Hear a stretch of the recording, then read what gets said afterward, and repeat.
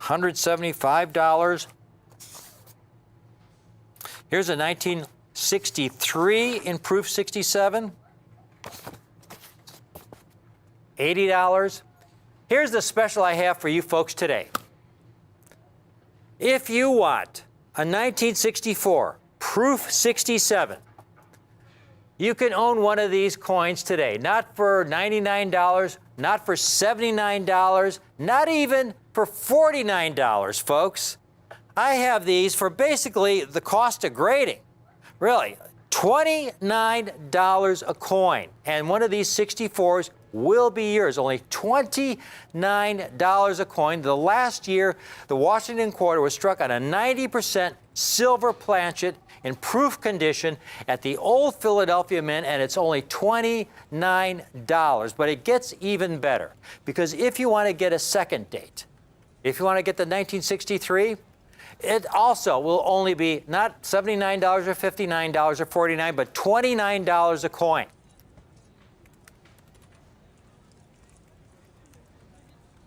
$29 a coin. Now, if you want to get a third date, as we go earlier and earlier in this series, they get tougher and tougher to get in proof 67, folks. But still, I'm holding the line on that price at $29 a coin for the 1962. And finally, if you want a 1961, same price, $29. That means you can own all four coins, folks, for $116.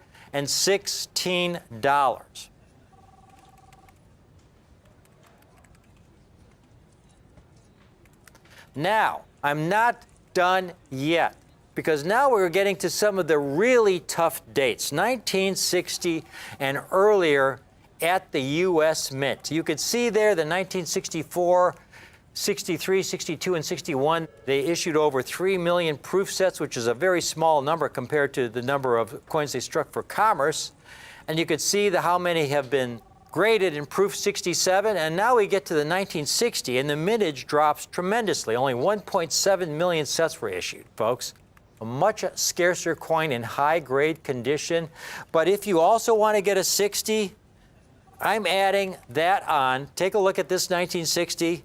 You can own all five coins, the 1960, 61, 62, 63, and 64, all five coins for $145. That means the 60 is also only $29. But it gets even better, because if you want to go into these earlier years, as you can see on the chart here, where the mintages really drop. When you go into the mid-50s, folks, the mid-50s, we were coming out of World War II. We had a lot of young families that were just getting their feet on the ground, just getting established economically. A lot of people who would love to collect coins, but who couldn't afford to collect coins. It wasn't until the late 50s, early 60s, when you really saw this growing middle class, and so you saw a boom in collecting. So you get into the 1959 and earlier, you could see how those mintages drop when people couldn't afford to collect. 1958, they didn't even offer 1 million sets. 1956, only 669,000 sets. But what I'm doing for you today, if you want the entire set from 1956 to 1964, you can own all 9 of those coins for only $249. All 9 of those coins, the 1956 to the 1964, $249. $249 is $27.67 a coin. $27.67 a coin for these rare dates. And finally, I've got one last coin for you. One last coin. You look on the population chart there, they've only issued 378,000 sets in 1955. 378,000 sets. A rare coin. Here's a 1955 proof 67 on eBay. Here's one for $99. There you can see $99, a dealer with 100% positive feedback. Folks, you can own the entire 10-coin set that includes the 1955, for $275. That's $27.50 a coin. If you want to get a numismatic value where you're getting some beautiful, eye-appealing, really scarce, and some even rare coins for a price that is just a home run for the collector of today, this is your opportunity. The last of the proof silver Washington quarters, 90% silver Washington quarters, struck at the old Philadelphia Mint in extraordinary proof 67 condition, and the entire 10-coin set for only $275. That's $27.50 a coin. This is a great opportunity. This is my specialty. Okay, I go through the hundreds of thousands of proof coins to select only the finest examples, submit them for grading. We cut out all the middlemen to pass the savings on to you. It's a thrill to be able to offer this kind of eye appeal, this kind of quality, this kind of incredible value with tremendous long-term potential to our viewers here on Rick's U.S. Coin Show. Thank you for watching, but please stay tuned because I've got a great little presentation coming right up.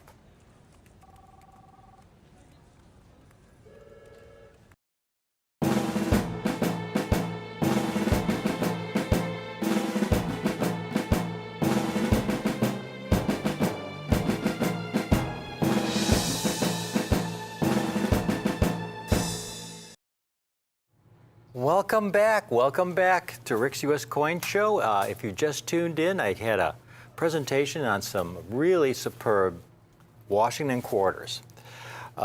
Exceptional pieces. This next part of the series is only going to be a few minutes long because I have a relative handful of sets, folks. I don't have many of these sets. This is the highest grade I've ever offered these coins in, proof 69. This is the top grade. There are no proof 70s from this era. This is the early era in U.S. proof production when they were struck at the Philadelphia Mint using old technologies. You know, proof 70 is mainly a grade that reflects the technology being used today at the Mint, which is so advanced. To get a proof 69 from this early era with the technology that they were using, the packaging that they were using, these coins are so rare. But I have a small group of these, and they are so superb. They look proof 60. I mean, I can't see a flaw on them. I mean, if they ever decide to grade coins in proof 70 from this era, I have talked to Rick Montgomery at NGC. He said they never will because they just didn't have the technology. Take a look at this set that I have. 5 coins. The limiting factor in this 5-coin set, these are tough. The limiting factor, folks, is 1955 and the 1958. That's why I only have a small handful of these. I have a few extra 1956s and 1959s that I can offer you separately if you just want to swing one coin. But here's 5 coins, all highest grade. And you're going to love the price. If you want to build a top grade Washington quarter collection, now's the time to start. First of all, take a look here. Take a look at those 5 dates there. The 3 key years here are the 55, the 58, and the 59. 58 and the 59 because of all the milk spot issues I spoke about previously. By the way, 1964 was the last year Washington quarters were struck on 90% silver planchets. That was the last year. 65, they had no silver at all. By the last year, though, proof quality increased dramatically at the Philadelphia Mint. Almost 4,000 examples have been graded in proof 69 for the 1964, of about 4,000 coins. So that's how much better the quality was in 1964 than in these earlier years. And yet, here's a few comps I have for you just to give you an idea. Now, this one is really on the high end of the spectrum for the date. You know, when you go on eBay, you're going to see a full range of prices. So, but if you shop around, here's one for a top-rated seller where it's only $200 for the 1964. And again, remember, this is by far the most the least rare, let's call it, the least rare Washington quarter in the silver proof Washington quarter series in proof 69, the least rare, about 4,000 examples graded. You get to some of the earlier dates. The 1956, for example, that one with about 1,000 graded in proof 69. Here's a 56 in just proof 68. Here's a proof 68 for $245. Again, this is, I think that's on the high side there, but you know, proof 68, I think you should get a 56 proof 68 for $100 or less. Remember, what we have in this set is a proof 69. Now, one of the key dates, the 1955. The 1955 proof 68s, just proof 68s, folks, are you'll see for a couple $100. Here's a couple for, here's one for $199, and a top-rated seller. Here's another one for $200. Here's one proof 69 for $450 for a proof 69 1955. While I have these sets that include the 1955, because, again, the two dates that I've really limited quantities on in 6-9 grade are the 1955 and the 1958. Once I'm out of those, you won't see this set being offered. I've got this set, folks, for $549, the entire 5-coin set. That's $109.80 a coin. Look at that 55. Look at that piece. It's absolutely stunning. No haze, no spots. Every single coin is flawless. Flawless to the eye, flawless under close inspection. It looks like, and here's a coin that's over 60 years old, and it could have just been struck yesterday, and that expression I use, you caught it on a velvet pillow, and you just preserved it perfectly for over 6 decades. Every single coin, the 55, the 50, the 56.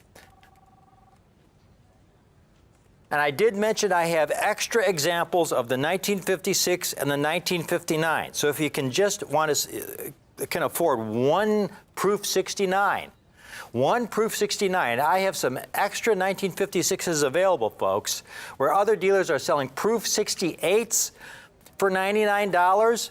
I have these proof 69s for $99. And a 6.9 is worth considerably more than a 6.8. $99 if you want a proof 69 of this really, really tough date. And there's a 1957. Again, the entire 5-coin set available for only $549. Or even, it gets even better. You can own two sets, and it drops down to $539.50 a set. That's $1,079 for 2 sets.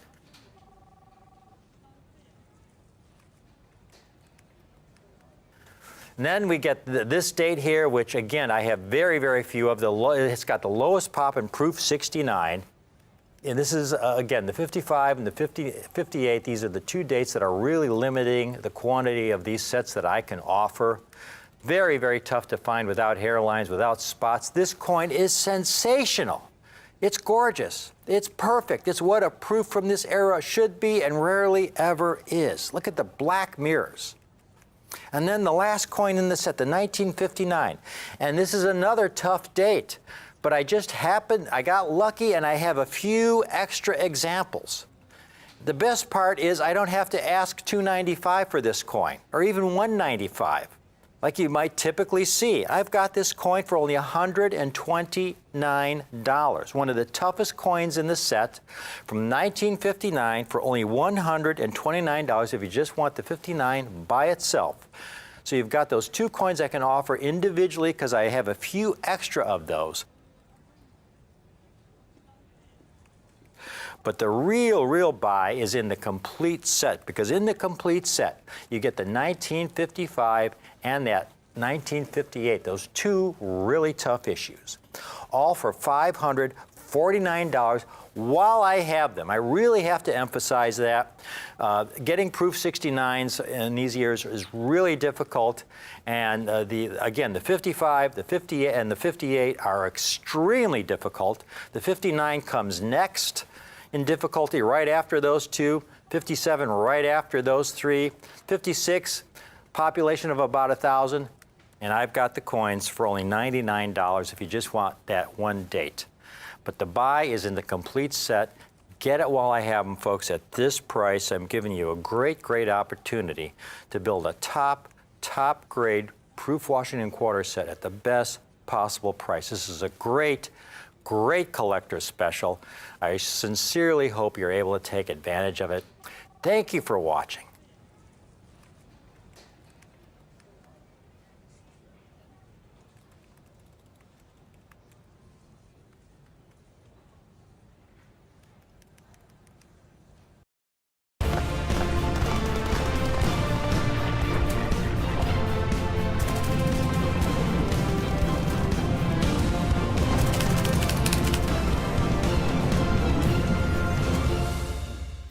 "2020 marks the 75th anniversary of the ending of World War II in 1945.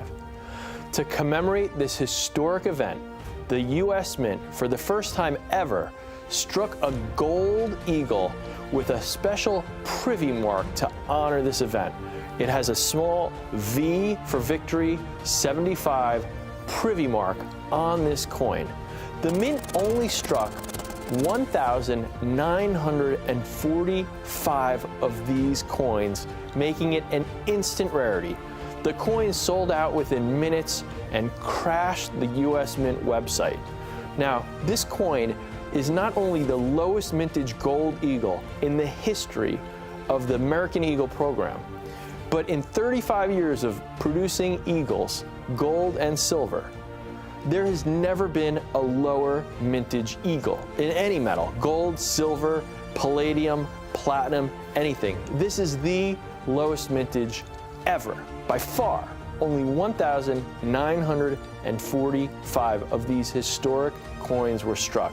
This coin has been so difficult to get that I don't even have any here today. I couldn't get enough to bring these on TV, but we have been able to get one here or one there in a perfect, flawless Proof 70 grade by either NGC or PCGS, and these are only available through our private advisory coin team.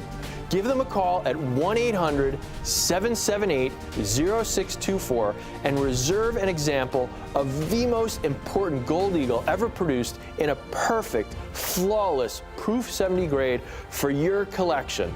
Make sure your collection is among the finest collections that could possibly exist in the world.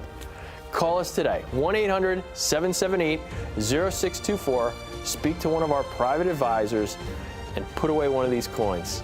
Thanks for joining me. I'm Jack McNamara for Rare Collectibles TV.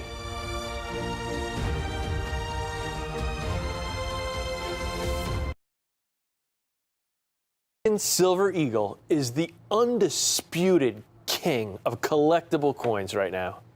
Every time a new Silver Eagle is released, millions of collectors rush out to get one. It's why low mintage coins like the 1995 W Proof or the 2019 S Enhanced Reverse Proof command such incredible premiums because the demand is so high and the supply is so small. Now in 2020, we have this special edition American Silver Eagle struck to commemorate the 75th anniversary of the end of World War II. A first release with a minuscule mintage of just 75,000 coins, this ASE easily ranks among the rarest coins in the entire series. So many people were trying to get this stunning coin that it actually crashed the U.S. Mint's website from the sheer number of people visiting it. In just a couple hours, the Mint completely sold out of these coins. And let me tell you, these are not easy to find. Now, one of the main reasons this coin is so popular right now is its special commemorative nature. This coin was struck to celebrate the end of 6 years of grueling war and memorialize all those who were lost during those years. This coin has special meaning to me personally because my grandfather, Howard Enders, served in the Army during World War II. And as some of you might know, Grandpa Howie was the person who introduced me to numismatics as a child, and we always had a really, really close bond. And he volunteered for service. He was stationed in Belgium and France during the Battle of the Bulge, and he never really spoke much about his experience over there during the war, but he was very proud of his service. So to pay tribute to all the heroes like my grandfather and to the many others who actually made the ultimate sacrifice for our country, the Mint struck the very first American silver eagle with a privy mark. Now, a privy mark is a small mark on a coin, similar to a mint mark. And in this case, it has the letter V for victory and the number 75 to honor the 75th anniversary of the end of World War II. Now, we've seen different finishes, proofs, reverse proofs, but this is the first silver eagle to feature a privy mark. This is a coin that is already going down as one of the most desirable American silver eagles ever struck. Now, let's go all the way back to the 1980s. At that time, one of the issues was what to do with the Defense National Stockpile. The stockpile stores and secures raw materials like tin, zinc, iridium, platinum, and other valuable resources that might be needed for a war effort if ever that came. Now, for a long time, however, presidents had been wanting to sell off the silver in the Defense National Stockpile since we produce so much of it here in the US, and there wasn't really a need to hoard it. However, there was a lot of opposition to this plan because if they dumped all this silver into the market, it would exceed the demand and cause prices to fall and harm the silver mining industry. Eventually, it was decided that if they sold the silver in the form of bullion coinage, which people could use as investments, it wouldn't impact the silver industry. Now, at the time, they weren't even considering the collectible value of this coin. So we're pretty lucky as collectors that they decided to use such a beautiful design. On July 9th, 1985, President Ronald Reagan signed the Liberty Coin Act into law, beginning the American Silver Eagle series the very next year. The first silver eagle was struck in San Francisco on October 29th, 1986. And since then, it has become one of the most popular coins ever. For over 34 years, the silver eagle has been one of the best ways for Americans to safely purchase silver mined here in the United States, as well as giving collectors like us an incredible coin to pursue. When you get into all the different strikes and finishes they've added to the silver eagle, the proofs, the reverse proofs, burnished, enhanced finishes, you've got a coin series with so many options, makes it really fun and really challenging to collect.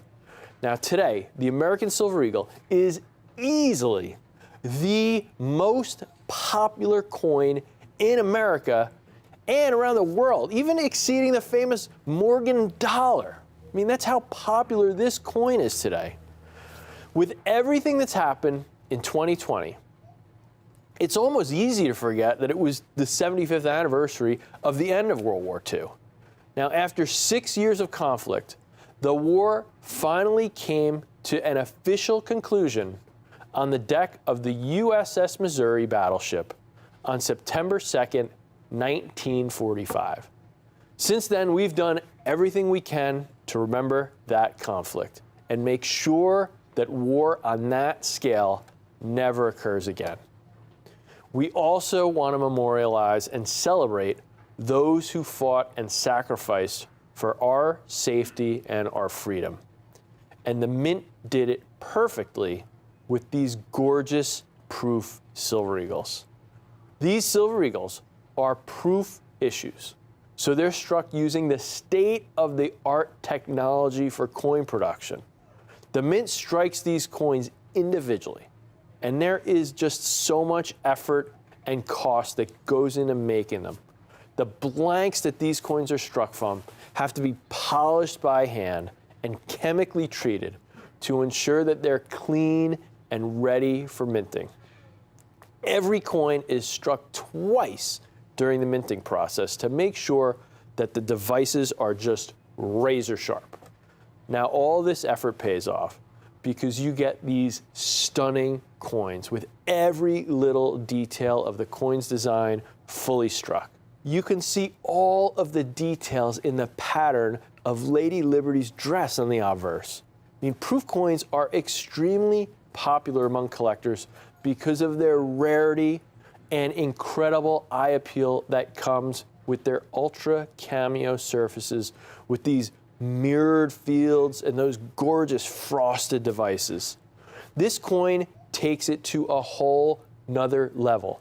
It's the first Silver Eagle to ever have a privy mark, and it's one of the rarest. I mean, this is actually one of the first US coins with a privy mark. It's only been used on a very small handful of coins before this. It was used on some platinum coins and a couple of quarters. It's never been used on a Silver Eagle. It's never been used on a silver coin. I mean, this is a big, big deal, but especially on a Silver Eagle, the most popular coin in the world. Now, of course, a big part of why the Silver Eagle is so popular among collectors is because of the artistic beauty of its design. On the obverse, you have that classic Walking Liberty, which was originally used on the $50, starting all the way back from 1916 up until 1947. This design was created by Adolph Weinman. Weinman was a protege of Augustus St. Gaudens. You know, these guys are some of the greatest artists in American history. So Adolph Weinman created this design on the obverse, and it's remembered as being a coin ahead of its time. The obverse showcases a glorious full-body rendition of Lady Liberty wrapped in the stars and stripes of the American flag. She strides forward toward the rising sun of a new day with an outstretched arm that beckons in hope and freedom. It's just a truly stunning coin design, an inspiration, a guiding light. It's almost as if this design was struck specifically to help us through difficult times, much like the times right now that we're going through. Remember, this coin was used originally on the $50 during World War I, during the Great Depression, and World War II. Some of the most challenging ordeals our country has ever endured. But when you look at this design of Lady Liberty striding towards a new day, you just can't help but feel a little uplifted. You know, it's as if it's just reminding us that a new day will come. Unfortunately, due to the limitations of the day, the Mint had a hard time striking this Walking Liberty design on the $50, and most issues were weakly struck, lacking a lot of the detail. That's why it's so great for us as collectors that when John Mercanti adapted the design for the Silver Eagle, he was able to fully realize Weinman's work with new technology and new techniques that saw every last detail fully and beautifully struck as it deserved to be. Now, one of the most important features of this particular coin is that it is the first American Silver Eagle to feature a privy mark. Now, a privy mark is a small mark or a symbol that was traditionally used to identify the mint or some other aspect of the coin's origin. You know, the mint master, or almost like a maker's mark on antique silverware. And this was done to prevent counterfeiting. Here in the US, we usually don't use privy marks, and we rely on other elements to prevent counterfeits, but they are popular in other countries like Great Britain and Australia. Now, if you look at the obverse, you can see this oval with the inscription V75 inside of it for the 75th anniversary of our victory in World War II. This oval, you can see it's not exactly oval, has a little indentation to it there, is actually directly modeled after the Rainbow Pool in West Potomac Park in Washington, D.C., which is part of the World War II Memorial in the District of Columbia, which is dedicated to every American that made the ultimate sacrifice. This is the very first American silver eagle to feature a Privy Mark, which is why this particular coin is so incredibly popular among collectors. When we turn this coin over, you get to see that gorgeous reverse designed by John Mercanti. As the 12th chief engraver of the U.S. Mint, Mercanti produced over 100 different coin and metal designs, and his work is considered some of the best ever produced. The reverse he designed here captures all of the classic elements of American coinage. You've got that majestic bald eagle with its wings outstretched, the olive branch and arrows in its talons, the shield protecting its chest, and of course our motto, E pluribus unum, out of many, one. When you look at the reverse, you can see every tiny little detail, from the patterns in the eagle's feathers to the creases in the leaves on the olive branch. It is a testament, not just to Mercanti's craftsmanship, but to the precision and the engineering of the technology used to strike these coins. This is a piece of art that could go in a museum, but it fits in your pocket. One reason why the coins we have for you today are so great is that these coins have John Mercanti's signature on the label. And this isn't a facsimile, it's not a reproduction. And every single one of these coins that you see with me here has his signature. You look at that label and you see this piece of art depicting Ronald Reagan. Now Reagan, as I said earlier, was the one who signed the Liberty Coin Act into law and initiated the American Eagle program. And the piece of art that we have here is a way to pay tribute to him. This pop art label is actually based off of a bas-relief sculpture of Reagan that was created by none other than John Mercanti himself, meaning that even the label for this coin is a work of art. Now, when I have a nice work of art, I want a nice frame that accentuates it, and I want it signed by the artist. And for me, there's no better way to do this for the American Silver Eagle than with one of our Rare Collectibles TV exclusive Reagan Mercanti label, signed by John Mercanti himself. If you look at that label, you also see the first release pedigree that NGC has given this coin. This coin comes from the very first release. It's only given this designation if it's received by NGC in the first 30 days of issue. And don't forget, this coin has one of the lowest mintages in the entire series. Just 75,000 of these coins were struck by the U.S. Mint, making it the third lowest in history. That is remarkable when you consider there's over 90 coins in this series. If you purchase one of these 2020W 75th anniversary Silver Eagles, one of the keys to the entire series, you'll also receive a complimentary book at no additional charge. This is American Silver Eagles, a guide to the U.S. Bullion Coin Program. It's written by John Mercanti himself with Miles Standish, the renowned coin expert and vice president of NGC. This book is a full guide to the history of the American Silver Eagle series, and it goes deep into the historical and technical aspects of these coins.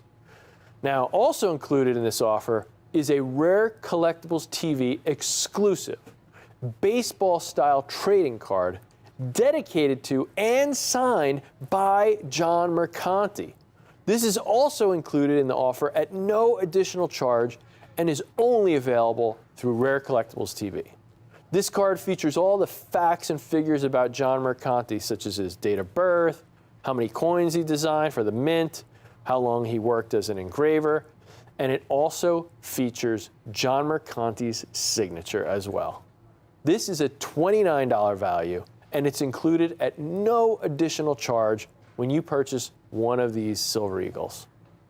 If you follow numismatic news at all, then you'll know that the Mercanti reverse will be getting phased out in 2021 with a new design for the reverse. This means that there may be fewer and fewer opportunities to acquire Silver Eagles with this stunning John Mercanti heraldic eagle design on the reverse. If I could add just one American Silver Eagle to my collection, this first release 2020W end of World War II example would be a very strong contender. The only two rare coins in the entire series, the 1995W and the 2019S enhanced reverse proof, would cost multiple times more than what this coin is today, making this a great value. Let me show you here. First off, that 1995W. This proof coin, second lowest mintage in the series. Notoriously rare key date coin. For a long time, Silver Eagle collectors have been just going nuts looking for this coin. When the first 1995W coins were graded proof 70, collectors just started going crazy. They weren't really grading modern coins at that time. So when they started grading these earlier issue proof Silver Eagles, there were so few 70s, collectors were going nuts. Here's one that sold for $86,000. Since then, they've leveled off a little bit, but still, here's one, $40,000. $50,000. I mean, these are coins that regularly sell for upwards of $30,000 a coin, $30,000, $40,000, $50,000 for a 95W in proof 70 is not unusual. Now, here's that 2019S. Just came out a little over a year ago. Took the crown as the lowest mintage Silver Eagle. Here's one someone is asking almost $95,000. This one happens to have the signature of the mint director, but still, $95,000 for a coin, the lowest mintage in this series, just to show you how popular this series is, what people are willing to pay for these type of coins, what these coins go for these highest, most sought after coins, these low mintage key dates in the series. Here's another 2019S. This one they're asking almost $12,000. Here's one, $5,000. I don't think this one's even graded. $5,000 for this enhanced reverse proof. Here we go, $6,000 for a proof 70. I mean, these are the same grade of the coin we have here today, proof 70. These are the number 1 and number 2 lowest mintage in the series. The coin we have here today is the third lowest mintage, right behind these two coins. Third lowest mintage, one of the major key dates to the most popular coin series in the world. These are a fraction of what you have to pay for these other coins, these other key dates of the series. This is a great opportunity. Right now, you can purchase this historic American Silver Eagle commemorating the 75th anniversary of the end of World War II for just $1,495. If you prefer to split up that cost, we also have a 2-payment plan for only $747.50. When you make that first payment, your coin goes in our vault and you can pay the other half in 30 days and receive your 2020W with the Privy Mark. And let's not forget, this is a proof coin. This is a state-of-the-art coin, and it displays the highest possible quality that the mint can produce with modern technology. Proof coins are only struck in limited quantities due to the labor involved in the production. These coins are, they require specially polished dies to strike them. They're sorted individually. These are coins treated with the utmost care and respect to ensure they're in the best possible condition. But even with all of that care, the majority of these coins will never be certified as being perfect But the examples we offer here today are all graded a perfect Proof 70 Ultra Cameo by the Numismatic Guarantee Corporation, or NGC. You can look at these coins under 5 times magnification and you still won't find an imperfection. These coins are flawless. And don't forget, these coins are in our exclusive NGC signed Reagan label, and you get the John Mercanti autographed trading card and the American Silver Eagle book included as a bonus, free of charge. Now, throughout the show, I've mentioned that these coins are in Proof 70 Ultra Cameo condition. If you're new to collecting, coins are graded using what's known as the Sheldon grading scale to determine their quality. On this scale, 1 means that the coin is so worn down that you can barely tell what kind of coin it is. A score of 70, on the other hand, is the highest grade possible. And that means that the coin is absolutely perfect, flawless. Now, one of the great things about collecting American Silver Eagles, unlike classic era coins like Morgan dollars, is that in the modern era, you can actually build a collection of coins graded in a perfect Proof 70, if you have the patience and the desire to do so. It's still a lot of work, but it can be done.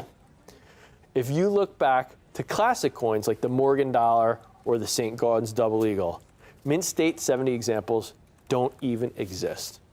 The technology just wasn't there yet to produce flawless coins back in those days. Now, on top of these 2020W Silver Eagles having a perfect grade, these are proof coins. These are not coins struck for circulation or, to be used for change, or they're not coins struck for bullion purposes like the normal mint state Silver Eagles. These are proof coins, which are much more difficult to produce than bullion coins or circulation strike coins. The blanks need to be treated, polished, cleaned to ensure that the strike is high quality, and the dies have to be specially polished as well to get that gorgeous frosting that you see on the devices. And all that effort pays off, though, as you get these stunning examples like the ones you see now. That cameo contrast between the fields and the devices just means that these coins just pop. They grab your attention from across the room like a good piece of art. It's not very often that the Mint institutes a hard limit of how many Silver Eagles get struck in a particular mintage. But for this coin, we have a confirmed mintage of just 75,000 examples of this coin struck to honor the 75th anniversary of the end of World War II. These coins are an incredible rarity, but that's not all. NGC has recently confirmed that they are going to assign a separate category for Silver Eagles with the Rare Collectibles TV exclusive Reagan Mercanti label, making the population for these prestigious coins even more exclusive. There's so much demand for this coin, even in an ungraded state, that the US Mint's webpage for this coin crashed from the sheer amount of visitors that it had. People are going insane trying to find this coin. People are going nuts. The website crashed, and it is just one of the rarest Silver Eagles, like I said. Let me show you for a second, just to get, I've said it a few times, that this is the 3rd lowest mintage in the series. This is a pretty big series. Here's the entire Silver Eagle series, all the different versions. The regular uncirculated version, also known as the mint state or the bullion version. You see a typical strike for the uncirculated coins well into the millions. At the top of the chart, you see several issues over 40 million, over 30 million. Even by the bottom of this page, we get down here, they start to get much lower mintages here. I'm sure there's got to be at least 5 million Silver Eagle collectors in the country, but you see here, we're getting down to coins with mintages of only about 5 million coins. We get to page 2 here. We start to get to some lower mintages again. Here's the 1986, first year of the series, that uncirculated or bullion issue, about 5 million coins struck. Now we start coming down here and we start seeing some of these proof issues. Like I talked about earlier, because of the amount of work taken to strike these coins, It's just so much more difficult. The Mint makes much lower numbers of these coins specifically for collectors. And you can see almost all of those coins are struck in very limited quantities. Just about all of them, except for 2 issues, were struck under 1 million coins. We get down here, only about 500,000 coins struck for some of these dates in the, in the 80s and early 2000s.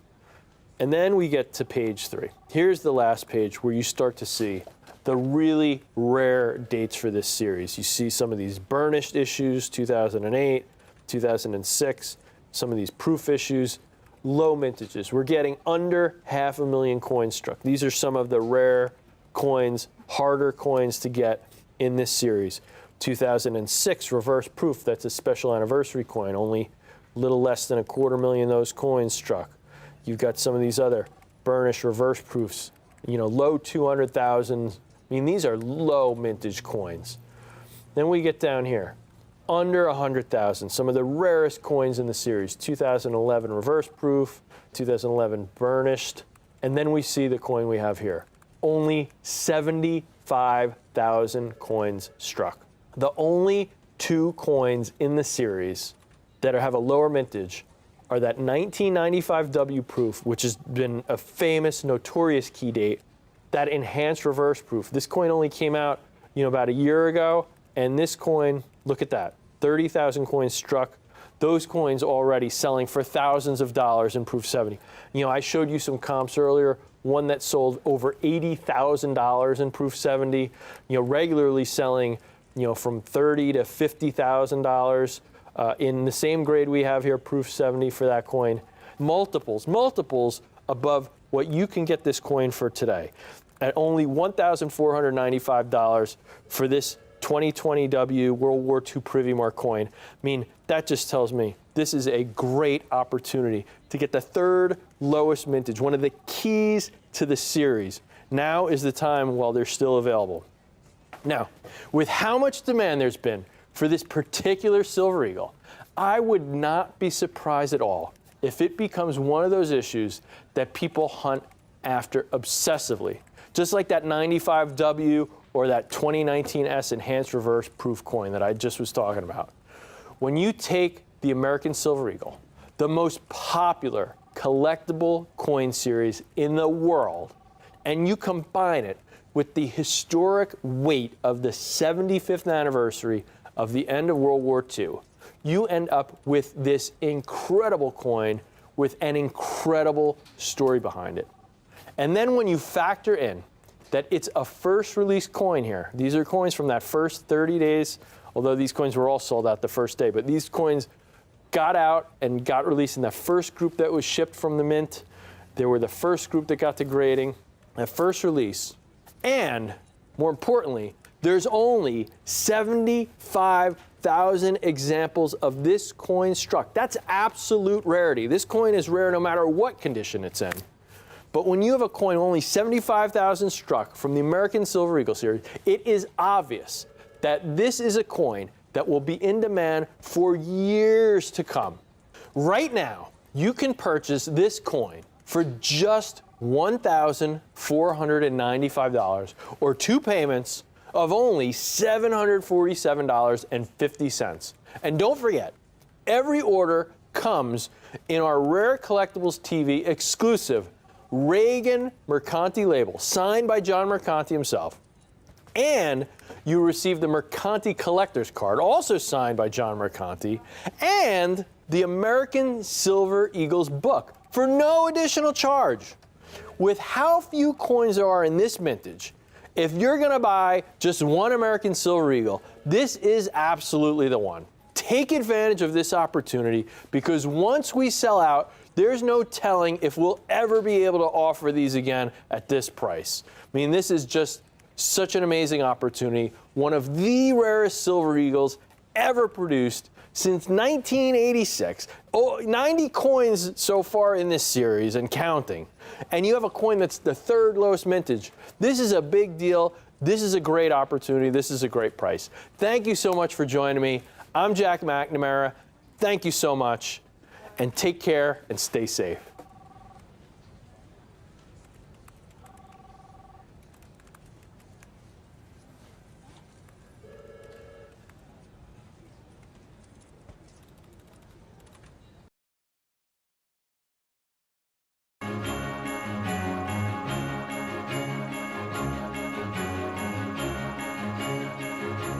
happy holidays from all of us here at Rare Collectibles TV.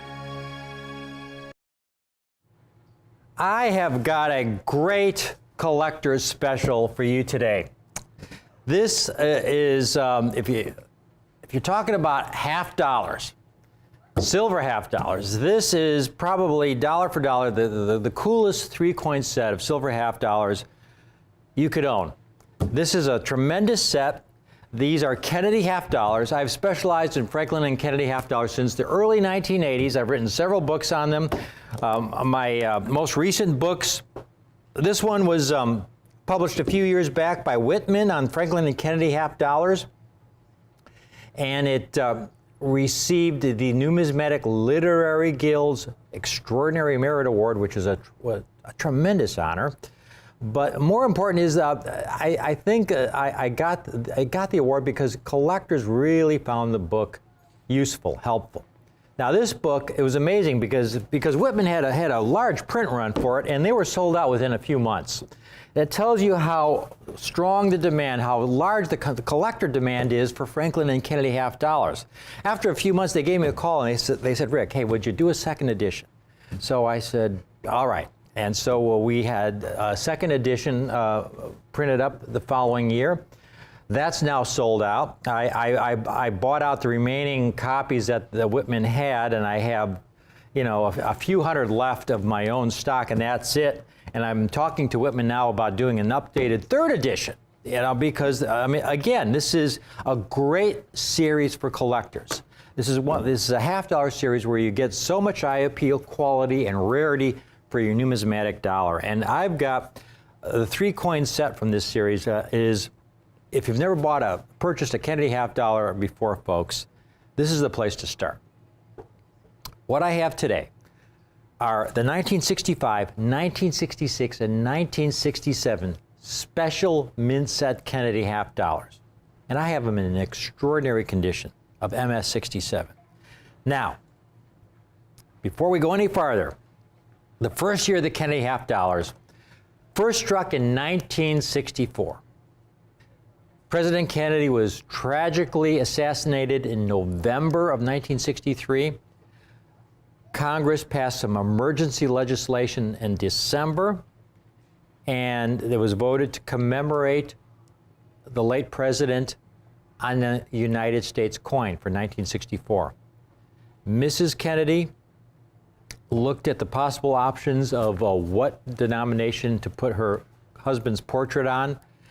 All the other denominations, you had an ex-president on the Lincoln cent, the Jefferson nickel, a Roosevelt dime, a Washington quarter. She didn't want to replace those ex-presidents. The half dollar was the Franklin half dollar, and now he was not a president. And he was also on the $100 bill as well. So, of all the denominations, that would seemed like the one that would do, Franklin was still on the $100 bill, so she picked the half dollar. And so you had the 1964 Kennedy first struck, in January of 1964. The collector demand was incredible. It was struck in 2 versions. Again, you've got the coins are struck in mint state, those are coins struck for general circulation, and then you have the coins struck for in proof condition, which were coins struck from highly polished dies, specially handled, put in special packaging, just for collectors. The demand was so great for these coins, folks, that in the mint state version, for example, the mint originally planned on striking only 90 million of these for mint state, which was a very, very high number. But everyone was putting these coins away. Everybody, because as a memento, as to something to cherish, for a memory. You didn't have to be a collector. Americans of all stripes were saving these coins when they found them. The mint eventually, to get enough coins in circulation, had to strike over 400 million of these coins in mint state in 1964. The same was true of the proofs. They struck almost 4 million in proofs. And the quality control of the proofs was abysmal. I think there was such a rush to get these coins out in proof condition that the mint really skimped on quality control. Proofs are supposed to be, again, the state of the art. They're supposed to strike these coins from highly polished dies, specially prepared planchets. Once the coins are they're struck at least twice to give them, bring out all the detail, and then once struck, they're individually handled. So when you get them from the mint, they come in this packaging, and you expect to get these pristine coins. But here's one. For example, now this one isn't real obvious. I could cut this out. This is the first year of the issue. This is a 1964 Kennedy in the original packaging. Right in the middle of his head there, you can see you can't see it unless I point it out to you. There's a spot right there. There you see, right in the middle of his head there. That's a milk spot. And that's from incomplete washing of the coin blank before it went into the die. They would run these things, these blanks through a soap solution to cleanse them. Unfortunately, they didn't usually get most of the soap residue off. If any residue was left on the blank, that residue, once that die came down with 200 tons of pressure, that residue is struck into the coin. It is part of the coin. If you really want to see a whopper, take a look at this whopper I just uncovered the other day. As Kim pulls this one out, this has got to be in my next book. You can't even, you can barely tell it's a Kennedy half dollar. Now, what's exciting about what I have for you today, folks? 1964, they struck these coins in proof.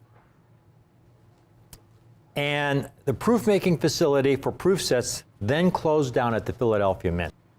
The next year, you could buy a proof set from the U.S. Mint was 1968. They were struck in San Francisco with the S Mint mark. There were no proof sets issued in 1965, 1966, or 1967. So if you're a collector of the proof Kennedy half dollars, what Kennedy half dollar collectors do who are putting together top proof sets is they try to get finest examples of the special mint sets that were issued in those 3 years. Instead of if you wanted the finest possible coins issued by the U.S. Mint in 1965, 1966, and 1967, you had to order what was called a special mint set.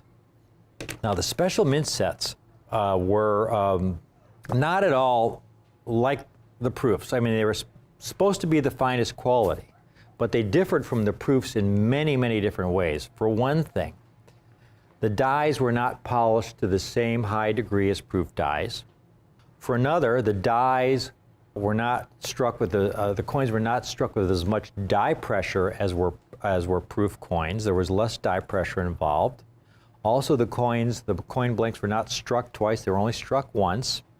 The dies were used for a much longer period of time. Proof dies would, for half dollars, proof dies would strike a few thousand coins, at which point they would remove the die and repolish it to restore the brilliance. These special mint set dies would strike tens of thousands of coins, so they were quite worn before they would replace the dies. So a lot of these special mint set coins were struck from very worn dies. And finally, and really importantly, while proof coins were individually handled, special mint set coins were dumped into bins, just like commercial strikes. Almost all of them have bag marks. Some of them have a lot of bag marks. Now, when you consider the fact that these special mint set coins were struck in very small numbers, folks, here's a chart that shows the mintage of the Mint State Kennedys from 1964 to 1970 and the proof and special mint set Kennedys from those same years. And you can see in 1964, they struck over 429,000 Kennedys in Mint State and proof 3.9 million proofs. 1965, 65 million Mint State Kennedys. They only issued 2.3 million Kennedys in the special mint sets. 1966, only 2.2 million Kennedys were issued in the special mint sets. In 1967, only 1.8 million. You see the 1970 D down there, and that was unusual because that was the one year where you had fewer Mint State Kennedys struck than in proof, because in that year, 1970, the only place you could get a Mint State Kennedy was from a mint set. They didn't strike them for general circulation. So you see the mintages there of the 1965, 66, and 67 in the special mint sets were very low. And then you consider the poor quality. These special mint sets, folks, again, I mean, if you ordered a special mint set from the mint, I mean, this is an actual envelope with the postmark. They were mailed like this. They went in third-class mail. And I remember as a kid, I was collecting these, and I love proof coins. The very first coin I ever bought in a coin shop was a 1962 proof set. I love the idea of getting the finest possible quality the mint was able to produce. That always attracted me. And I remember that when I bought my 1965 set from the U.S. Mint, and I opened it, and I couldn't believe it because it looked just like a regular business strike. It was poorly struck. It had marks all over it. Here's one that I pulled out. This is a 1965. All kinds of spotting. This is, you know, typical of a 1965. I mean, it's pretty ugly. It's pretty ugly. And then it wasn't any better for the following 2 years. The following year, folks, they at least put them in this hard plastic packaging. When you ordered your special mint set, they came in this cardboard box like this, and here's the original packaging it came in. But these coins, remember, these were dumped into bins. Here's the last year of the special mint set series. Here's a 1967. Take a look at that coin. We can get a real good close-up of this, Justin, of that 1967. There's just bag marks all over it. And listen, this is what I love about TV, because if we can get a good close-up, you could really zoom in and really see the marks on this coin. There you go. I mean, again, they were dumped into bins just like regular commercial strikes, no special treatment. And that's why they're so difficult to get in high-grade condition. Now, folks, the 5 toughest years to get in high grade in the Proof Kennedy series, first struck in 1964.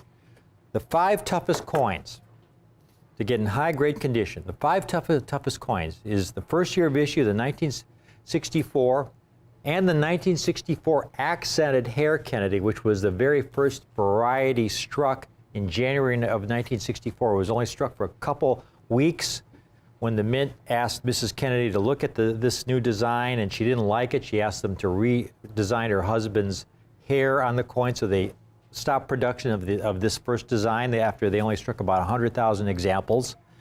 And most of them are spotted, a lot of them are melted down. So you have the accented hair, very low quality coin, very rare in high grade condition. It goes for a lot of money.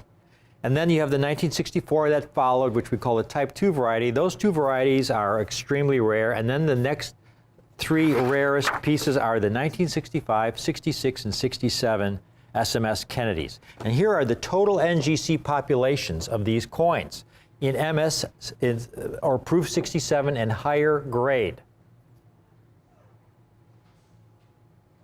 You can see the accented hair.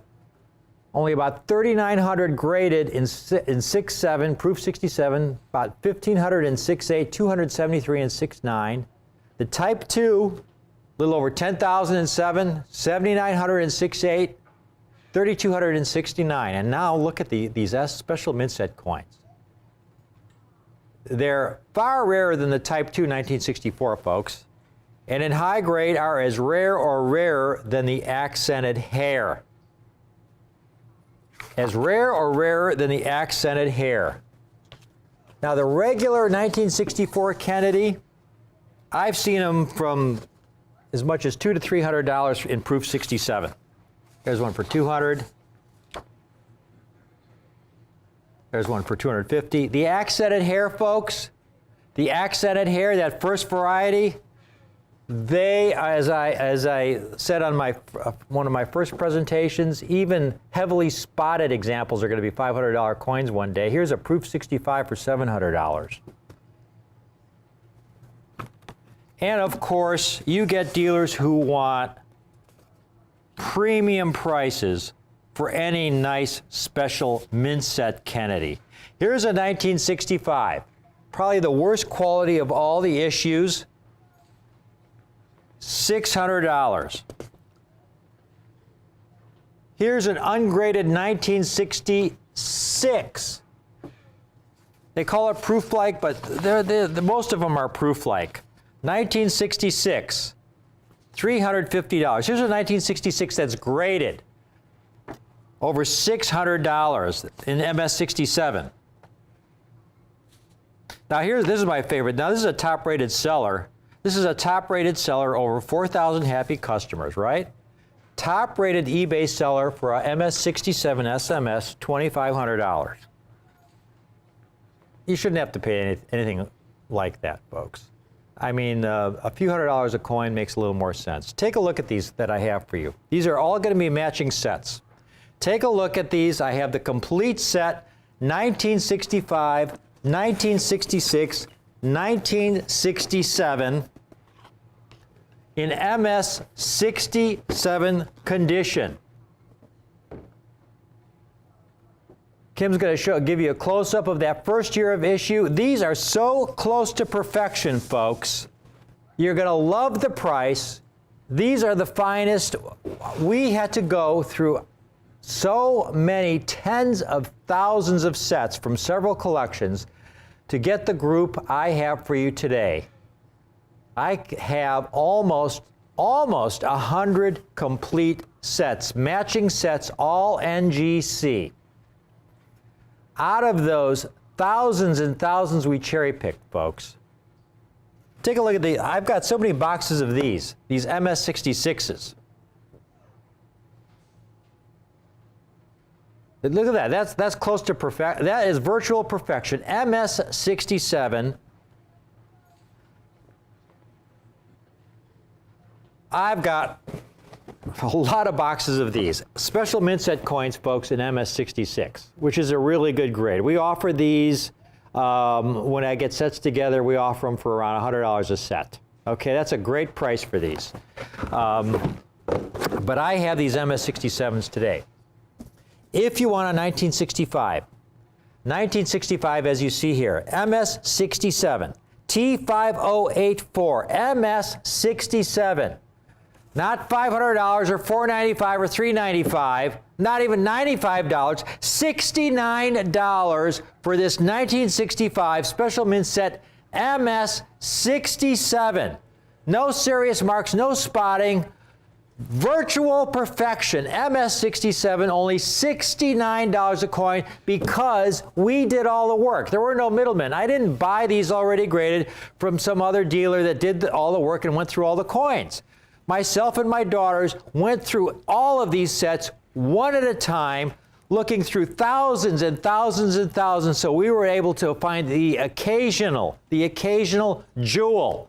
If you want a 1966 MS67, T5085, same price. Well, you got one dealer asking $2,500, $69 a coin. $69 a coin for a 1966 special mint set. And the last year of the series, the 1967, the last year of the series, T5086, also only $69 a coin.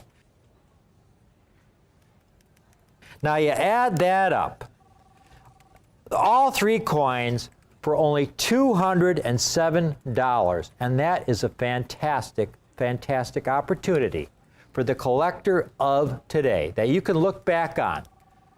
You can TiVo this, you can record this 10 years from now, and you'll say, wow, those were the good old days when you can get a set of three. Except that I'm not offering these for $207 a coin, folks. If you get the entire three-coin set, you can own all three for $159. $159. That's right, let me repeat that, that's $53 a coin. $159. $159 for a set of three. If you get 10 sets, that comes to $1,590. If you get 10 sets. Cannot give, I mean, this is really cutting it where all the meat is left on the bone for you folks. There is so much upside potential in this. I mean, if you were to go and look through these sets yourself and buy a set and pay a premium for this set, buy a set for $20. To get it graded is $20, $25. To have the PCGS or NGC send it back to you registered mail, they send everything registered mail, that's another $20, $25. Your grading costs, your shipping costs alone are $60 to $70 with the cost of the coin. And then you're going to get the coin back and it's going to be an MS-65. Here you're getting MS-67s. $159 a coin would not be bad, a bad deal. That's what most dealers are selling this for, $159 a coin. But the set is $159. You want any of these individual coins, they're only $69 a coin. This is the best price I've ever been able to offer this amazing set. For the limited time I have these, from the collections we're able to go through to offer this entire set, folks, for only $159 for you today. This is just a great collector's special. We're just so proud to be able to offer this complete SMS set. All 3 years, among the toughest years in the Kennedy series. If you've just tuned in, what I have for you viewers who have just tuned in, the complete set of special mint set Kennedy half dollars from 1965, 1966, and 1967 in extraordinary MS-67 condition. Now you have to understand that when you buy today, for example, the Mint still makes special Mint set coins that they issue that you can buy from the Mint. But the quality you get from the Mint today is so superior to back then. You have to understand that when these coins were struck, we didn't have the 70-point grading scale in collecting, where we graded coins on a numerical scale, the Sheldon grading scale from 1 to 70. Back then, if you look at the red books from that time, it was just uncirculated. Bag marks were not a big deal. You know, so the Mint didn't really have the quality control, didn't put the care into producing these that they do today. Now when you buy an American Mint State Silver Eagle, the coin is essentially flawless. It's like MS-68, MS-69. A lot of them are MS-70 because of the care they take. They don't dump them into bins today like they did back in the 1960s. So to get these coins that have somehow survived this process where they were struck, dumped into bins, and have survived so clean, basically perfect, and then to be able to offer them for only $159 for the set, if you can get 10 of them, get 10, folks. $1,590 for 10. While I have these, again, I have just about 100 of these sets in this condition. This is a collector special here from Rick's U.S. Coin Show. Some of the key dates, the rarest dates in the Kennedy half dollar series, in the Kennedy half dollar proofs and special mint set series in top quality condition. These early issues of the Kennedy era struck in 40% silver, struck in an era where, again, the quality control back then was not what it is today. So to get these, you know, you're getting some of the most important dates at a great price. Thank you for watching this presentation from Kim and Caitlin and I that we spent so much time putting these together to be able to offer these. It's just a very special opportunity for collectors.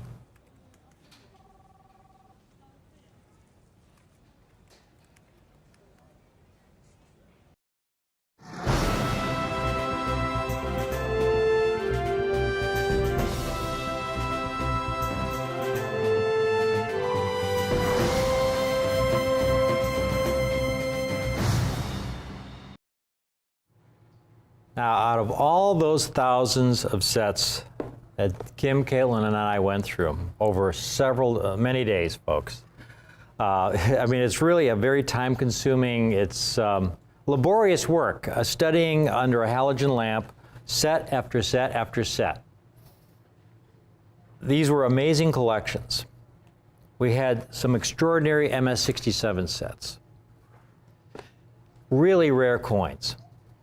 Out of all those, we have some amazing, you know, you want to call them wonder coins, but we got a handful of special mints at Kennedy half dollars that came out in MS 68 condition.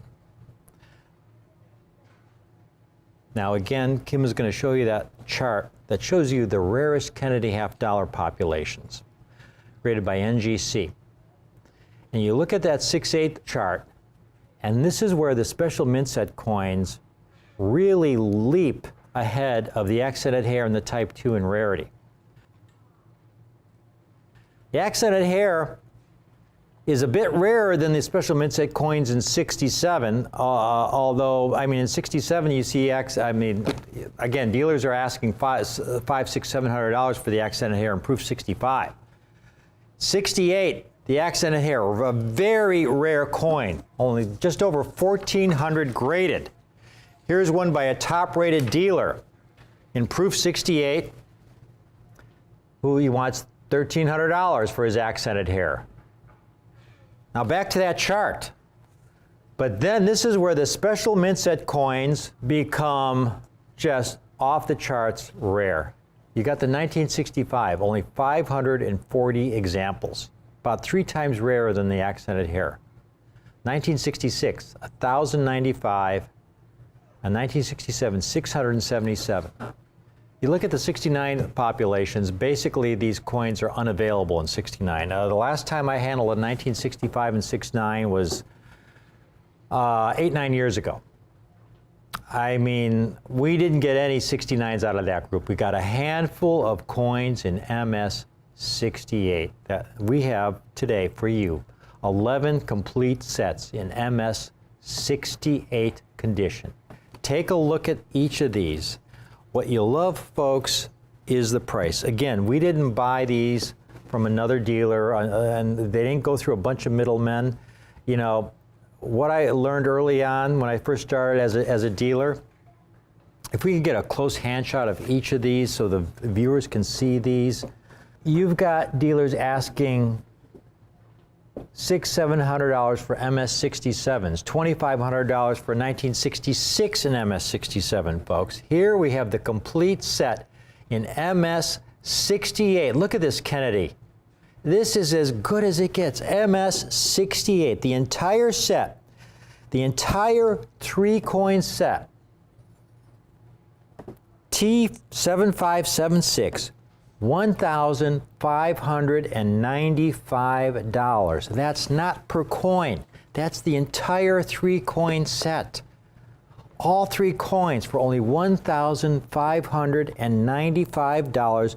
We only have 11 of these that I was able to put together this is incredible. Look at this. It looks like a modern proof.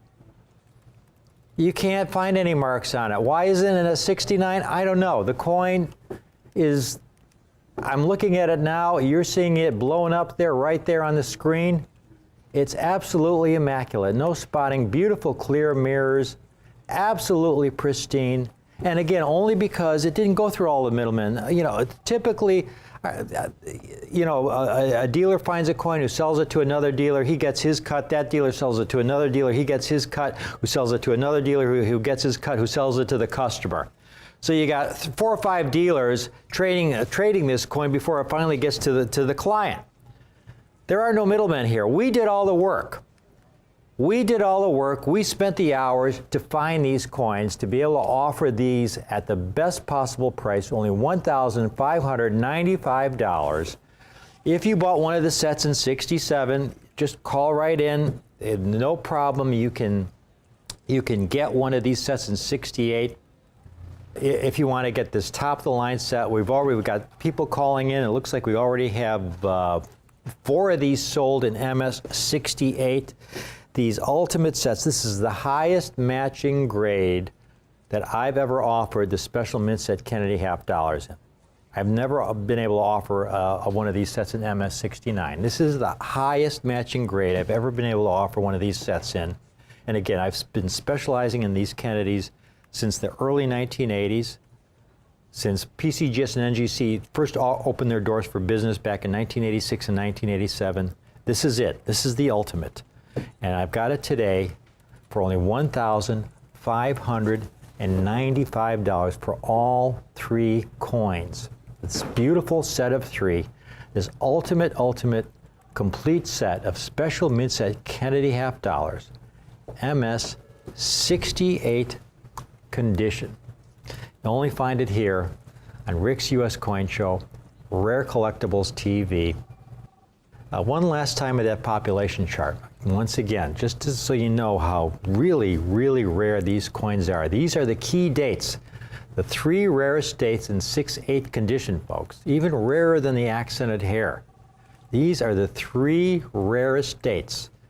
The accented hair is right next in line with only 1,460 examples graded in 6/8, 273 in 69. But the 1965, 1966, and 1967 are your 3 rarest dates.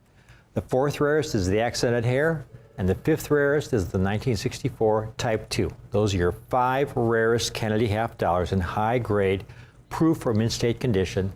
And of those, the special mint sets in the Proof Kennedy collection are your 3 key rarest dates.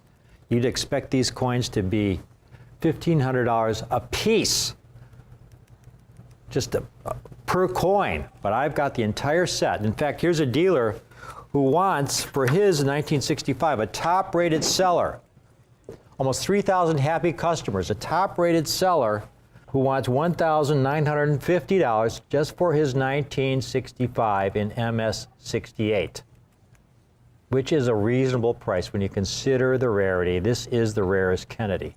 Fair price. One last look at this set here. We've got the entire set. We had 11. We don't have 11 anymore. We don't have 11 anymore. They're only $1,595 a set. This is the finest we got.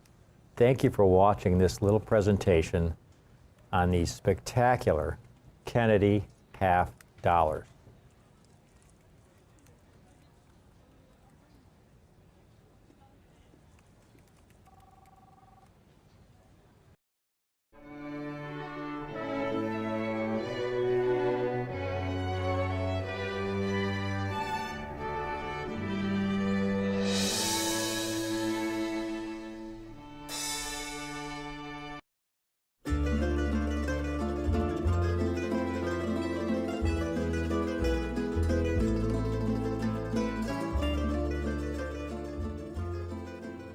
Gold double eagles.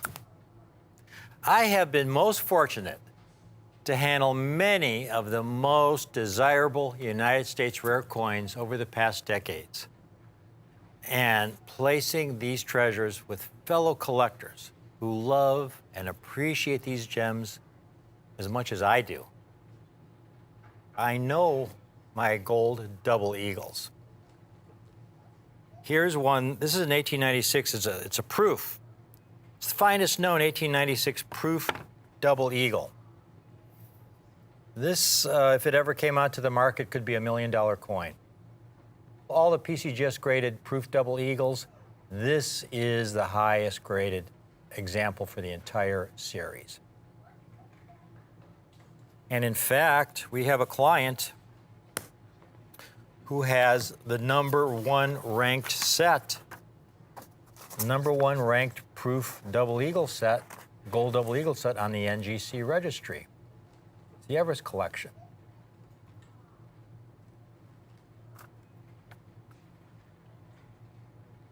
Now, I have a great gold coin for you today, folks.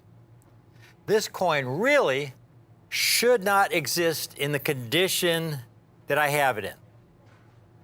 It's a coin well over 100 years old, and these coins I have never been in circulation, all right? They've never been in circulation. In other words, they were taken from a mint bag like you see here. This is one of the original mint bags that was the source for many of these coins. They have been sitting in a bank vault since the 1930s. But I'll tell you about that in a minute.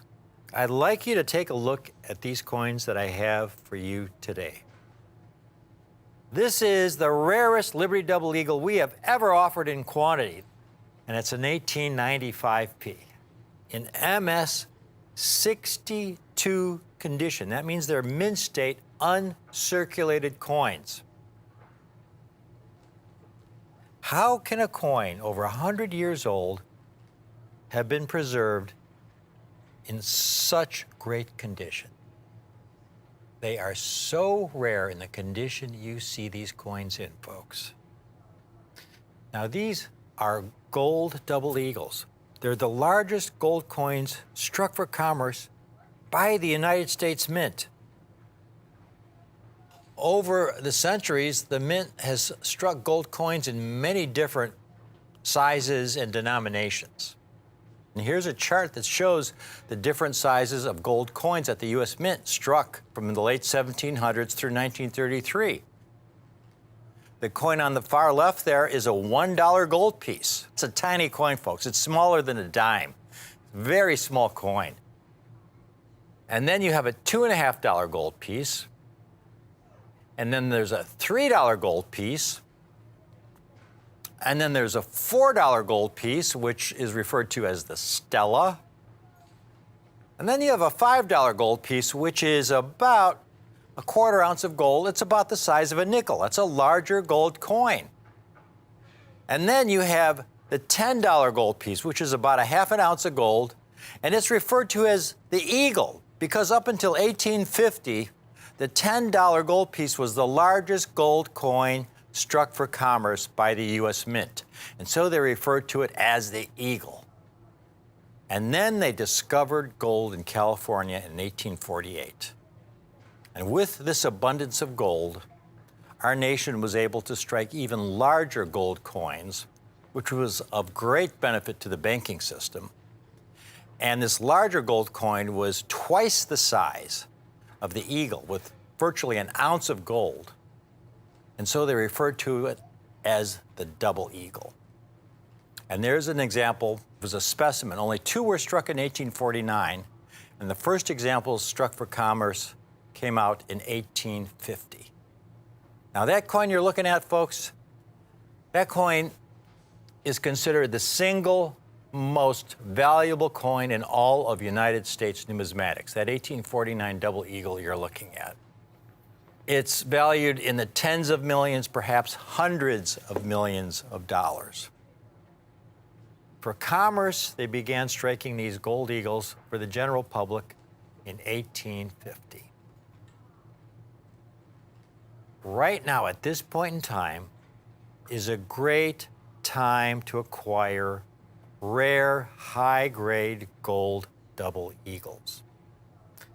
There was an article that came out.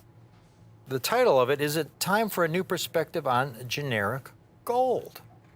And this just came out a year ago, and there's a paragraph in here that encapsulates what the article is all about. To quote, "There has not been a time in recent memory when pre-1933 gold coins were obtainable for so little over spot."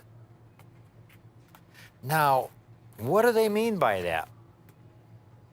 Well, when they refer to spot, they were referring to the value of the gold. And right now, spot is around $1,900 for an ounce of gold. I'll give you an example from my personal experience. It's 15 or 20 years ago, I had some gold double eagles. And gold at that time was about $350 to $400 an ounce. And these were uncirculated gold double eagles, common dates. They weren't rare date Liberty gold double eagles. They were like a 1904, one of the most common dates. And I remember selling it to a dealer for around $3,500. Now, the Liberty gold double eagles I have for you today are a much rarer date. They're from the 1890s, folks. Rarely do you find mint state Liberty gold double eagles from the 1890s. The story of these coins really starts with the Great Depression. It was economic devastation for our country. In 1933 alone, folks, it was estimated that there were 4,000 bank failures in 1933 alone. Now, back then, there was no federal deposit insurance to guarantee your savings.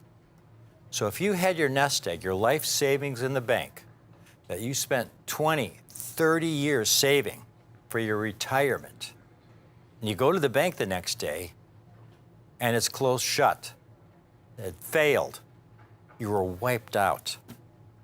And they had 4,000 of those bank failures, affecting millions of Americans, just in 1933 alone. Now you can imagine, for all those other Americans who had their money in banks that had not yet failed, they were terrified.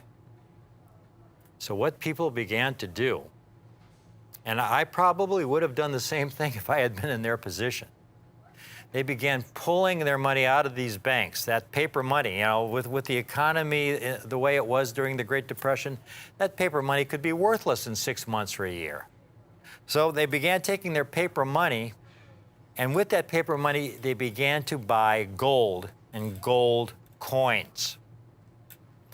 Because throughout human history, you could go back to the ancient Egyptian times and the times of the great pharaohs. Across all cultures, gold has always had value. So here you had all these people pulling their money out of the banks to buy gold coins. This created additional stress on our banking system. And so then President Franklin Roosevelt, in an effort to stop this hemorrhaging of our banking system, passed Executive Order 6102 in April of 1933, which made the ownership of over $100 worth of gold illegal. Now, gold was about $20 an ounce back then, so that means you could own 5 double eagles, but that was it. The rest you had to return to the Treasury in exchange for paper money. And you have to turn it in on or before May 1st, 1933. And if you did not obey that order, folks, they prosecuted. And it was a severe penalty. If you were caught with over $100 worth of gold, and this happened to many citizens, you faced a $10,000 fine or 10 years imprisonment or both. And it was prosecuted. So what did the government do with all these gold coins? Did they put them away in a vault for future use for, maybe sometime in the future, 50, 100 years in the future? No, they melted them back down into gold bars. These statistics, from 1933 to 1940, fully 39% of all the double eagles ever struck from 1850 to 1933 were melted back down into gold bars. That's over 50 million coins melted back down into gold bars, gone forever. Which is just one of the reasons that finding any gold double eagles is extremely, extremely difficult. There are very few survivors. What I have today, though, is from what's called the Great European Bank Hoard. The gold coins you see today, folks. The Great European Bank Hoard was a solution to a problem that all these American citizens faced back in 1933. Not every citizen turned their gold coins in. A lot of people were stuck between a rock and a hard place. You either turn your gold coins in exchange for paper money, which they did not want, or you hold on to your gold coins and you get arrested and thrown in prison, which was not very desirable. But there was a third alternative. There was nothing in that executive order that didn't say you couldn't own gold in another country. And so you had a lot of citizens and institutions who proceeded to take gold coins and to ship them to banks in Europe for safekeeping in the early 1930s. In bags, just like you see here. This is one of the original bags from what we call the Great European Bank Hoard. Now, most of the gold coins, folks, shipped to these European banks were of the more recent vintage. Again, Remember, this is happening in the early 1930s. So most of the gold coins were struck in the 1900s. A lot of them were St. Gaudens double eagles, which were the most recently struck gold coins. Rarely do you see any coins prior to 1900, like we have today. And you certainly don't see them in Mint State 62. Coins are graded on what we call the Sheldon grading scale. It goes from a low of 1, which is the lowest possible grade. That's a coin that's very heavily worn, where you can barely read the date, to a high of 70, which represents perfection under high magnification. Only the most modern coins, proof coins and mint state coins struck by the U.S. Mint today over the last 20, 30 years ever grade 70, when they have advanced technologies that allow them to strike perfect coins. There are no Liberty double eagles, folks, that grade MS 70, or even MS 69, or even MS 68. MS 62 is a coin that was never in circulation, with very, very minimal bag marks. It somehow has survived the process of striking the coin. Again, these were large, heavy coins struck for commerce. They didn't receive any kind of special treatment. These heavy coins, 25% heavier than a Morgan dollar, were struck in the die press, ejected into a bin. They would go through coin counting machines. They would get dumped into bags and get shipped to banks throughout the country. So that by the time you would get one of these coins from the teller, even though it had never been in circulation, it would have numerous heavy bag marks.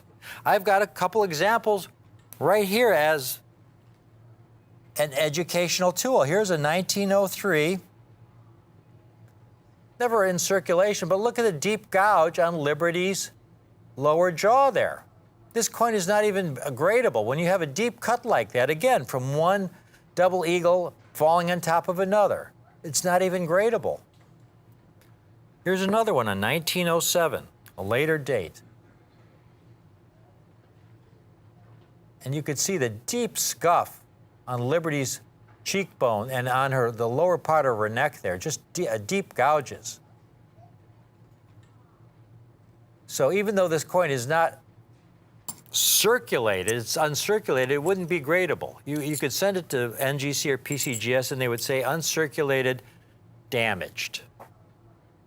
Even that 1849 in the Smithsonian, folks, even though they only struck 2 specimens in 1849, you'll notice at about 8 o'clock in the fields, 3 very prominent and deep reading marks.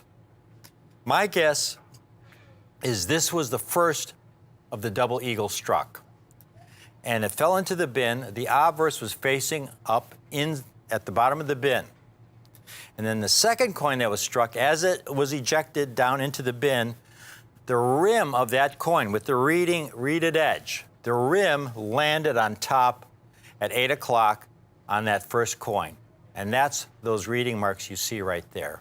It's probably MS62, MS63 quality. So the fact that these have survived at MS62, when you take a look at one of these, folks, these are a miracle. Never been in circulation.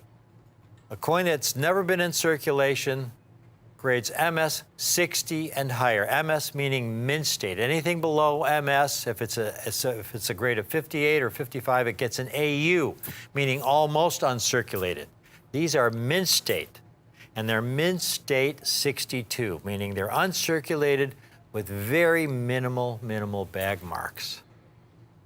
Folks, if you've ever had the privilege of going to the Smithsonian, they have the greatest coin collection, United States coins in the world, including that 1849, and considered the single most valuable coin in all of U.S. numismatics, valued in the tens of millions of dollars. You look at their Liberty Double Eagle collection, some of the most incredible Liberty Double Eagles in existence. The 1895P in the Liberty Double Eagle collection at the Smithsonian is a stunning, stunning MS-63. And what I have for you today is just one grade below the Smithsonian specimen. Incredible MS-62 examples from the European bank hoard. Again, these coins should not exist. The only reason they exist in this condition is because they were stored in a bank in Europe for almost 90 years, sitting there silently, not being jumbled around, just in the corner of some vault. And so they've been preserved in this most extraordinary condition.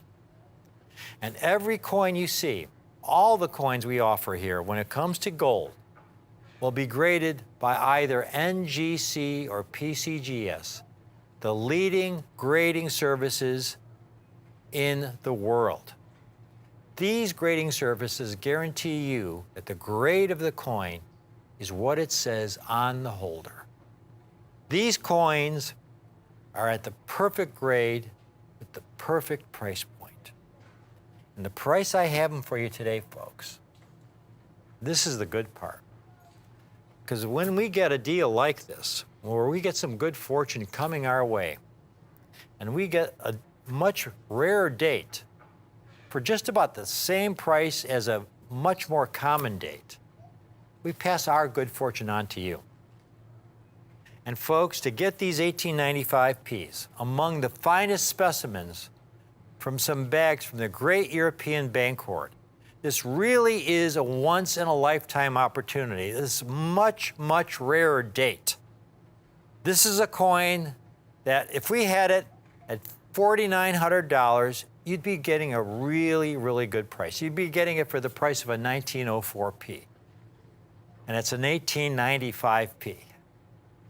But that wouldn't be our best price. That wouldn't be a price based on our cost. $3,900 would be an exceptional price. But again, it wouldn't be our best price. Gold is around $1,900 to $2,000 an ounce. These have about an ounce of gold in them. In previous decades, a coin like this would have been 10, 15, 20 times its gold value. So 10, 15, 20 times the gold value today of $2,000 an ounce would place this at $20, $30, $40, $50,000. I have these coins today. This is a small window of opportunity. It's a limited time offer. We have a small group of these 1895Ps, folks. We have fewer than 100 examples. Call in now, because once these are gone, that'll be it. We get a lot of people who record the presentation, and they'll call in a week later asking to buy one of these coins. And so often we are sold out, and we cannot replace them at the original price we have them at. While we have these, folks, call in now. They're not $3,900. They're not $34.95. $3,195 a coin for an 1895P MS-62 condition, folks, among the finest surviving specimens from the great European bank hoard. My wish is for everyone who wants to own one of these really, really extraordinary early gold double eagles to have the opportunity to do so. We have a 2-payment option.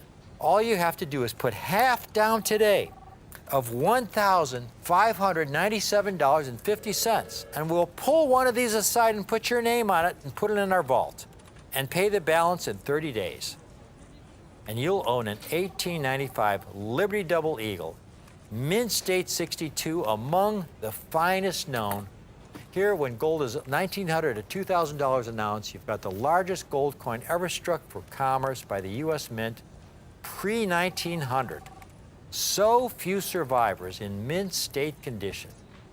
To give you an idea of how rare these coins are, here are some double eagles we've shown on previous presentations on Rare Collectibles TV. And you can see most of these coins came out of the great European bank hoard.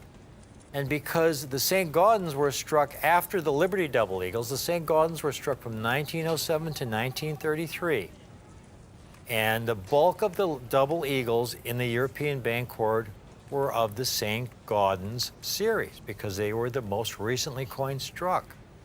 And so you see the 1924P, over 300,000 examples certified, 44,000 in 6.2, but 50,000 in 6.5, because again, they were more recently struck, they were preserved in a higher condition than the earlier Liberty Double Eagles. Even the rarest piece at the bottom, the 1914S, about 26,000 in all grades, almost 5,000 in MS65. And that's one of the rarer coins in the St. Gaudens series. And then, though, when you get to the Liberty Double Eagle series, by far the most common Liberty Double Eagle in mint state condition that was hoarded in the greatest number in those European bank vaults was the 1904P. When you find a Liberty Double Eagle in uncirculated condition, there's about a 35 or 40% chance that it's going to be a 1904P. And there's about 150 different dates and mint marks in the Liberty Double Eagle series, folks. So again, that gives you an idea of how much rarer all the other dates are once you get past the 04P. The second most common date is the 1900P, much rarer than the 1904P. But then you go down to the bottom there, and you see the 1895P, which is much rarer than the 1900P. Again, when you get to pre-1900 Liberty Double Eagles, there were very few bags of those stored in those European bank vaults, folks. And you can see only 9,300 coins in MS62 condition, and only 7 have survived in 6.5. An MS65 would be in the tens of thousands of dollars. Now, the only comps I could find for Liberty Double Eagles in MS62 were that much more common 1904P. Here's an example in MS62 that sold in auction for almost $3,900. 1904P, most common date.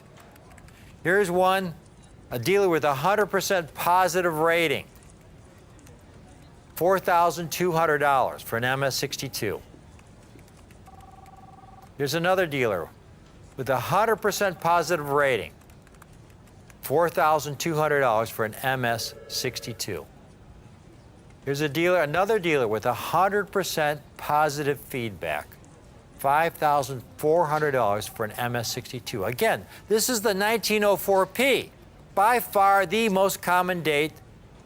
Folks, this is not the kind of coin you're going to find at your local coin shop or your local coin show. An 1895P in this extraordinary high-grade condition for only $31.95. This is why I host Rick's U.S. Coin Show. I sure hope you would like to own one of these coins because this is, again, a small window of opportunity. This is a very rare date. We bought this small hoard. These are among the finest specimens from the Great European Bancord. We have fewer than 100 examples.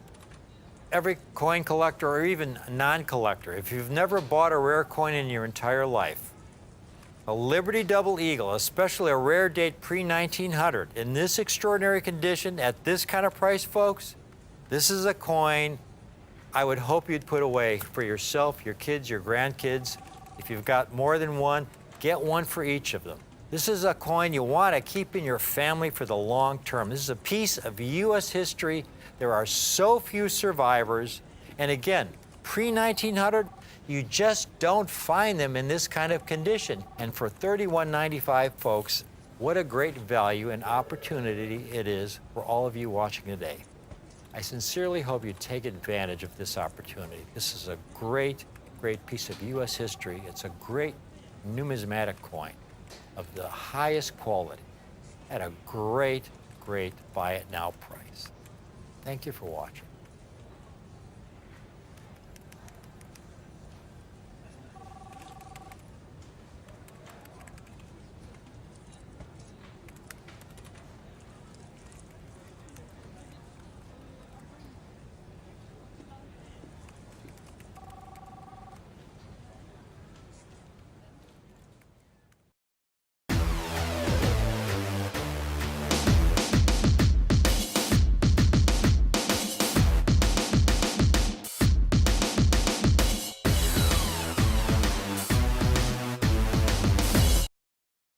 If you're a true dyed-in-the-wool coin collector, then this presentation is going to mean a lot to you. Because it isn't every day that the Mint does something completely different that had never been done before. But that's what happened in 2018. The Washington Quarter is a beloved series of coins that first began in 1932. And you know, the first Washington Quarter in 1932 was actually just intended to be a one-year type. It was issued to honor the 200th birthday of George Washington. The coin really was embraced by the American public. And to this day, the Washington Quarter is still being struck by the United States of America. In 1999, the Washington Quarter changed forever, because at that time, the reverse of the Washington Quarter depicted all of the states of the Union. It honored all of the states of the Union. There were 50 different designs, and they were issued over a 10-year period. It's really credited with bringing millions of coin collectors into our hobby. You may be one of those collectors who, when the Washington Quarter debuted with the new designs in 1999, furiously looked through every single quarter you ever came across to find that specific state that you wanted to put in an album. There was even a big map of the United States that had slots in each state where you could put the latest edition of the state quarter in there. And you know, it said that about 10 million people collected that series. Got the attention of the Mint, that's for sure, because these coins that I'm talking about that were filled into these albums were struck to the tune of hundreds of millions, and collectors really loved it.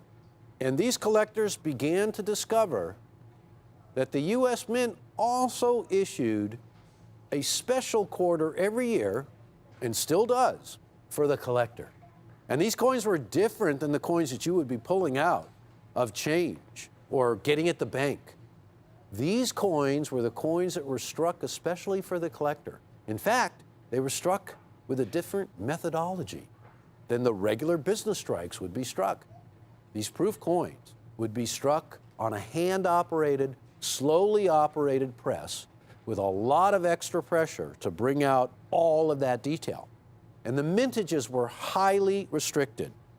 The coin that I'm about to show you now is the lowest mintage since, wow, 1954.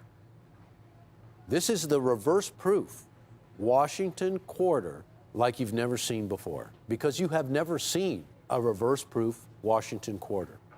And so for 2018, to honor the America the Beautiful coin program, and this is the program that actually came after the state quarter program. And briefly, there was a territorial program that featured 6 of the territories in the United States. And then the America the Beautiful series began. And that also was to be a 10-year program. The latest edition of that program was really special, because these coins struck in San Francisco to honor the 50th anniversary of proof coinage being struck at the San Francisco Mint beginning in 1968 were very, very special. In fact, when I look at proof quarters that were struck between 1936 and 2018, we find that you'd have to go back to 1954 to find a coin as rare as these. This is the 12th lowest minted proof Washington Quarter of them all. And it's surpassed when you start to look at mintages. Wow, you know, I mean, you have to go back to 53 and then all the way down to 36 to get anything rare. So it's been well over 60 years something this rare has been issued. Now, this will never be done again. This is a one-year type. One of the greatest things about this coin, folks, that you don't often find in quarters that are issued today, but most collectors who collect them, this is a solid silver set. So there's 5 coins in this set. You have pictured rocks. You have Apostle Islands. You have Voyageurs National Park. You have Cumberland Islands. And you have Block Island. This is the greatest price you're ever going to find, because I want to remind you that to certify a coin in a reverse proof 69, proof 69 reverse proof, as the label says, you know, each encapsulation is a bit of money. Probably in a 6.9, you're looking at 20, 25 bucks to certify just one coin. We knew this deal was coming a long time ago, and we really got in line. I think we got at the head of the line to get the highest quality at the best price. $200,000 was the maximum amount of each one of these quarters. And like I said, there are famous quarters. The 1932 Washington quarters from both San Francisco and Denver had mintages that were more than twice what these quarters are, over 400,000. And today those coins in the highest grade they can be achieved in the 6.9, are mega thousands of dollars. Folks, this is a 5-coin set for $99. $99. Here's why this is so exciting. These are the 5 coins in the set. Apostle Islands, proof 6.9, being offered at $49. Here's Block Island, $49. Here's Voyageurs National Park. These are the parks involved in the set, $49. Every one of these coins, about 50 bucks. Cumberland Island, Pictured Rock, $250 is what it's going to take to land a proof set, all 90%, proof 6.9, reverse proof, never done before, totally different than any proof ever issued. It's going to take $250 to land this deal, unless you're watching this show right now. Because our set of 5, $99. What's the grade? Proof 69. NGC is the grader. Take a look at the labels. This is a collection for the ages. This is what you want to be able to put away. And as far as price goes, you'll never be able to beat this deal at $99. Because, folks, you're not just going to submit one of these quarters to get a proof 6.9. No, you're going to have to submit multiple quantities to get that 6.9. Here's an opportunity to not spend all your money on grading fees, but to buy numismatic coins in the proof 6.9 grade. That's the second highest grade that you can attain on a coin, proof 6.9 on a proof coin, $99 for the set. Take a look at the quality. Take a look at everything that went into the design of these coins. You know, this was no easy task. Each one of these designs were part of a design competition that was submitted on behalf of each one of the artists who submitted coins for this series of coins to honor the national parks. So a lot of art went into this, a lot of thinking, a lot of, there were commissions for each one of these parks deciding on what designs would be selected. And when you look at the variety, really a great set, absolutely fantastic. I don't think we've ever had the opportunity to offer a 1-year type, one of the lowest mintage Washington quarters ever, a unique proof coin for as little as $99. Think about that. $99 for 5 proof 69, and of course reverse proof 69, America the Beautiful quarters, honoring the national parks as well as the San Francisco Mint, the collector's mint, for 50 years of striking proof coinage. And to do it, the mint went totally out of the box, and for the first time ever, reverse proof, 90% silver. Guys, I wish I could spend all day talking about this Washington quarter set, because there's so much value for so little money for 5 of these individual coins. Part of the set, a complete set for 2018 of the America the Beautiful quarters in reverse proof, first and only time it was ever done, 90% silver, second highest grade attainable, $99. And I'd like to thank all of you for tuning in to Rare Collectibles TV, and stay tuned for more coins. Thank you.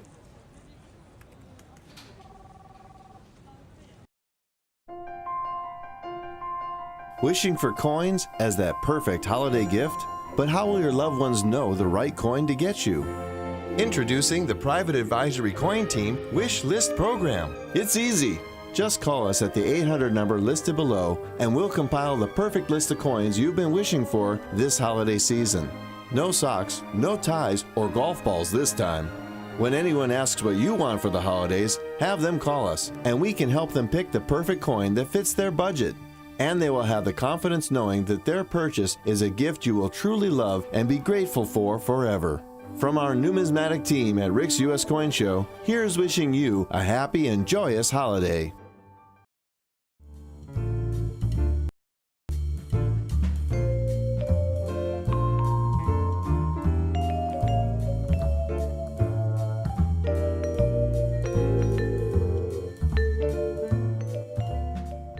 You know, I got up this morning, turned on my computer, and this was one of the headlines in an email I got from Coin World. And recently, a 1962 Washington Quarter MS-67 Plus condition sold in auction for over $26,000. Now, why did it sell for so much money? Well, because it has tremendous condition rarity. You see, when we're talking about rare coins, there are really two different kinds of rarity. You have coins with absolute rarity. Those are coins that are rare in any condition. The most extraordinary example, the 1916 P Standing Liberty Quarter. They only struck about 50,000 plus examples. So even if you find one in heavily worn condition, it's going to be worth $5,000, $10,000, $15,000. And beautiful mint state examples could go for $50,000. But the fact that it's rare in any condition, even heavily worn examples are worth many, many, many thousands of dollars.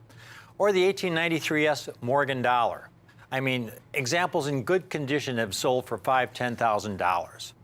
And the most extraordinary example of a coin with tremendous absolute rarity, the 1913 Proof Liberty nickel, where they only struck 5 coins. So even if you have the lowest quality example of those 5, that coin's worth in the millions.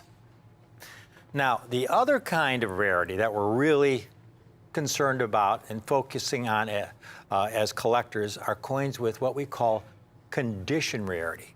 And these are coins that may have very high mintages. So they may be common in lower grade condition, like this 1962 Washington Quarter, where they struck tens of millions of examples. Tens of millions. An average 1962 quarter, you know, is a couple bucks. But to find one in MS-67 plus condition, this is where it becomes extremely rare in that high-grade condition. It has tremendous condition rarity, and so it sold for over $26,000. And you see this throughout numismatics. I mean, Morgan dollars is, when you're talking about rare Morgan dollars, we're usually talking about coins with tremendous condition rarity. One of the best known examples, 1886-0 Morgan dollar. I just bought one in a coin shop, a circulated example, for $35. But you get one in nice mint state 65, and it's worth hundreds of thousands of dollars. I have a 2-coin set, 2 coins that offer tremendous condition rarity. That if you were to own only 2 proof coins, and you were to ask me, Rick, if you were to pick a couple proof coins, based on your 35 plus years of experience, specializing in the finest United States proof coins, from the finest proof Morgan dollar collections to the finest proof Franklin and Walking Liberty half-dollar collections, that are featured on both the PCGS and NGC websites, what 2 rare coins would you recommend for me as a collector? 2 rare coins that I can still acquire without taking a loan out at the bank. That won't cost me $2,000 or $5,000, $10,000 or more, but offer the future potential because of their condition rarity, their collector appeal, to be the $2,000, $5,000, $10,000 coins of the future. In my lifetime, what two coins would you recommend, Rick? Today, folks, you get my answer. The two coins that I have for you today ranks among the finest, most significant proof half dollars a collector can own from two of the most important years in proof half dollar production in the 20th century. And as important, while I have these two examples, I have them at a price that I didn't think was possible. But we put in a lot of work, a lot of hard work. We cut out all the middlemen. I acquired several collections over many, many years' time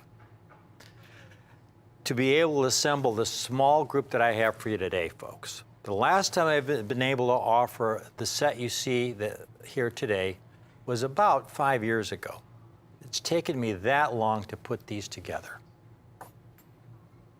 Now, from a historical standpoint, this set belongs in the Smithsonian.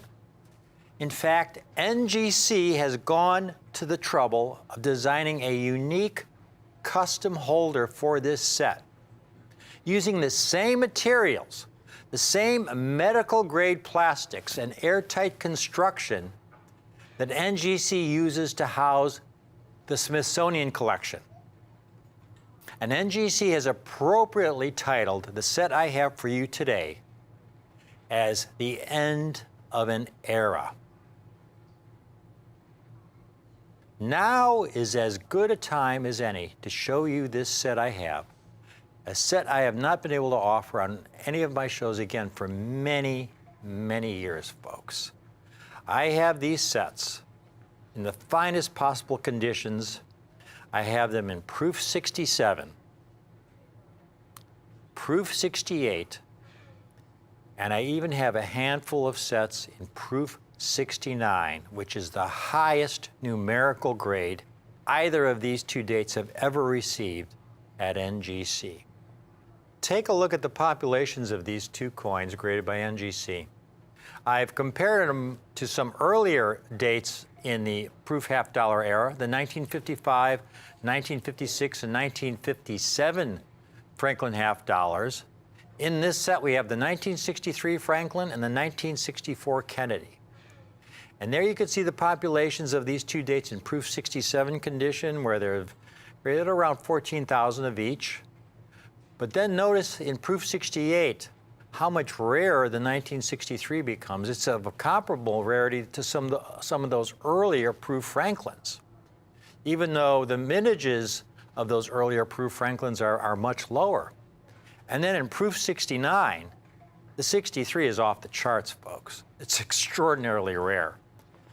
And that 64, the population of 3,800, that's a rare coin. I've got several comps I'm going to be showing you later on in the presentation, where dealers are asking $1,100, $1,200, $1,500, $1,700 for 1964 Kennedy half dollars in NGC proof 69 condition. The End of an Era set, featuring the 1963 Franklin half dollar, the last year of the Franklin half dollar series, and the 1964 Kennedy half dollar, the first year of that series. I have these sets in the extraordinary grade of proof 67, proof 68, and proof 69, which is the highest numerical grade either of these two dates have ever received at NGC. And now, for you folks who may not have seen any of my shows or presentations on proof coins and are not familiar with what a proof coin is, basically there are two kinds of coins struck by the U.S. Mint. Commercial strikes, which are the kind of coins we find in our pocket change. They're the coins struck for commerce, the coins we use to buy things with. And then there are proof coins, proof strikes, meant to represent the state of the art. They can only be ordered directly from the mint. They're struck in very low numbers. And here's a comparison of a mint state 1961 Franklin. This is a coin that was struck for commerce. It's never been in circulation. It's uncirculated. Coins struck for commerce were struck once. They were dumped into bins where one coin would fall on top of another. From there, they would go through coin counting machines and they'd be dumped into bags and they'd be sent to banks around the country. This coin, again, this was never went into circulation, never spent, but just the process of striking the coin, falling into the bin, one coin abrading against another. You could see all the abrasions on Franklin's cheek there just from the process of making these coins for commerce. Proof coins, on the other hand, are meant to represent the state of the art. They're meant to represent the finest possible quality the mint is able to produce given the technology of the day. And to make a proof coin, and here you see in the 1963, what the mint would do is take the finest dies and polish them and buff the fields until they had a mirror-like finish. They would take the coin blanks and give them a similar polishing treatment as well. And then they would take those blanks and slowly feed them into the die, and then strike them not once, but at least twice under higher pressure to bring out every possible detail of that design. So when you see that 1963 Franklin, you could see all the design as the mint originally intended. Right above in front of Franklin's ear there, you could see every little hair curl that was in the original design that you'll see on the proof coin. Now you take that 1961 mint state Franklin that wasn't double struck under higher pressure, and you see the flatness there in that area. You don't see the hair curl there. It's flat because the coin was not struck twice. It was not struck under higher pressure, and so you don't get all the design details struck up as you do on a proof coin. Plus that 1963 Franklin, the coins are individually handled and they go into their own separate compartments, so they never abrade with any other coins. So in that way, these proof coins are meant to represent the state of the art. Coins are graded from a low of 1, which is the lowest possible grade, to the highest possible grade of 70 by the major grading services, NGC and PCGS. 70 represents perfection. Nowadays, the state of the art in proof making is such that a large percentage of the proof coins struck at the mint grade 70 because the technology has advanced to such a degree that the coins are absolutely flawless in appearance. This technology that the mint uses really became obvious in the late 1970s. Here's a set, 1978, when they began incorporating some of the latest modern technologies that we use today, where they actually began to sandblast the dies to create an intense cameo effect. They would buff them. They'd use this inert packaging, hard plastic packaging to protect the coins. And so here you have a set that's over 40 years old, and the coins are flawless to the eye. If you had these coins graded, they would grade, most of them would grade proof 69, maybe even proof 70.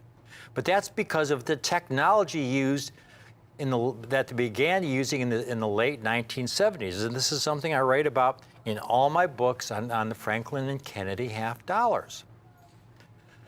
What makes these 1963 and 1964 sets so special is that these coins were struck at the Philadelphia Mint. Philadelphia Mint, folks, in the 1960s and earlier, didn't have that technology.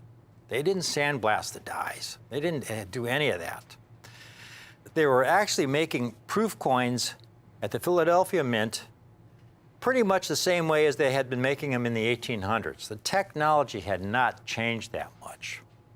And I learned this from a gentleman by the name of Don Weaver, who had been working in the proof coining division at the Philadelphia Mint from around 1960.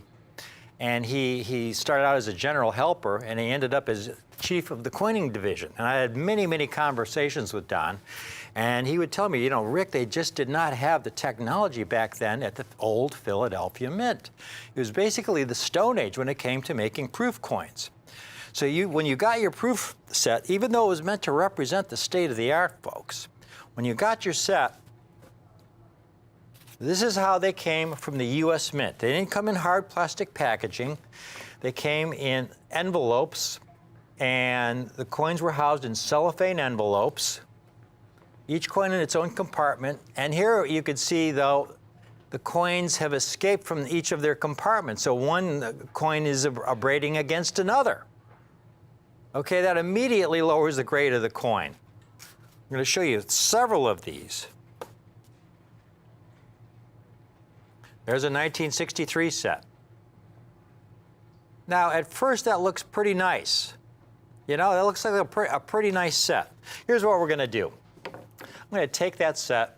Problem with the cellophane, folks, is that it's kind of opaque, it's kind of hazy, so it obscures a lot of imperfections that you might overlook once the coin is out of the cellophane. So we're going to cut this coin out of here and get to see it as it is outside of the cellophane. Some of the flaws that we may not have seen now become quite obvious. Take a look at that large spot in back of Franklin's head. That's called a milk spot, due to improper cleaning of the coin blank before they went into the die. They used a soap residue to clean the blanks back then, and a lot of times they left some of that soap residue on the coin blank. And when that residue was left on the blank and the blank went into the die, with 200 tons of pressure coming down, that residue was struck into the coin. It's part of the coin. That's one of the flaws. Now, again, these were meant to represent the state of the art, folks. I'll show you one more 1963 set. Now, here the spot is really obvious. We won't even cut it out. You would zoom in, you could see right in the middle of Franklin's head there, a really large prominent milk spot. I don't know what the reverse looks like, but there's also a small spot in back of his head there. Very prominent milk spot, very prominent flaw. And then we flip it around and you can see another prominent spot on the Liberty Bell. And here's the thing, these were special ordered from the Mint, okay? You had to wait many, many months, and then you get your set, and you get it, and it's got these spots. The coins have been released from their compartments, and they're abrading with one another. But then you get this letter in the set. Okay, we came this special letter from the superintendent of the U.S. Mint. And in this letter, they explain that your U.S. proof coins have been carefully inspected and then sealed in a transparent envelope. This package was designed to prevent or delay tarnishing and discoloration. Nevertheless, sooner or later, tarnishing may occur. Please do not ask us to make exchanges or adjustments, okay? There is no return privilege here. They have a sense of humor on this last paragraph here, folks. If there should appear what may seem to you a defect, like a milk spot or scratch on a coin, it is no doubt a crease in the packaging material. We tell you this to save us both unnecessary correspondence. Okay, let's look at a couple 1964 sets, folks. And so you're stuck with it, all right? You're stuck with it. Here's a 1964 set. Wow, the obverse looks gorgeous. Oh, beautiful, beautiful. You get the set, you open it up. Look at that proof Kennedy. It's spectacular. Doesn't appear to be a flaw on the coin. What about the reverse? Oh my goodness. Oh my goodness. Spots all over the place. That's part of the coin, folks. That was soap residue that was on the coin blank. And when that die comes down with 200 tons of pressure, that residue is struck into the coin. It's part of the coin. There's nothing you can do about it. show you one more 64 set. And this is, again, because of the cellophane, you have all kinds of toning issues. This end of the era set that I have for you, that's what makes these so special. Flawless to the eye. You don't see milk spots or hairlines or unattractive toning. It's such an extraordinary buying opportunity. I have these sets in the extraordinary grade of Proof 67, Proof 68, and Proof 69, which is the highest numerical grade either of these two dates have ever received at NGC. Featuring the 1963 Franklin Half Dollar, the last year of the Franklin Half Dollar series, and the 1964 Kennedy Half Dollar, the first year of that series. Now, the story behind the end of the era set begins in November of 1963 with the assassination of President Kennedy. Assassination of President Kennedy in late November of 1963 is a tremendous, tremendous tragedy. It was the first such event in the age of television. The whole nation was watching as the events of that week unfolded. You know, from the funeral procession to the burial. I can remember my parents, every day my dad would come home from work, we would be watching the evening news, watching as all of this unfolded. It just captivated the entire nation. And in December of 1963, Congress voted to memorialize the late President Kennedy on a coin. And they gave Mrs. Kennedy the option of which coin she would like her husband's image to be portrayed on. Well, she didn't want to replace any of the existing presidents. You had Lincoln on the cent, Thomas Jefferson on the nickel, Franklin Roosevelt on the dime, George Washington on the quarter. But then you had Ben Franklin on the half dollar. He was not an ex-president. And also, Ben Franklin was also on the $100 bill. So she reasoned, to put her husband on the half dollar. And so in January 1964, they began to strike these Kennedy half dollars in proof condition. So 1963 is the last year of the Franklin proof. And significantly, the Franklin half dollar series was the last half dollar series struck at the old Philadelphia Mint entirely in 90% silver. Really important because in 1971, the Mint removed all the silver content entirely from its proof coins, and they were struck entirely and clad with no silver content. And then you have 1964, the first year of the Kennedy series. The 1964 Kennedy was the only year that this coin was struck in 90% silver at the old Philadelphia Mint using these old technologies. Because the following year, 1965, they didn't strike any proof coins. They struck special mint set coins. But even then, the special mint set half dollars only had 40% silver. So the 64 Kennedy is a unique coin in the Kennedy collection, in the Kennedy series. It's the first year of issue. It's the only one struck at the old Philadelphia Mint, and it's struck on that 90% silver planchet. So that's what makes this the end of an era. And most important, though, is the quality being offered.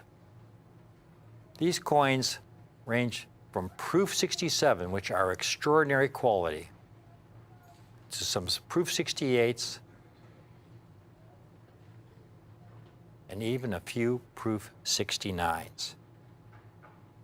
Well, I couldn't find any 63s in Proof 67 being offered, but I did find a couple in Proof 66, and there's one for $239. Again, this is a Proof 66. $199. There's one for $159. Again, these are Proof 66s. And here's a few Kennedy half dollars I was able to find in Proof 67 condition. There's one for $255. Here's a top-rated seller, 100% positive feedback, over $200, $216. There is one for $300, a dealer with 100% positive feedback. But if you take that $216, add it to that 1963 Proof 66, that's about $375 for the pair. And the 1963, folks, is a Proof 66. If you're interested in one of these sets in Proof 67 condition, I did all the work. We went through, spent years putting these together. I have a limited number of these sets. While I have them, folks, these sets are not $395, again, because both coins are Proof 67. Proof 67s. They're not $395 or even $295. $195 is a phenomenal buying opportunity in these custom state-of-the-art NGC holders, the end of an era. And significantly, the Franklin half-dollar series was the last half-dollar series struck at the old Philadelphia Mint entirely in 90% silver. And then you have 1964, the first year of the Kennedy series. The 1964 Kennedy was the only year the Kennedy struck in 90% silver at the old Philadelphia Mint using these old technologies.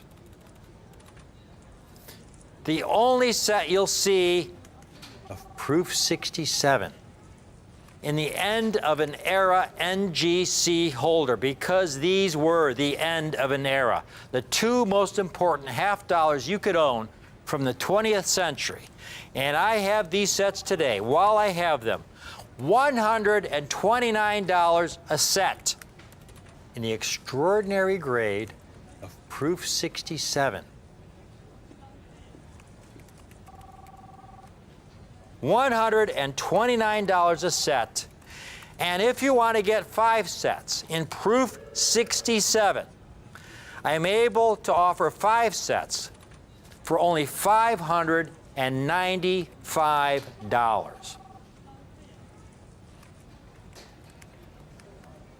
$595. That's 10 coins, folks. 5 Franklins, 1963, 5 64 Kennedys, 1964, all in Proof 67, all for $595 for 5 sets. Now, what about the Proof 68s? If we can go back to that population chart one last time, this is where the coins get really elusive. You could see the 1964, only 9,700 graded in Proof 68. The 1963, only 4,600 coins. I mean, you compare that to the 1957 Franklin, which was struck years earlier, where they've graded 4,900 examples in Proof 68. I recently saw a 1957 Franklin being offered in Proof 68 condition, almost $1,800. The 1963, why is the 1963 a 64? Why are they so rare in this high grade? Well, it's because of that milk spot problem that I referred to and showed you earlier in the presentation. This was a problem that was unique to Proof silver coins struck from 1958 to 1964. They just have a lot of milk spots, a lot of spotting, a lot of toning issues. So they're extremely rare, tremendous condition rarity in Proof 68. 1963s, I found a couple comps here in Proof 68. Here's a top-rated seller. He's asking $499 for a Proof 68. Here's one for only $425. Now, what about the 64s? Well, here's one for $400. Here's one for $600. Here's one for $399. So you add those up, folks, that's over $800 for the pair. Some dealers are asking for some of these coins. Those are the lowest comps that I was able to show you. Take a look at these Proof 68 sets. I've got these sets, folks. They're not $799 or $599 or even $499. These are Proof 68s, 1 point from the highest grade. This, to me, is the most outstanding grade you can get these sets in at the price I have them for you today, because they're not $399 or even $299. For $299, this is an extraordinary buying opportunity. But while I have these, I bought these collections, I put them together over many years' time. I am passing all the savings onto you, all the future potential onto you today. $199 a set. That's not per coin, that's for both coins. The 63 Franklin and the 1964 Kennedy, both in the custom NGC end of an era holder, proof 68, $199 a set. And if you want 5 sets, it gets even better, because you can own 5 sets for $895. That's as much as a lot of dealers would be asking for a single set. And I'm able to offer you 5 sets, again, while I have them. They're in very limited quantities, especially that 1963. It's a really, really difficult date to get in this extraordinary grade of proof 68. And then finally, we've got the ultimate, the proof 69s. If we could look at that pop chart one last time. Proof 69s. Look how rare the 63 is. Only 364 graded. Again, it's so hard to find a flawless 1963. That is the highest grade. 3,800 graded of the 1964.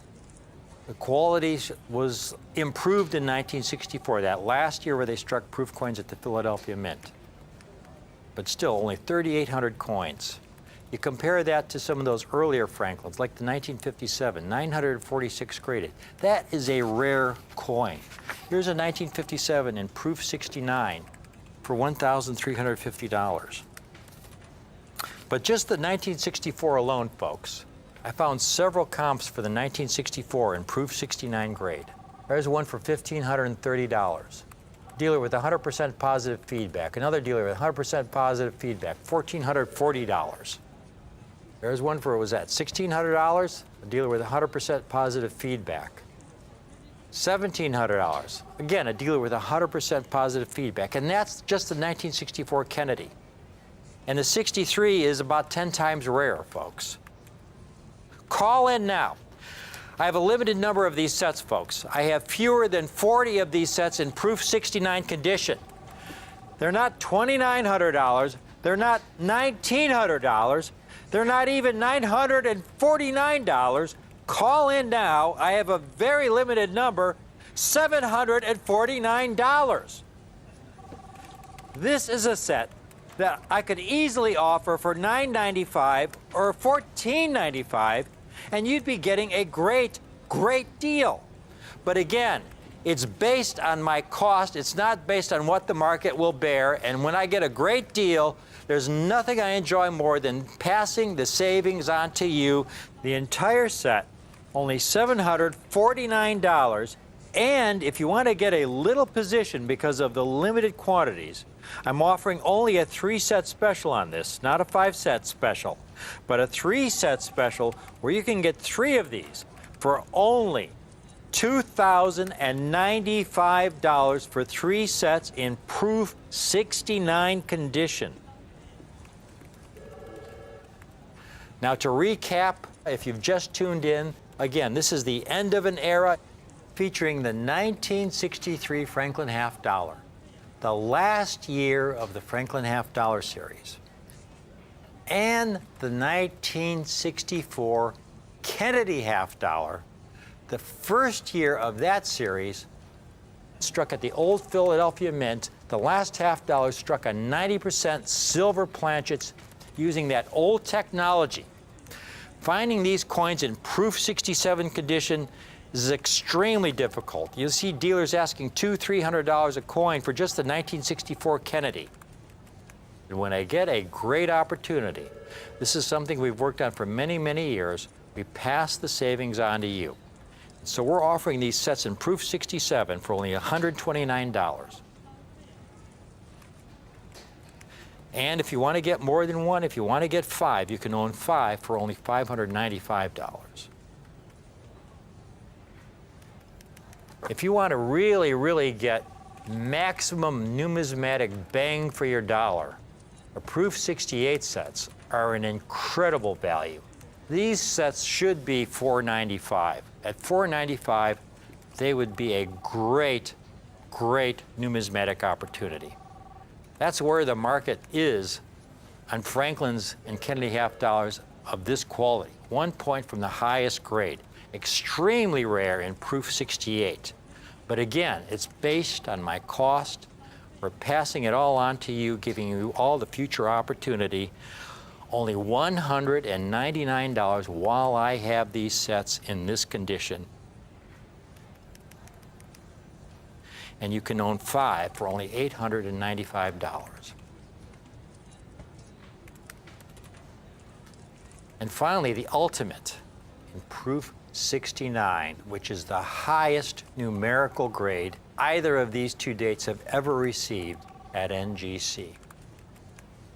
These sets are so undervalued. This 1963 is so undervalued. I mean, the 1964, of which there have been around 3,800 graded in Proof 69. Dealers are asking $1,400, $1,500, $1,600 for the 1964. And the 1963 is about 10 times rare. Only 364 graded. Proof 69s at NGC. Using that logic, you'd think it'd be a $3,000, $4,000, $5,000 coin. It's based on my cost. We're passing it on to you. Take advantage of it while I have these. We have fewer than 40 of these sets in Proof 69 condition, and they're only $749 a set. This is a set that we could ask a lot more for and do quite well, selling them for $949, $1,049, $1,195. But we try and base everything as close to our cost as possible. And in this case, I've got it all the way down to $749 a set. And you can own 3 of these sets for only $2,095. In closing, again, this is the end of an era. The last 2 years that Proof coins were struck at the Philadelphia Mint, the old Philadelphia Mint, where the half dollars were struck on 90% silver planchets, folks. These coins are really the key dates to me of the 20th century when you're talking about the half dollars struck from the year 1900 to the year 1999. This was the end of an era.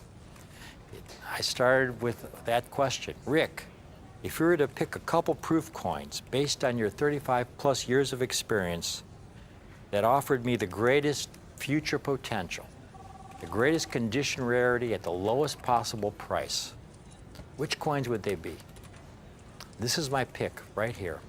The last year of the Franklin series, the 1963, coupled with that first year of the Kennedy series, the only year the Kennedy half dollar was struck at the old Philadelphia Mint on that 90% silver planchet using that old Philadelphia Mint technology. But to be able to offer these sets in Proof 67 and Proof 68 and Proof 69 at the prices we have them for you today is truly a once-in-a-lifetime opportunity. I hope you can take advantage of it. Thank you for watching.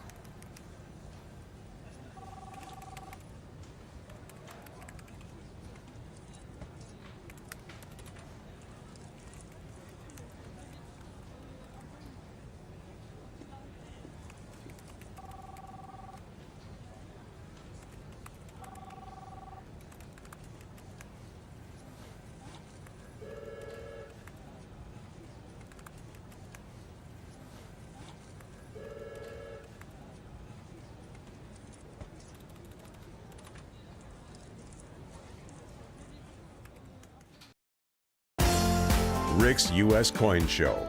Informational, educational, and innovative. High-quality coins at super prices. True numismatic excellence right here on Rare Collectibles TV. This is a series that began in 2017. Do you guys remember 2017 when the first palladium coin came out? I'm going to bring you back into time, but first I want to show you the latest and the greatest. First of all, folks, the U.S. Mint has struck a rare coin right out the gate, one of the rarest they have ever issued. This mintage is really small. I never thought I'd see the day when there would be a coin with a mintage smaller than the $20 gold high relief St. Gaudens. But it's happening. Or the 1995 W Silver Eagle. But it's happening. Wow, this is one of the rarest coins the Mint has ever issued. And how do we have this coin? Not why do we have it, how do we have it? Well, we have it in the first day of issue, in the highest grade you can attain, which is a perfect 70 grade. Look at that. Mint State 70, first day of issue, high relief, 2020. Burnished Palladium Eagle. Now, the United States of America, let's start with Ronald Reagan. What does Ronald Reagan have to do with a coin that was issued in 2020? I'll tell you, very few coins. You know when the authorization for this coin was signed into law? In 2010. It was actually an extension, an amendment, an addendum, if you will, to the Liberty Coin Act. 1985, Ronald Reagan signed into law the act that authorized the U.S. Mint to begin striking eagles. And at that time, there was just two in the series, gold and silver. Later on in 1997, the U.S. began, well, they added another precious metal to the series, platinum. And then 2017. Now, 2017 was a special year because the newest addition to the Eagle family, palladium.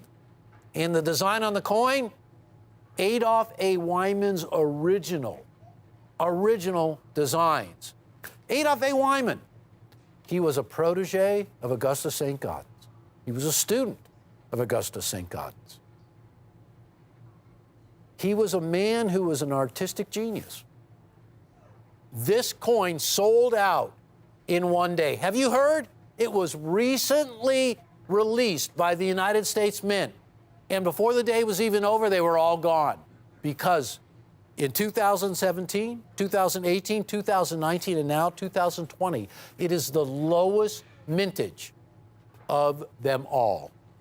There's a great story that goes with this coin, but I get asked this question all the time. What in the heck is palladium? Right? This is a real easy way to think of it. Palladium is part of the family of platinum metals. It's known as the platinum group. Now, in the platinum group of metals, there are some that you may never have heard of. Ruthenium, osmium, iridium, rhodium, platinum, and the number one, palladium. 30 times rarer than gold. Here is your opportunity to own this coin in the highest grade with the earliest designation on the label that you can get. First day of issue. There's a lot of great labels with great early designations. There's early release. There's first release. There's first strike. But there was only one first day of issue. That's what these are, which means that these were the earliest coins to arrive at the grading service to be granted the special label of first day of issue. So in 2017, the Mint struck 15,000 palladium eagles. It was a very successful coin. 2018, the second year, also 15,000. And then, because the coin was so popular, 2019, 30,000 coins. 30,000 coins was the maximum amount, the mintage. So for 2020, we were all just blown away because we expected maybe 50,000. Instead, 10,000, and it came in even lower than that. But before I show you those facts and figures, here's something you must know. After scouring all archival information for mine production all over the world, this is what we came up with. Global precious metals, the amount that has been mined in metric tons. Silver, 1,740,000 metric tons. Now, this isn't just one day. This is recorded production for all of history. Gold. Gold's pretty scarce, very scarce. Look at that. Look at it next to silver. 190,000 tons of gold. You know, they say that all the gold production that has ever been mined can fit into just 1/3, the bottom third of the Washington Monument. And that thing is 550 feet tall, right? But if you took all the gold ever mined, it would only fill up the bottom third, 190,000 metric tons. Now take a look at palladium. 210. 210. So that could make like maybe a step, right? That's it. So it is really, really scarce. It is one of the platinum-based metals, extremely rare. Collectors have recognized the rarity of these palladium additions to the Eagle program, and these are some of the most popular coins in the world in a short period of time. Just 2017, 2018, 2019, and now 2020. And it's become one of the most popular issues in the Eagle program. But I want you to take a look at why this is so important. Starting with the Kennedy half dollar. Look at the mintage, 73,772. That was one of the most popular coins ever issued. And you folks all know that in 1995, from West Point, the Silver Eagle in proof was issued with a really low mintage of 30,125. In 2019, they won up that one with an enhanced reverse proof Silver Eagle, where the mintage was about 30,000. And then I went back into time. The very first St. Gaudens, the $20 high relief. It's really a rare coin. 12,367 were issued. But I want you to take a look at that 2020 palladium coin and the dramatic low mintage. 9,971. The mint is sold out on these coins. They are gone. The 2020 West Point struck. Burnished die is another way of saying uncirculated. High relief palladium eagle, first day of issue. First day of issue. 9,971 coins. Now, I mentioned the $20 gold St. Gaudens, and I want to tell you, when we talk about coin collecting, one of the driving forces are mintage.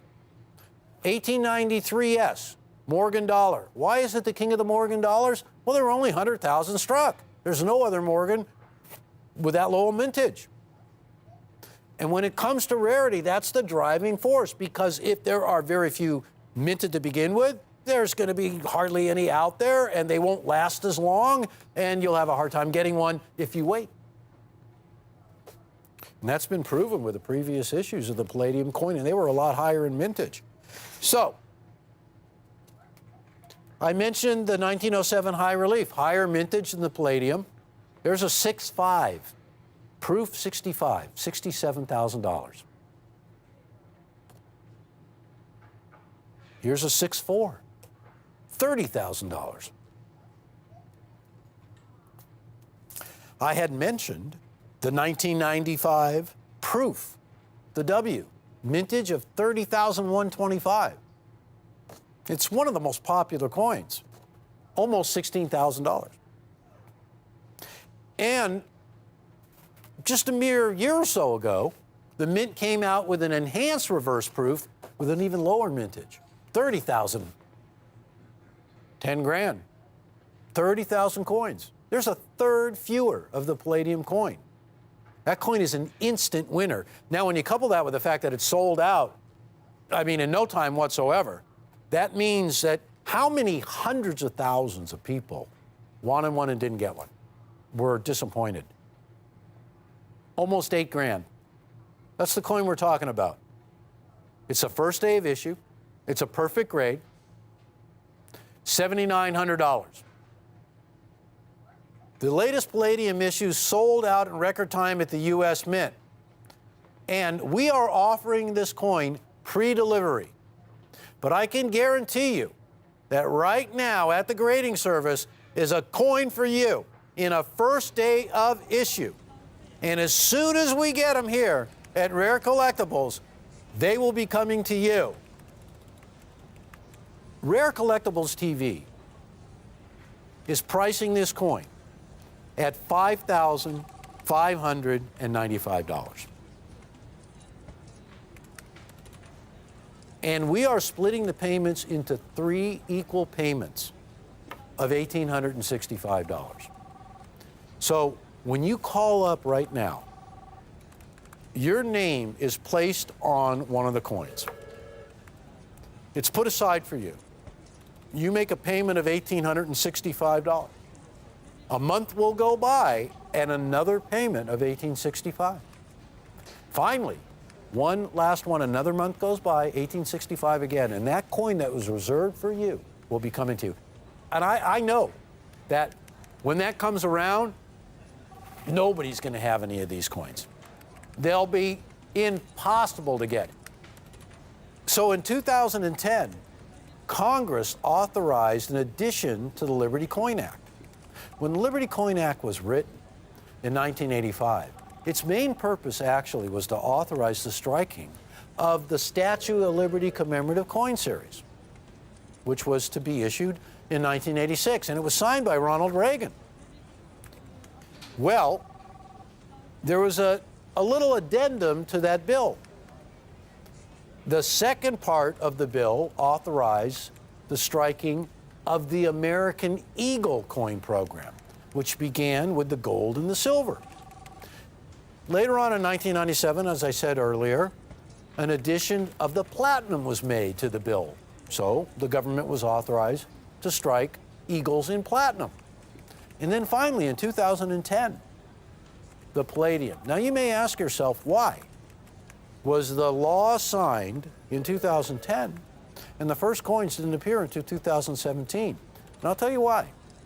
As expert as the United States Mint is in striking coins, because they have shown the world how to strike coins, it's really tough to strike palladium. It has different striking properties than gold or silver or platinum. So there's characteristics of strike that you have to know, and a lot of experimentation with the pressure of the coining press and the engraving of the dies, and even the production of the plangents, the blanks. So trial and error is the only way that this coin came to fruition, where the quality that the Mint demands was at such a point that the coins could be issued. And that took 7 years. Now, usually it's just the other way around, right? Where the beginning year usually has the lowest mintage. This year has the lowest mintage of them all.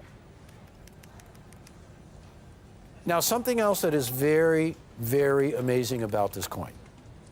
It is the original design on the obverse of the Mercury dime. The Mercury dime was designed by Adolph A. Weinman. Adolph A. Weinman was a master sculptor. But he didn't work for the U.S. Mint. He was commissioned during the Renaissance to produce some of the final coins of the Renaissance. One was the Walking Liberty half dollar, and the other was the Mercury dime, or the Liberty dime. Became known as the Mercury dime. These were both originally issued in 1916. But Adolf A. Wyman had created a couple of medals before that, which was how he got recognized for potentially being able to design a couple of United States coins. In 1907, Adolf A. Wyman issued a medal honoring the American Institute of Architecture.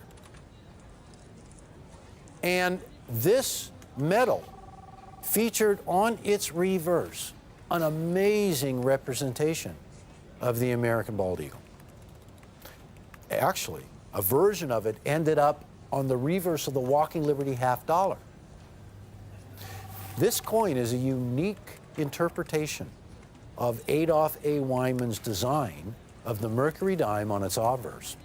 And on its reverse, that eagle that made its debut on the American Institute of Architects medal of 1907. So something very special happened here. The Mint and the American Institute of Architects got together in a joint venture, and they allowed artists from the Institute to come to the Mint, to the archives, and view the original model of the 1907 Wyman medal. And from this was created this amazing reverse for this palladium coin. So this is unlike any Wyman edition ever.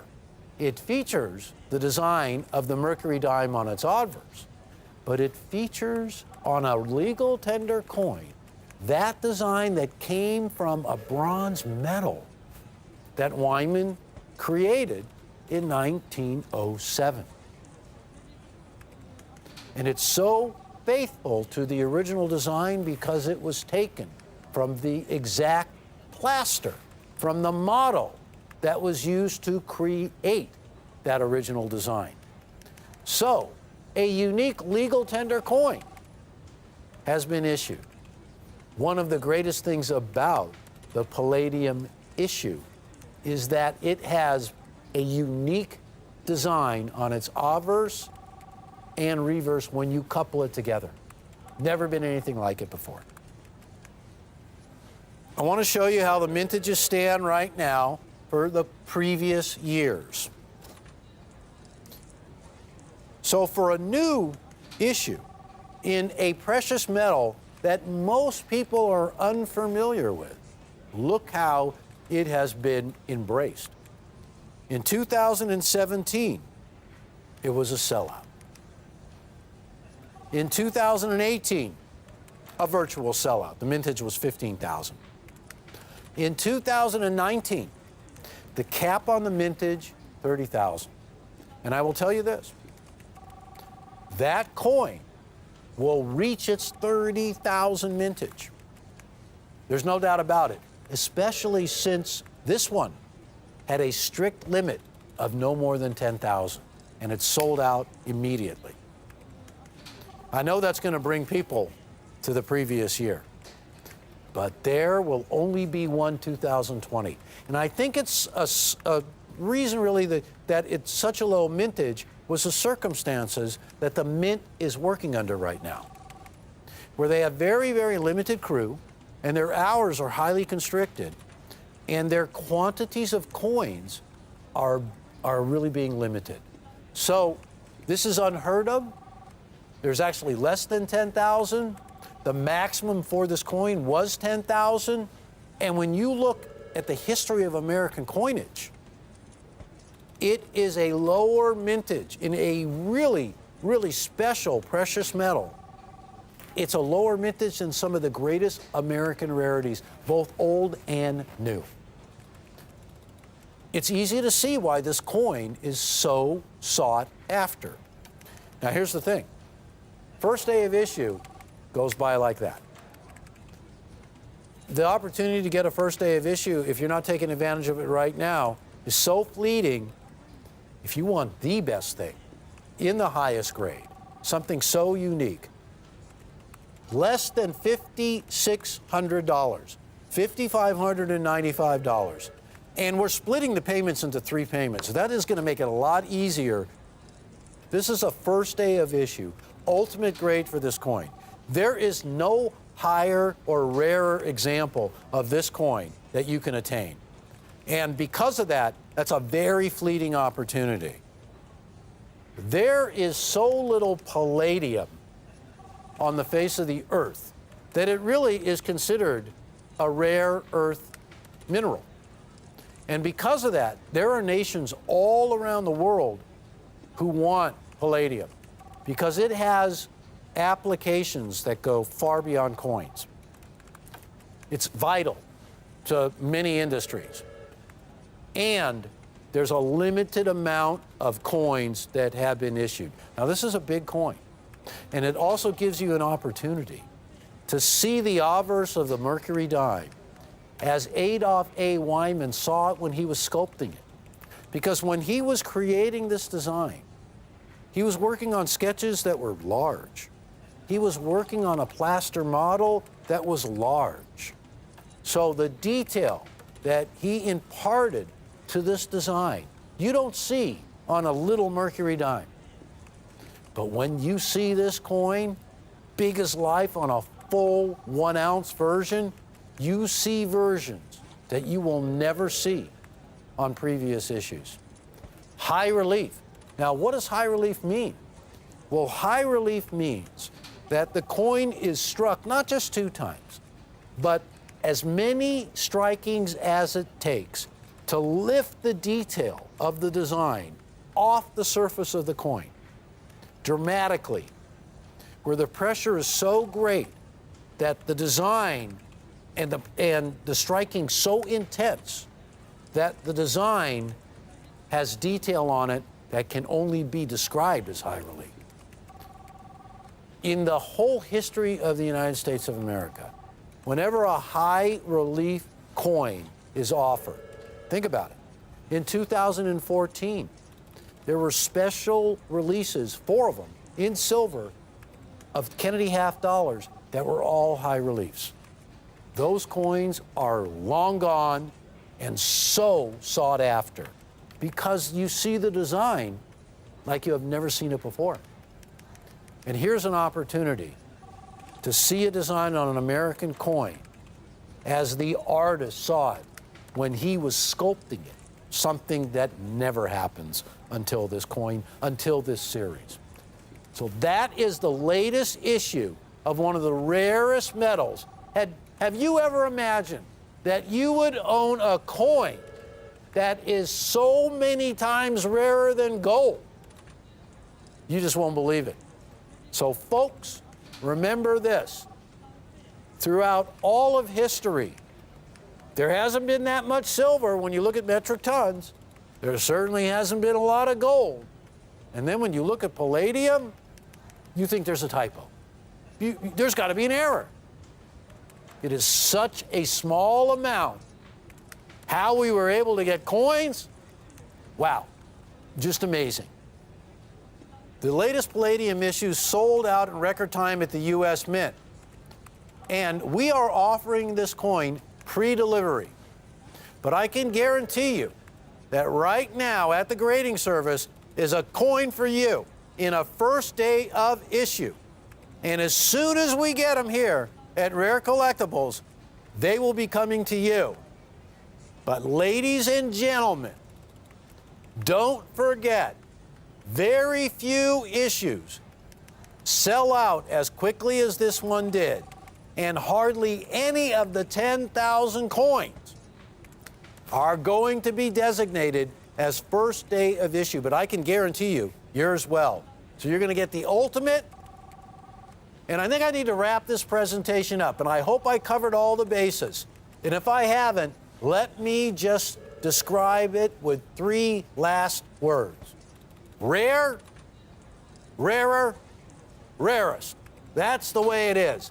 So thank you so much for watching Rare Collectibles TV, and I invite you to stay tuned. See you soon.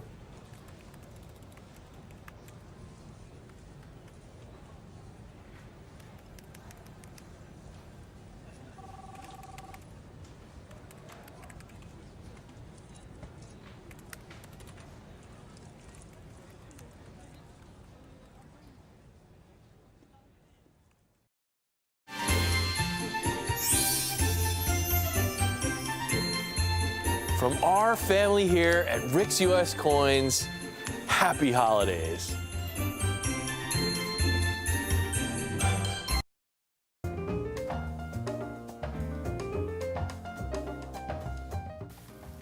Have I got a collector special for you today, folks? This is what collecting is all about.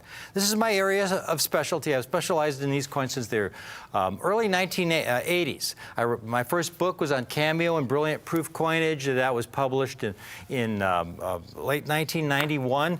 But preceding that, I actually had a small article that I wrote. This was published in 1986 on proof coins from 1950 to 1970. And this is when I first started on my cameo proof book. So this was kind of an introduction to that book. And I didn't know I had any of these copies left. And then decades later, a customer called me and he said, you know what, I found one of your old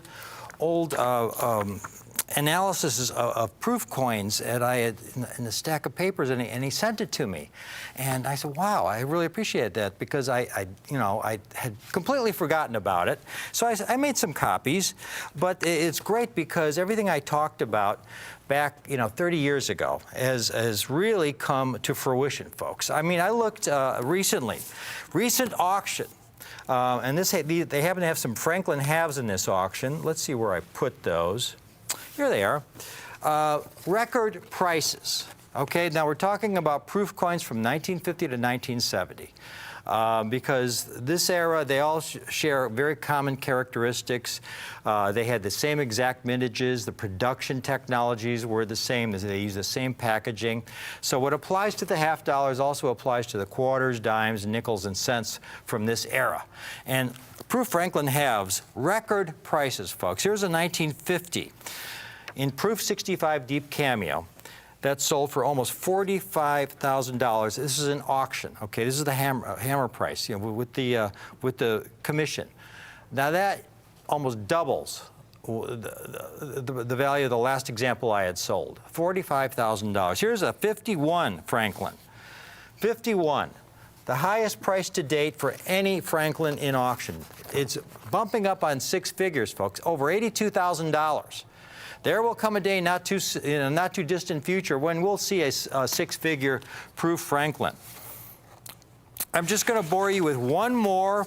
Let's take a date. Let's see. Here you go. 1964 accented hair Kennedy 6/8 Ultra Cameo. These had been $8,000, $10,000 coins. Here's one that sold in auction for about $20,000. Now, I don't have half dollars today. What I have are the Roosevelt dimes. And this is a great collector special because I put these together, the finest proof Roosevelt dimes. Again, these are proof coins struck for collectors. A proof coin is a coin that is struck in limited numbers. The mint goes through a lot of work to make a proof coin. They take the finest dies, they polish them to a very high degree. And they do the same thing with the coin blanks as well. They polish those as well. And then they put them in the dies and they strike them at least twice under higher pressure. And then that way they get every detail of the design fully struck up. And then they take the coins and they individually handle them and they put them in special packaging. Now, nowadays, in modern sets, you get the proof sets and they're in hard plastic packaging and they're very secure and they're very well protected. But back in this early era, they didn't have that kind of packaging. This is the kind of packaging the proof coins I have for you today came in. These, we called them flat packs. And they came in the cellophane packaging. Like you see here, the cellophane did not really protect the coins. And most of the coins ended up being damaged. And they were struck in small numbers. And a lot of times you'll see proof sets that are taken out of the flat packs, and then they're put in these custom capital holders, which do a good job of protecting the coin, but the coins usually are damaged along the way because they're mishandled. So when I see these hard capital plastic holders, I generally ignore them because the quality is just not very good.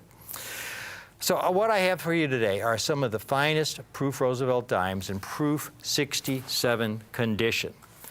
Now, to get one of these graded in proof 67 condition by NGC, first of all, here's an NGC submission form. And it explains all their charges and all their fees. If you were to submit one of these coins yourself, folks, first of all, for them to send it back to you registered mail, just one coin, the cost is $21 to ship the coin back to you. That doesn't include the grading fees. The grading fees here, the minimum fee, if it also needs conservation, because they virtually all do, because this packaging was just terrible in terms of preservation of the coin, is $28. So you have $28 plus the $21 shipping, that's $49. It doesn't include the cost of the coin, and it doesn't include the insured shipping of you sending the coin to NGC. So when you get done, you're into the coin for maybe $60. And that's understandable that then when you see sellers offering these dimes, they're asking, you know, here's a 1963 in proof 67 for almost $100.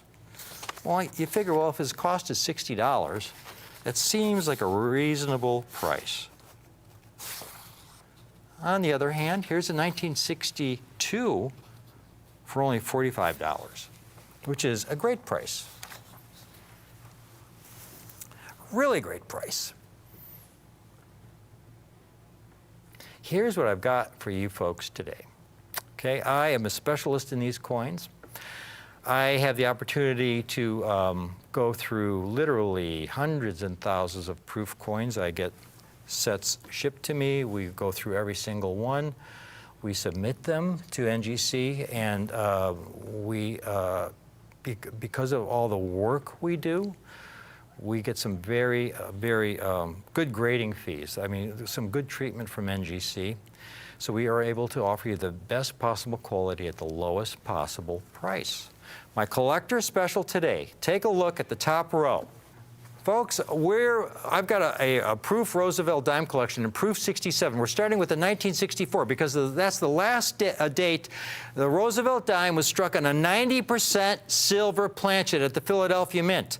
In 1965, they took all the silver out of the Roosevelt diamond and they were on clad planchets. This is the end of an era here. We've got these coins for $23 a coin.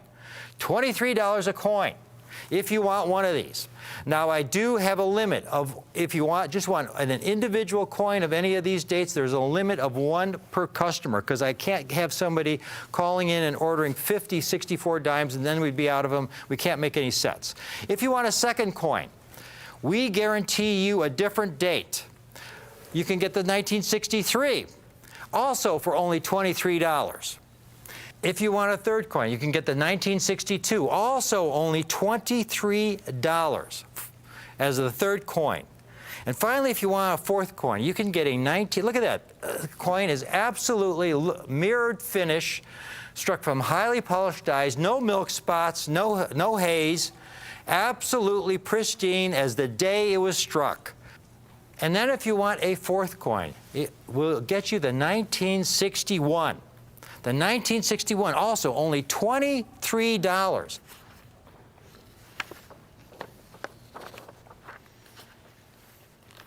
So all four coins, only $92. The last four issues of the Roosevelt Dime Series struck a 90% silver. But don't call in just yet, because it gets even better. We go to the 1960. There were much lower mintages in 1960. 61 and later, they struck over 3 million sets. 1960, they only struck 1.7 million sets. We've got the 1960. We will include as a fifth coin for only the same price, an additional $23. That means all five coins, the set of five, $115. All five coins, the 1960 to the 1964, the last five issues of the Roosevelt Dime Series, struck in 90% silver at the old Philadelphia Mint for only $115. You will not find a better collector's special anyplace on the planet, folks. But I am not done, because now we get to some of the early dates. Struck in the 1950s. Kim, real briefly, let's show them this chart.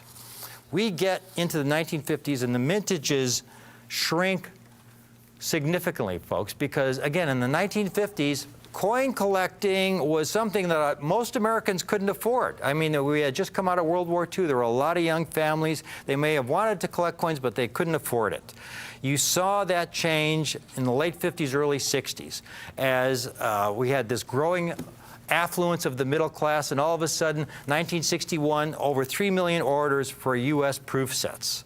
But here in 1960, only 1.7 million. You get to the 1959, only 1.1 million. 58, not even a million struck. 56, only 670,000.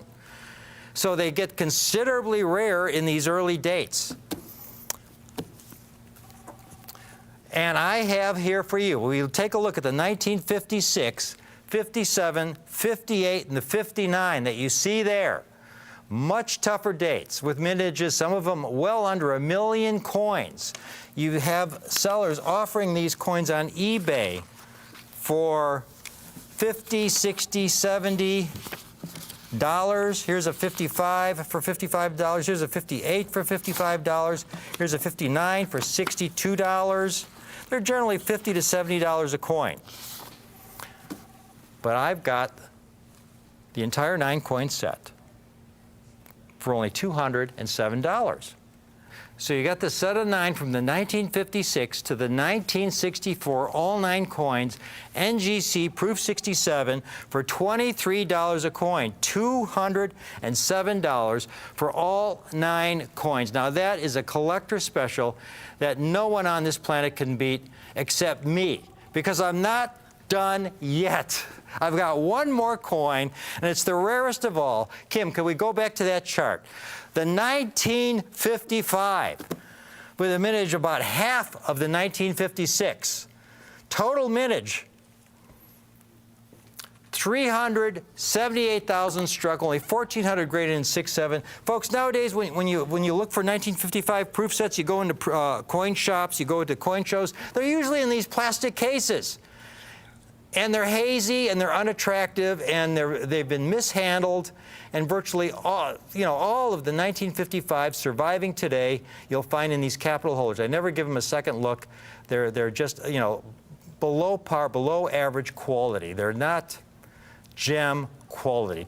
You get to the 1955, folks, and you're getting to this early date with a much lower mintage. Here's one in Proof 67 on eBay. $159 just for the one coin, that 1955. Take a look at the 1955 you're getting in this set. The 1955 will be added. The 10th coin. The 10th coin in this set, I'm going to close it out here. Call in now. The 10th coin in this set, for the entire set, the entire 10-coin set for $229. In other words, I'm adding the 55 for an absurdly low price of only $22. Only here on Rick's U.S. Coin Show. This is the collector special, the best one I've ever been able to offer, I think. This is the collector special of a lifetime, $229 for this magnificent 10-coin set. And now if you want to get up to 5 sets, we've got a lot of folks calling in.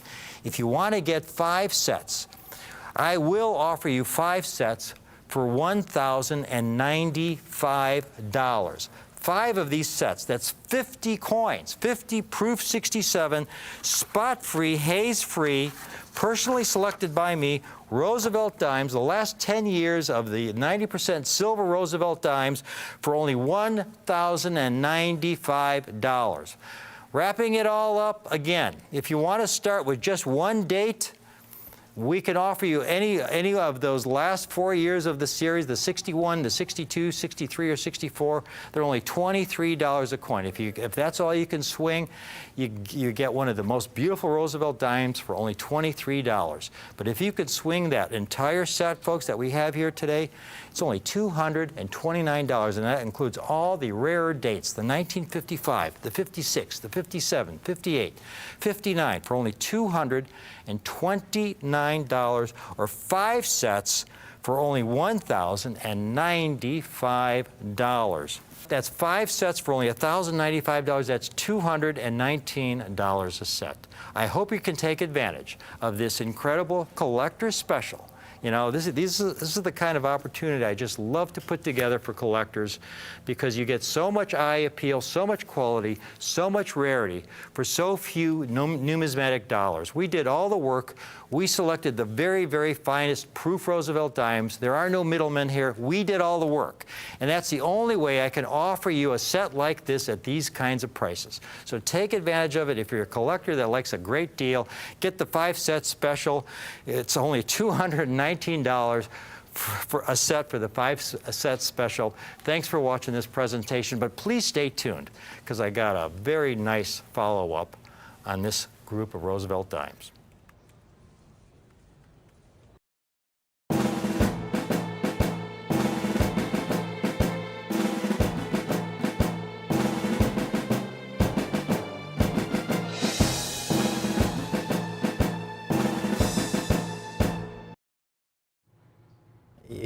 You've seen some of those extraordinary Proof 68 Roosevelt dimes that we have for you folks. 1955 to 1964 and Proof 68. There are no Proof 70s from this early era in proof making at the Philadelphia Mint. They didn't have the technology. Proof 69 is the highest grade, and there are very few of those. Now, out of this incredible collection of coins, we had those beautiful Proof 68s. At a price that's absolutely the best, it's the best opportunity you'll find in Roosevelt dimes anywhere in the country. But I also then, it's taken some time, we put together a small group of these coins in Proof 69. Now Kim has a little chart to show you, just to give you the approximate rarities of all of these coins. We got the 55 to 64. You see the populations in Proof 69 for those years. You can see how rare they are. It really doesn't begin to jump up. 63, you see 744 graded, and in 1964, you see it jump to 3,300 coins. But most of these, 400 or 500 coins graded.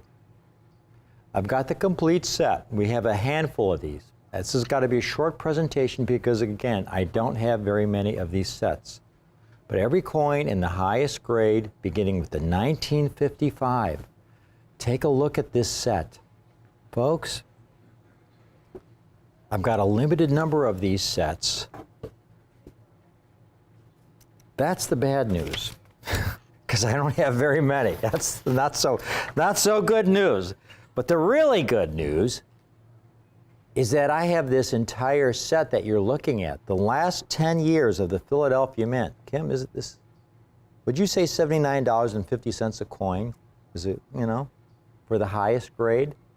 $79.50 a coin. In other words, this entire 10-coin set that you're looking at, highest grades, $795. $700. All of a sudden, we have just had five of our customer service people answering the phone lines on this. So again, this is going to be a short presentation. The lines have started ringing on this. $795. Kim, we need to give them just a few hand shots. They need to see the first year of the series that we have here, the 1955. I mean, only about 405 examples graded. Very, very rare coin. The 1955 alone, you see people selling them in Proof 68. In Proof 68 for $250. In Proof 68, not Proof 69. $795 for the entire set. Only have a limited number of these. If you called in earlier and acquired a Proof 68 set and want to upgrade to one of these Proof 69 sets, call right in. We'll handle it for you, no problem. But, you know, maybe I would say it's probably a good idea to hold on to one of each. You don't want to, I would not want to sell this 69 set at any time in the near future. You know, coins, proof coins from this early era are getting harder to find by the month.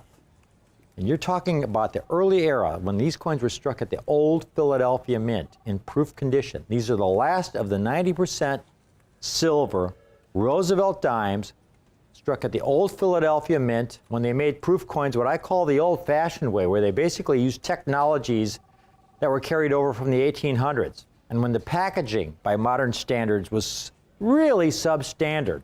So for these to survive in this condition, most importantly, for me, you know, if I were asking $1995, $1,995 for the entire set, it'd be a great set, but, you know, I mean, it's not something I drive across town necessarily for, but it would be certainly an ultimate set. But for $795, $79.50 a coin, this is worth going out of your way to pick up. This is not something that comes along very often. You can go to a major show. You will not find a set of Roosevelt dimes in this condition at any price. At any price. And we have them today while they last. Again, we got people calling in. I have a limited number, so I have to cut it right here.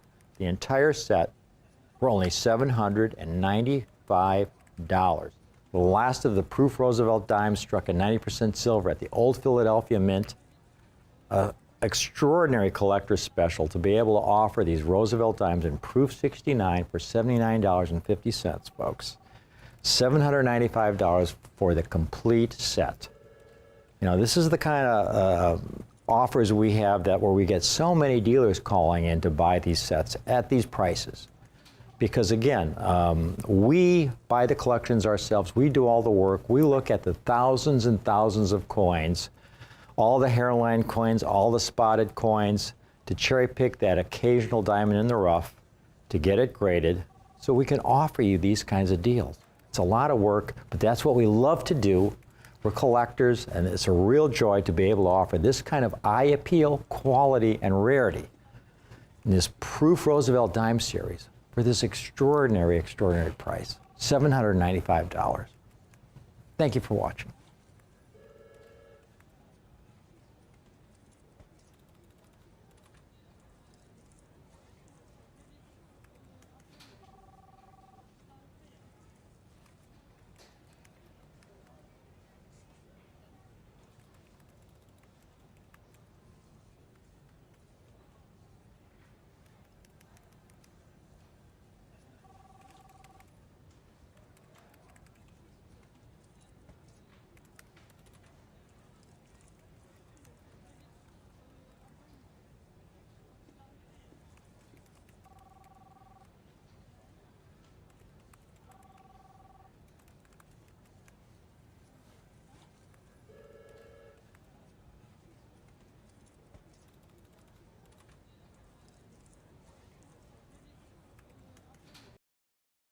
Rick Tomaska, knowledgeable, honest, sincere, author, PNG member, coin expert, passionate numismatist for 35 years, and founder of Rick's U.S. Coin Show on Rare Collectibles TV.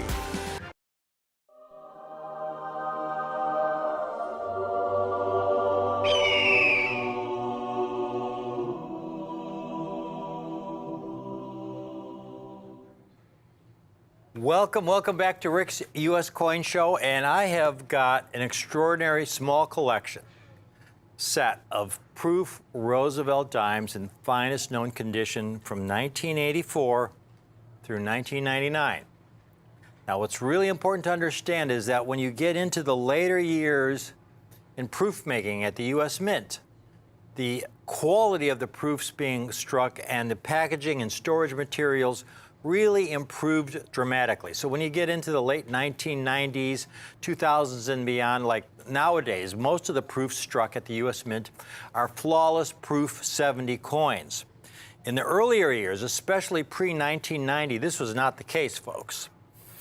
Take a look. I made a little chart here of the proof Roosevelt dimes, the NGC population totals of the proof Roosevelt dimes struck since 1973, how many NGC is graded in proof 69 Ultra Cameo, and how many they've graded in proof 70.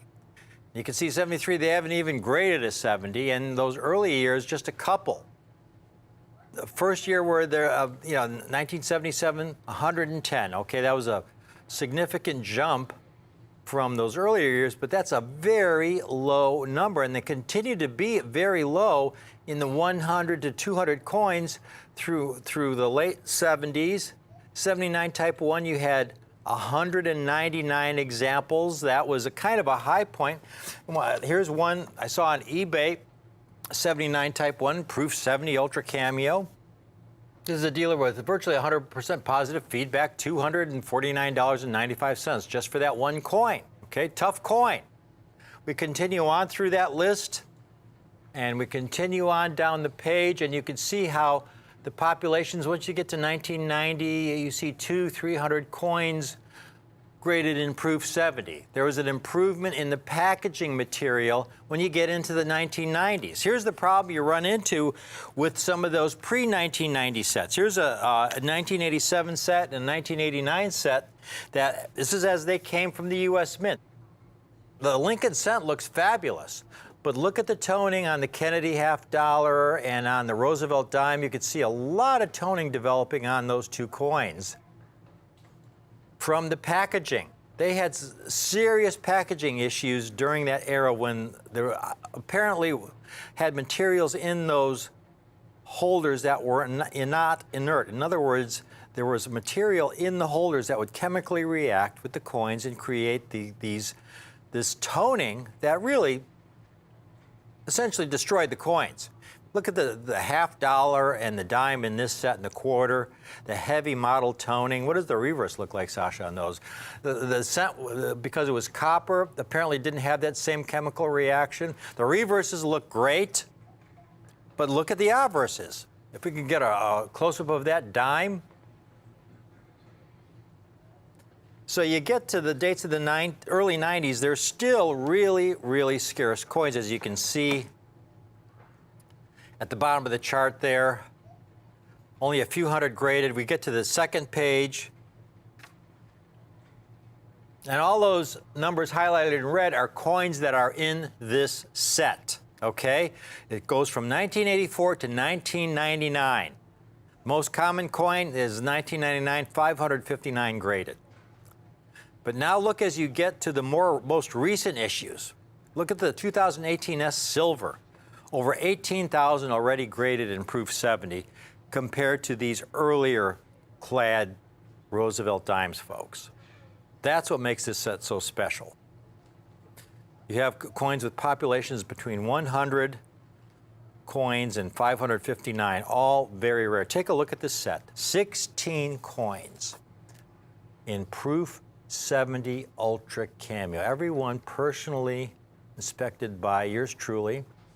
You're going to love the price on this set. We have a limited number of these sets. Again, it's because of the difficulty of these early years. These early years should be priced at $200 to $300 a coin, folks. The 84, 85, 86, 87, 88, 89 should be $200 to $300 a coin just per coin. And then these years also should be $100 to $200. They're almost as difficult. 90 through 98. Everyone flawless, very low pops. Everyone has my Everest selection seal. That means it's been personally reviewed by myself, that the coin is the quality it says on the holder.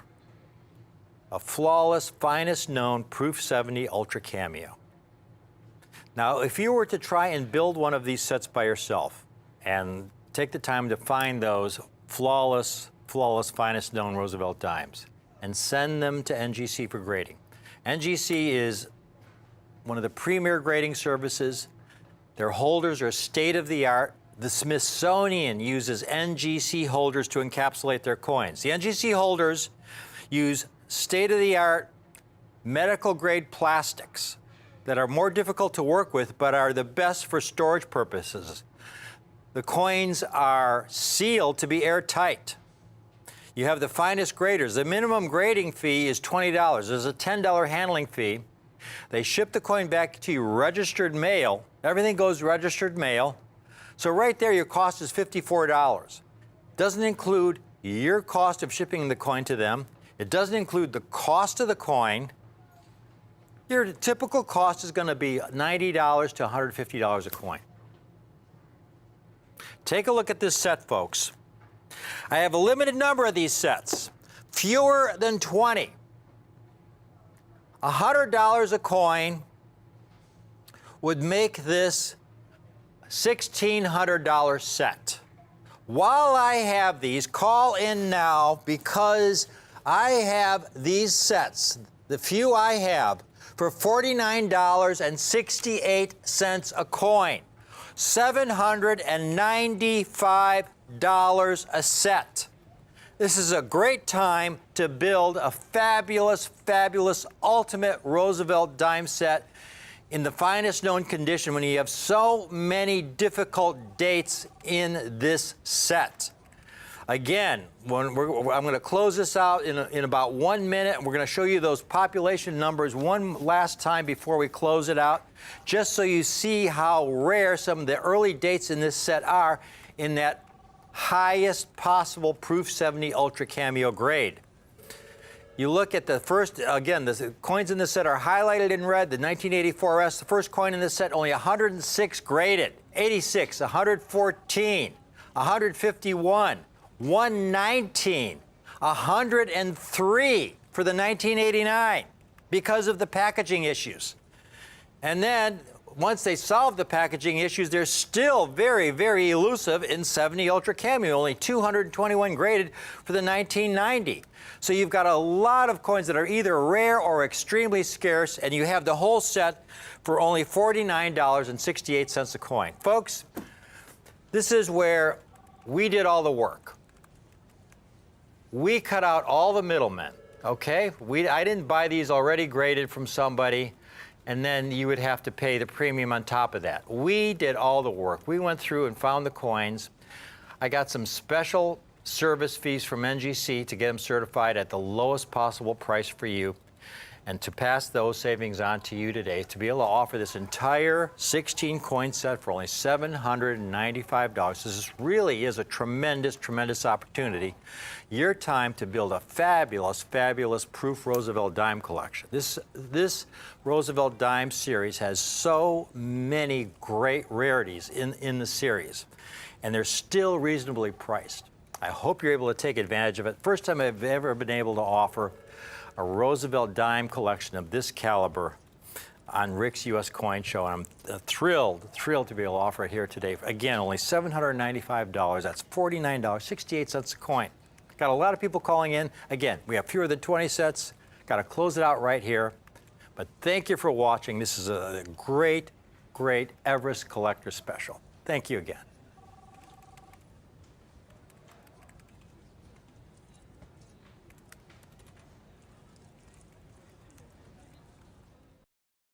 Hi, I'm Rick Tamaska. I'm a coin collector, just like you. I've been collecting coins for over 50 years. Whether you're new to coin collecting or an old pro, we've got the coins you're looking for. Morgan silver dollars, Buffalo nickels, Liberty and St. Gaudens double eagles, Franklin half dollars, Cameo proof coins, Peace dollars, Lincoln Wheaties, American silver eagles, Standing Liberty quarters, and much, much more. You're watching Rick's U.S. Coin Show on Rare Collectibles TV. Hello and welcome to Rick's U.S. Coin Show. I'm here with the lovely and gracious Caitlin Tamaska, who's going to be helping me out. Caitlin is going to be showing you some magnificent Morgan dollars. It's my great pleasure to be able to show you folks today. You know, I've specialized in Morgan dollars. That's the first area I specialized in when I became a dealer in the early 1980s. And I've talked about how the first book I got on Morgan dollars was by the fellow by the name of Jim Osbon. And I would talk about that first book, how I picked it off a shelf in a coin shop. But I didn't have a copy of it. I had gotten lost over the years. About a week ago, Caitlin hands this book to me, and there it is. And I said, Caitlin, where'd you find my book? And she said, no, I got this. Where'd you get it? I got it from a secondhand store. She got it from a secondhand store, okay? And I said, that's right, it's not my original book, because mine had one of the cover was torn at the edge there. It was ripped off. But this is my first ever book by Jim Osbon, and it's amazing how, you know, grading standards and things have changed over the decades, folks, because, you know, like for dates like the 1888 S of the uncirculated grade, in uncirculated condition, they'd say about 35% of them are MS65 or better. Well, by today's grading standards, it's not 35%, it might be, you know, a couple percent. So grading standards have changed a lot, but this is my very first book. Thank you for finding it. I you're really welcome. appreciate that. I like finding fun books. Yeah, this is so cool. That was so cool. And my second book, this is actually, it was Wayne Miller's Morgan and Peace-Dollar textbook. Now, originally, it was out in soft cover. It was slightly smaller than this. This was his updated second edition. If you can find one of these, folks, this is a cool book because it offers a date-by-date analysis, and it doesn't go into exact rarities and stuff like that. It does go into the rarity of the various states in high-grade mint state. Now, you have to remember this book is 30 years old, so that a lot of the information is kind of outdated. But one of the things Mr. Miller did that I really appreciated, and I've copied in all my books, is he would get, you know, state-of-the-art pictures for the different Morgan dollars, in, you know, exceptional Morgan dollars. Now, state-of-the-art back in 1984 was not what state-of-the-art is today, but for that day, it was outstanding stuff.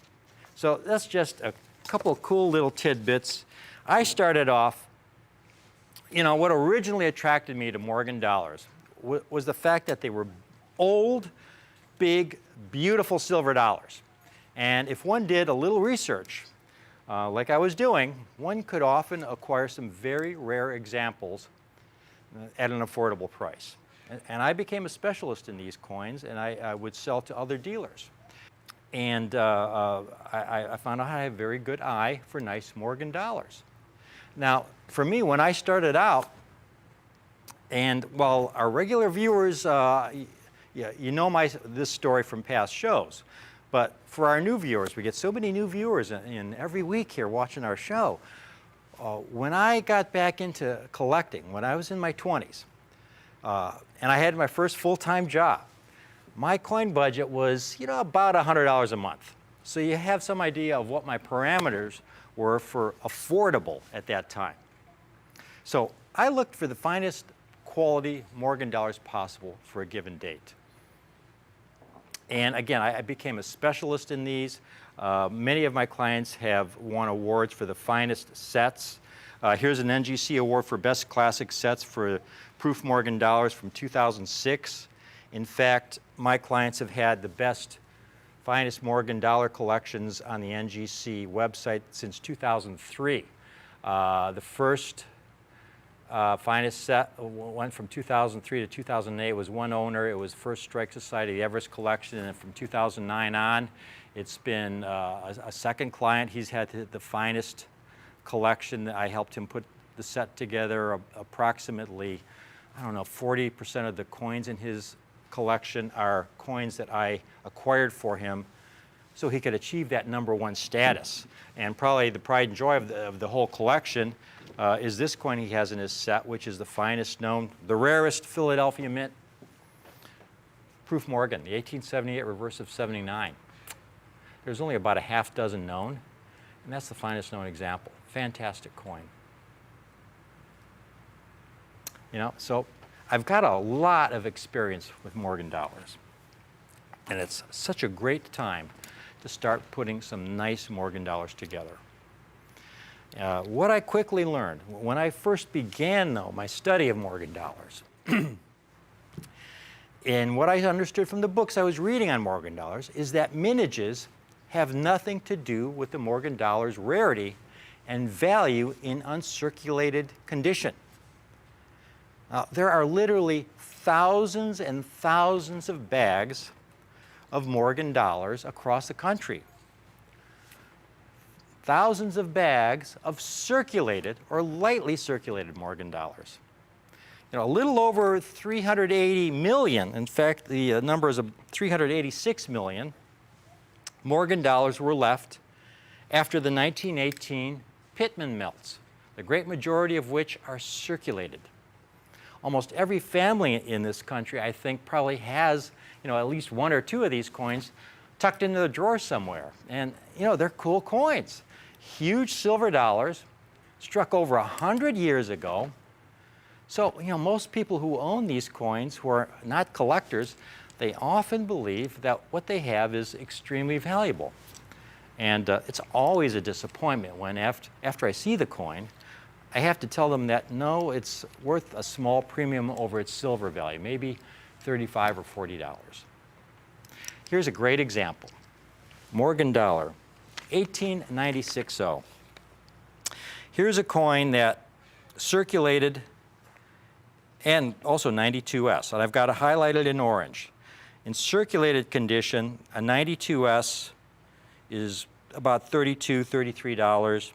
96.0, $32, $33 in circulated condition. But you get a 92S in just MS-60 uncirculated condition.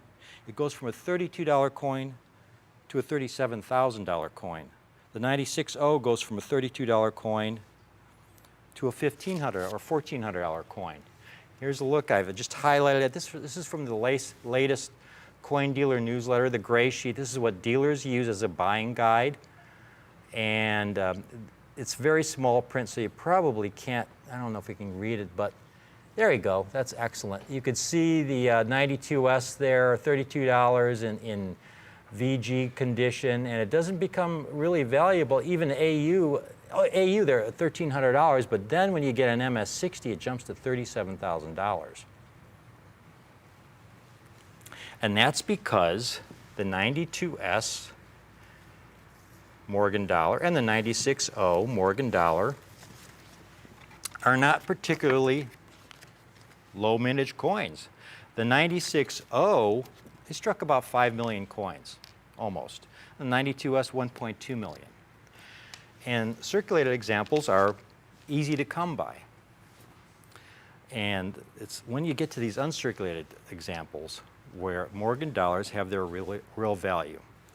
Now, this chart helps explain why. It's a little chart I did, and just to break it down for you. If we can get that whole thing, and there you go.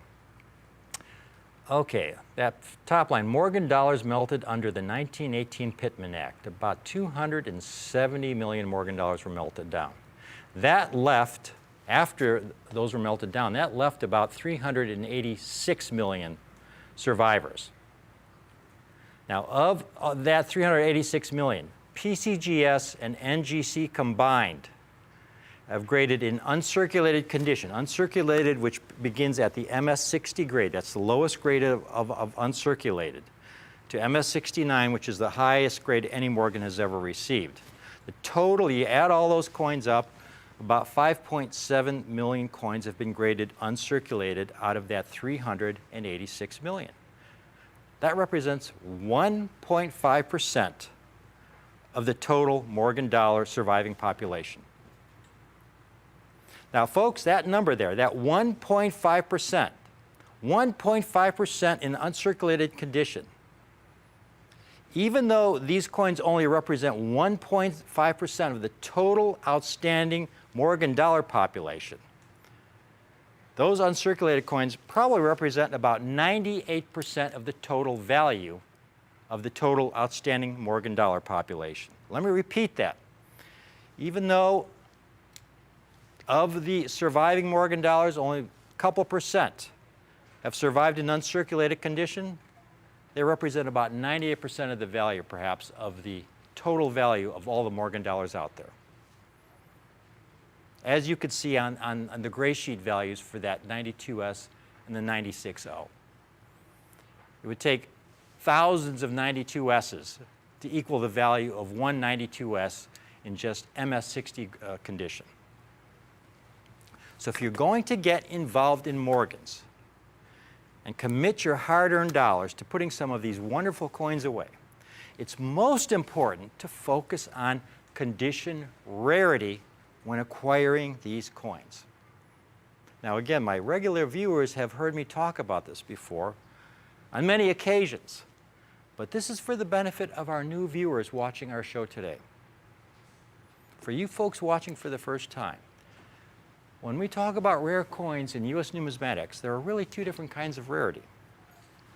Originally, many generations ago, rare coins were mostly defined in terms of their absolute rarity. How many were struck? How many may have survived, regardless of condition?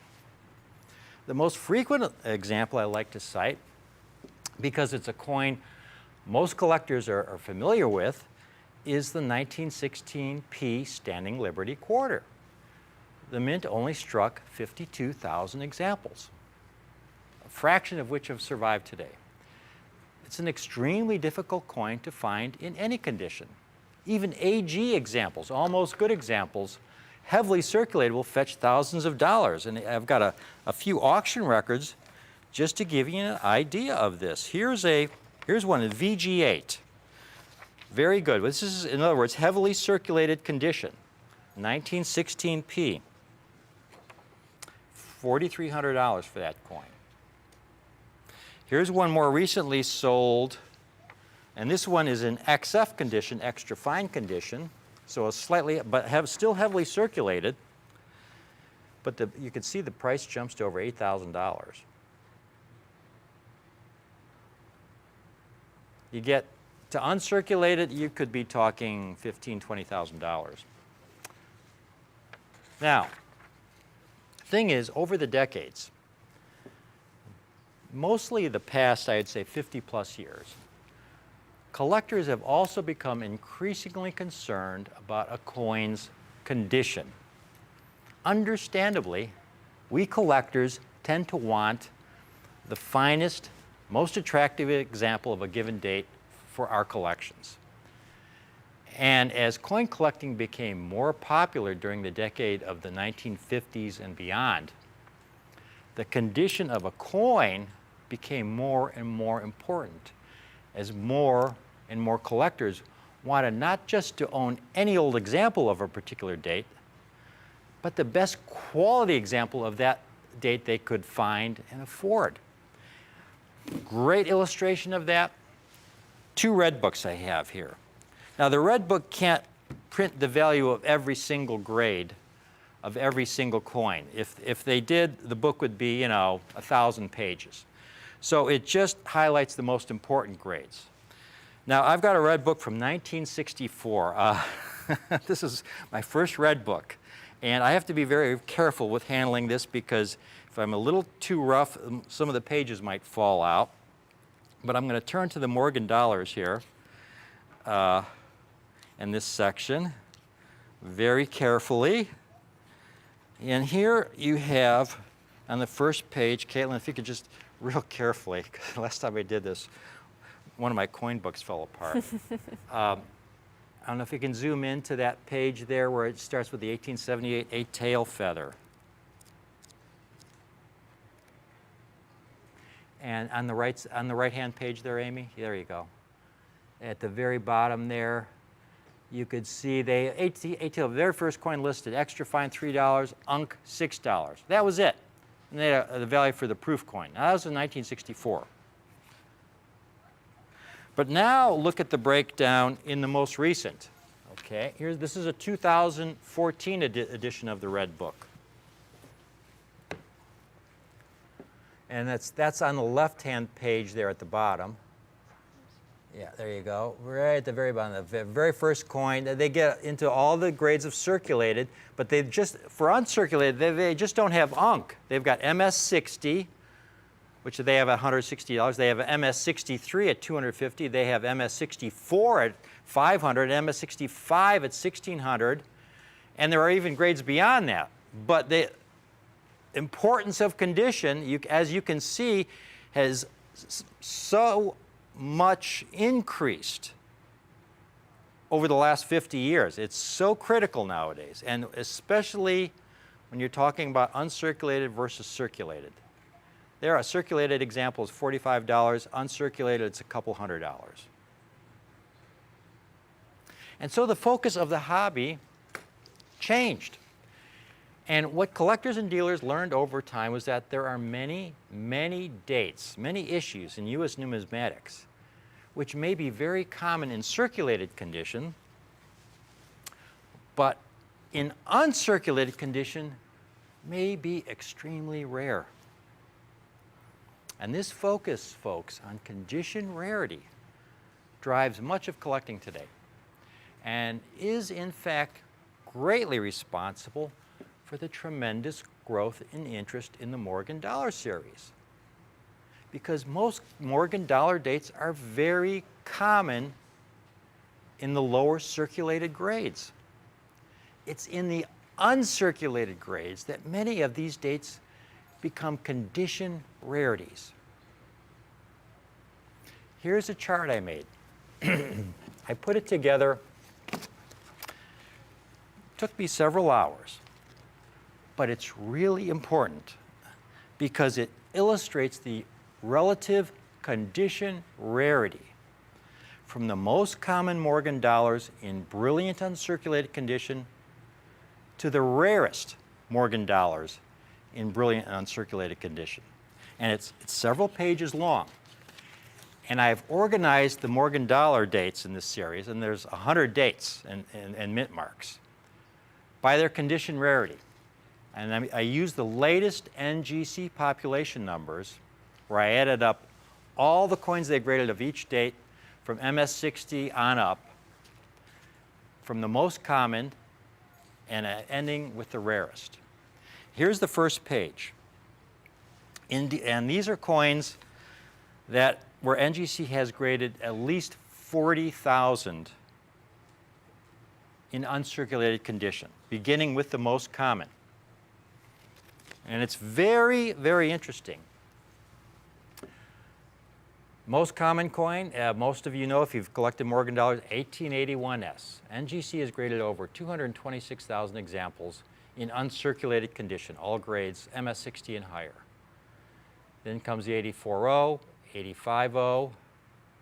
But you notice how quickly it drops off. When you get down to the 82S there, 72,000, it's a third of what the 81S is in the space of about a dozen coins.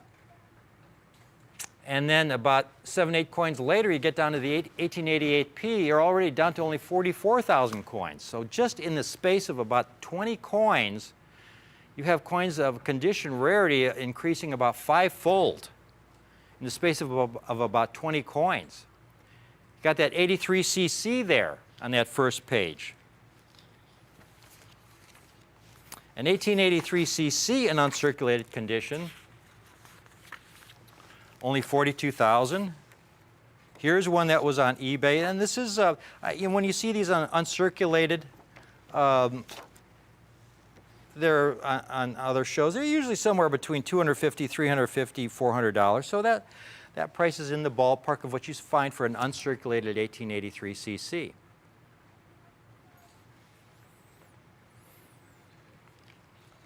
So there we go, and the last coin on that page is 1900, just over 40,000. So huge drop in rarity in the space of like 23 coins, from 226,000 down to only 40,000. Now we go to the second page, folks.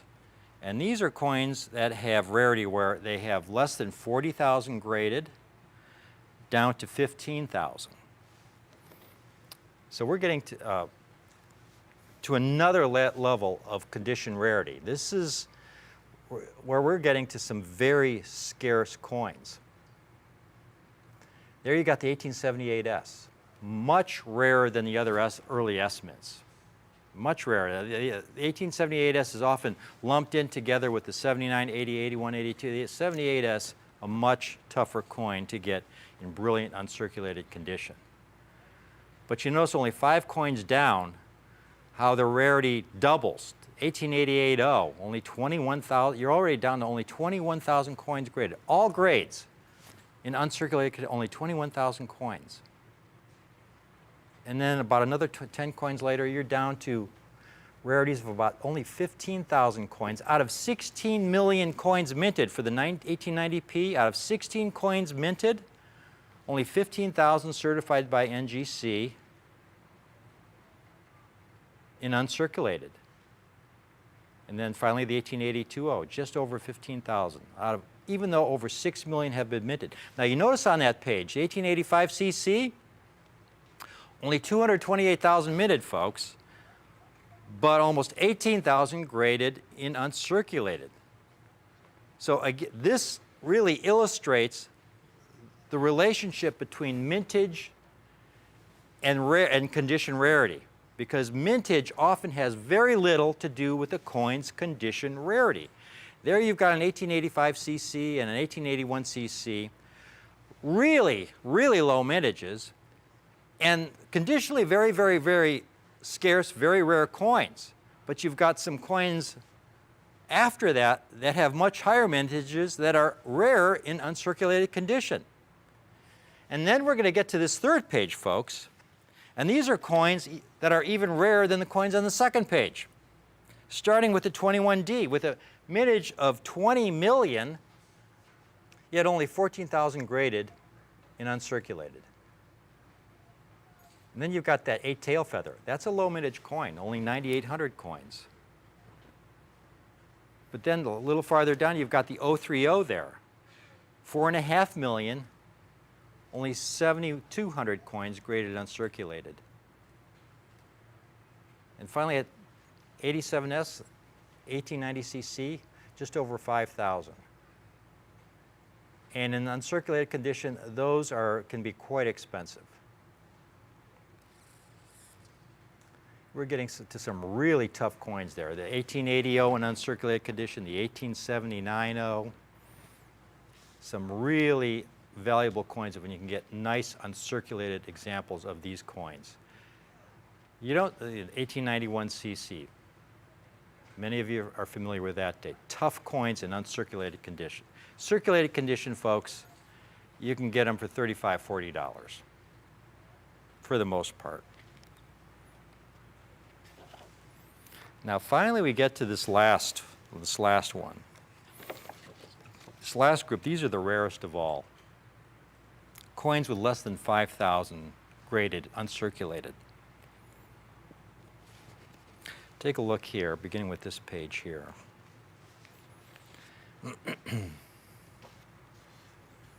91S is the first one there. 5.3 million, only 4,900 graded and uncirculated. 7/8 tail feather, 78 reverses 59. They really don't know what the mintage is because that was lumped together with the other coins struck in that year, and there's no real knowledge of how many were struck, but there weren't that many.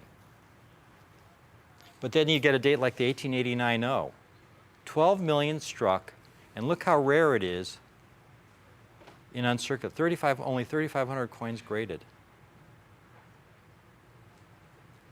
And you move down the page some more. 93p, rare coin. 2,100 coins graded, but then you have the 99S and the 98S. 3 and 4 million coins graded, but even rarer than that 93p and those coins you see above it. The 79cc. The 79cc, 2,700 coins graded, uncirculated. An UNC 79cc is going to run you about $4,000, folks. And I've got a comp right here just to show you that. Here's one. Here, this is an auction price 79cc, MS61, and it's almost $6,000.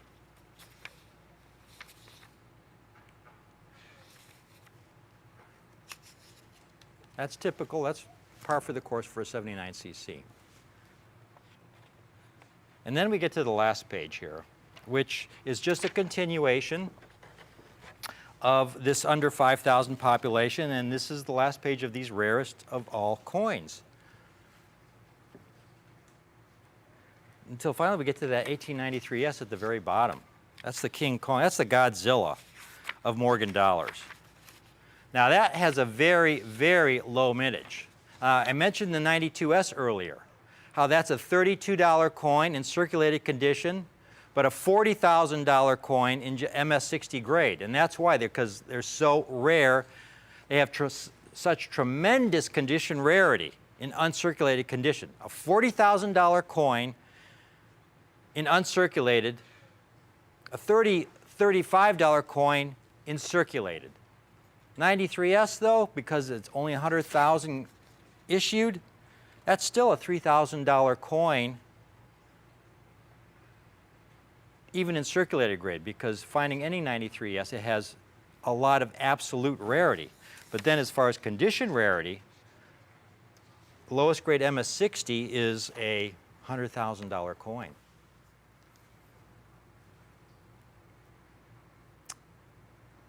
Now, I have a very special set of 21 brilliant, uncirculated Morgan dollars for you that I want you to take a look at. Now, I know you could turn on another channel, and sooner or later you'll find one of these other shows offering you a roll of 20 Morgan dollars in brilliant uncirculated condition for $1,300, $1,200, maybe even $1,100. And maybe there'll be a couple sliders in these rolls, but you know, coins that are actually lightly circulated and not uncirculated. But maybe there won't be any sliders. They might be all nice, brilliant, uncirculated coins. Typically, the coins in these rolls you see on these shows can be found on this first page that we showed you here. Usually when you see these kinds of deals, they're coins from that first page, 40,000 or more graded. 81S's, 84O's, 85O's, 80S's, 04O's, 86P's. You might get a couple examples from this second page, but just a couple because these are more difficult to come by. Doubtful you're going to see a 90cc there, folks, or 87S or any of those coins like that, or 97S or 79O. You're not going to see those in those BU rolls, folks. Not true BUs.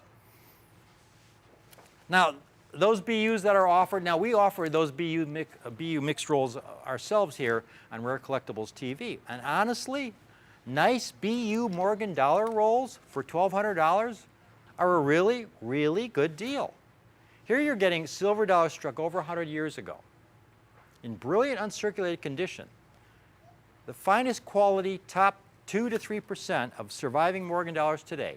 Rare coins in the condition sense for a relatively very small premium over their silver melt value. And that's so important because here I've got a gray sheet from about a year and a half ago, November of 2012. When silver was at $32 an ounce. Silver is currently about $19 an ounce. So for people who have really gotten heavily invested in silver bullion, over the last year and a half, 2 years, they've really taken a major hit. On the other hand, if they had bought nice uncirculated Morgan dollars, these coins have gone up in value. Why? Well, you got two things going with the Morgan dollars. You got the bullion. If silver goes up, that's going to help the value of these coins. But if silver goes down, you've got a finite quantity of brilliant uncirculated Morgan dollars. Now, the circulated grades of these Morgan dollars have gone down in value along with the price of bullion. Because again, there's large quantities of circulated Morgan dollars out there. Thousands and thousands of bags, but there's a finite quality of these uncirculated coins. They have the numismatic component, the numismatic rarity. And because they're harder and harder to come by as collectors put these coins away, it's a finite quantity that's getting rarer by the month.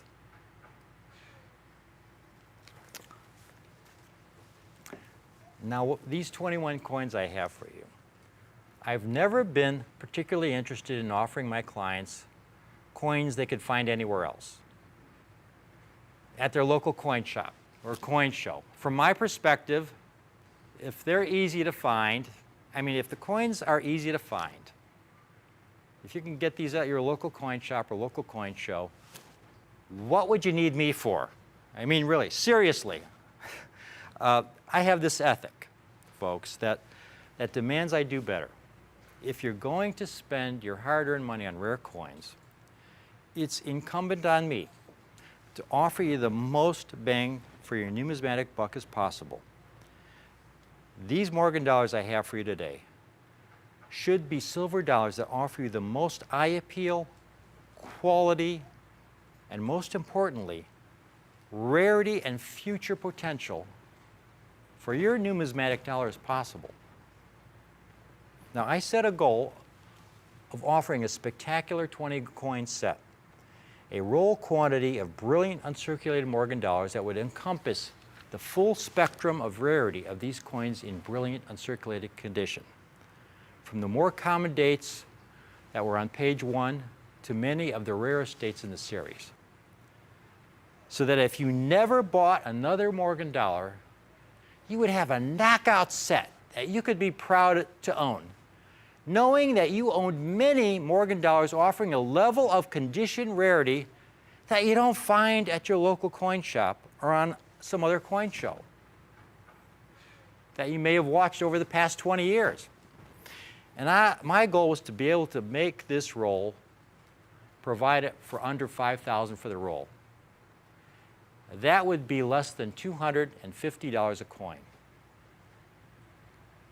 This isn't your typical mixed roll of 20, folks. In this case, 21, because I actually have 21 coins. This isn't your typical 21 Morgan dollars.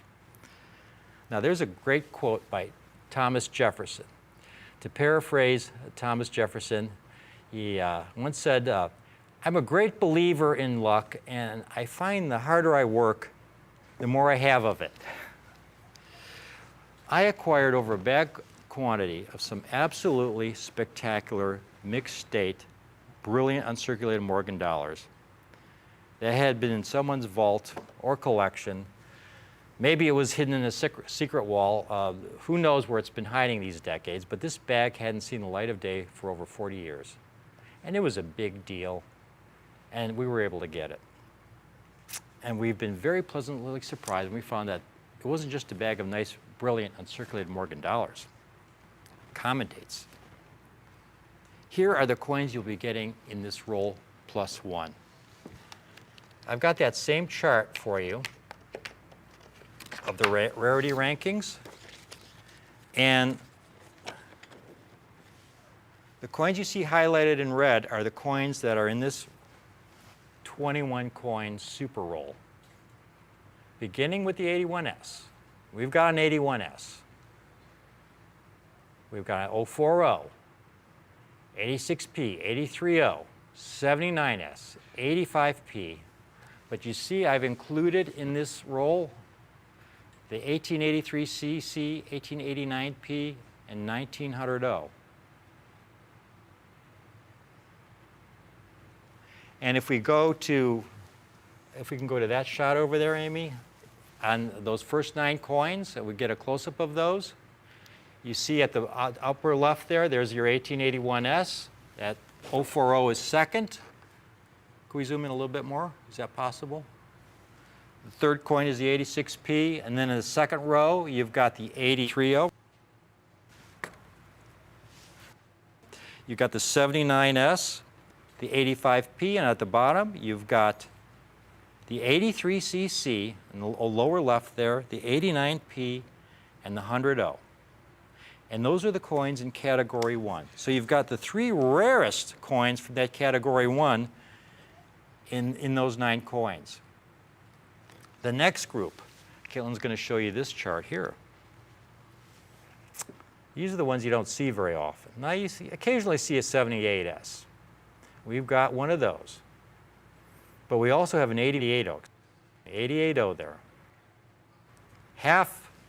Twice as rare as the 78S.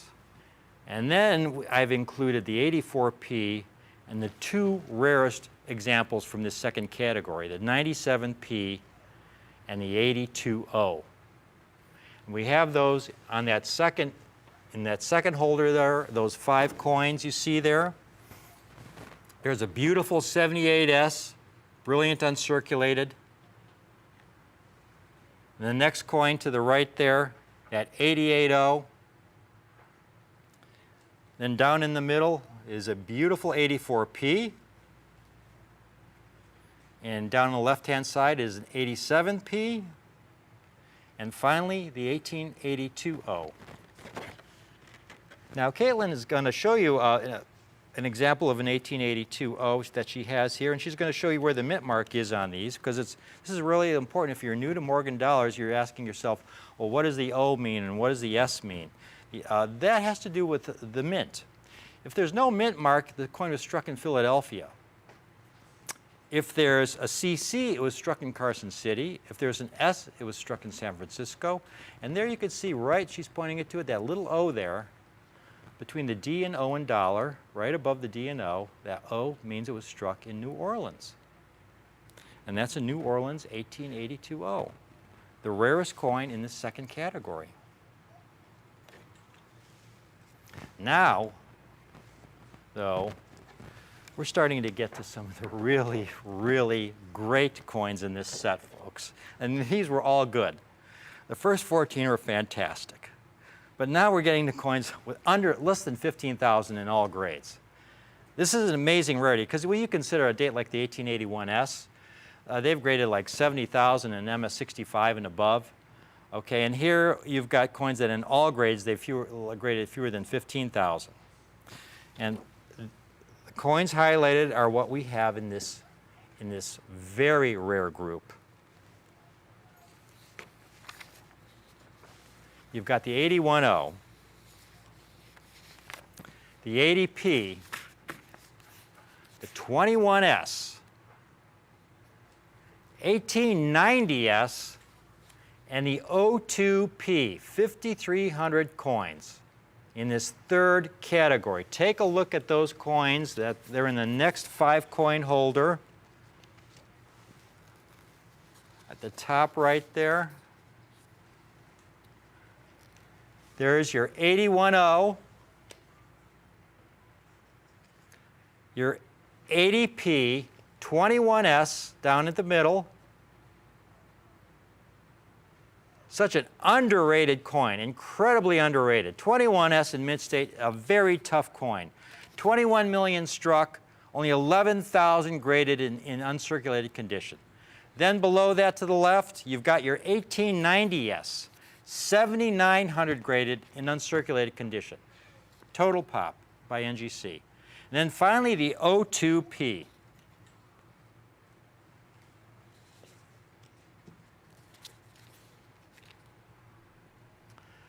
And now finally, we get to the last page. We've got an 1891S. 4,900 coins. But we also have something extra special here. And this last coin is considerably rarer in mint state condition than the 92cc you see there,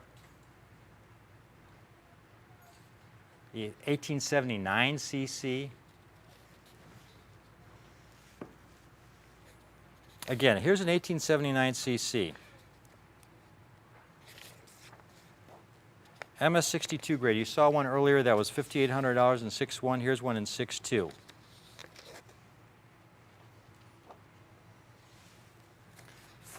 $6,000. The 92cc from this page, folks. The 92cc. Here's a 92cc. Top-rated seller, over $2,000 for a 92. They've graded about 4,000 in mint state, and it's a $2,100 coin. The 79cc, they've graded 2,700 in mint state, and it's a $4,000 coin in just, brilliant uncirculated condition, MS60, 61, 62 condition. We've got a 98S. We've got a handful of these 98S and 99Ss in this bag deal. we're going to include one or the other of the date. We have a limited quantity of the 98S and the 99S at the very end there, Amy. That's the 91S that you're going to get, but you're also going to get either a 98S or a 99S. And Caitlin's got one of these. She's going to show you in a close-up. There we go. We can pull one of those. Only fewer than 2,000 graded of each. 1,993 graded of one, 1975 of the other. Almost identical condition rarity. A beautiful 99S. This was a tough one, getting this in there. We only have a handful of these coins. But it's such an important coin to include, folks, because for only a few $100s more, we're including a coin that has the potential to double, triple the value of this set in the years ahead. So we've got a 98S or 99S in this set for you. Finally, for a set this magnificent, wouldn't it be nice to display them in a manner that befits their stature? So this is a 21 coin set, folks, that I have a beautiful presentation case for. And here you get to see it. And the coins are arranged in order of their rarity. Those first 9 you see in the first 2 rows, those are the coins from that first page. There you go. They're all organized by rarity. And then you see, I don't know if we can get any closer on that shot there, Amy. Yeah, can we zoom in a little bit more on those? There we go. And then in the third row, you see the 78S. That's the first coin on the second page, though that's your second group of rarity on that second page. They're all arranged there for you. Beautiful, beautiful, brilliant specimens arranged by their rarity, by their condition rarity. And then on the second tray, you've got that third category, the coins with 15,000 to 5,000, those first 5 coins. Beginning with the 81O and ending with the O2P there. Magnificent, brilliant, uncirculated specimens. There's your 90S at the very end of that row. And then at the bottom, you've got your under 5,000 coins. There's the 91S. And then you're going to get either one of these last 2 coins. You're going to get a 98S or a 99S. Now, folks, this has to be a date of our choice because we are so limited on the supply of either of these 2 coins from this group that we acquired.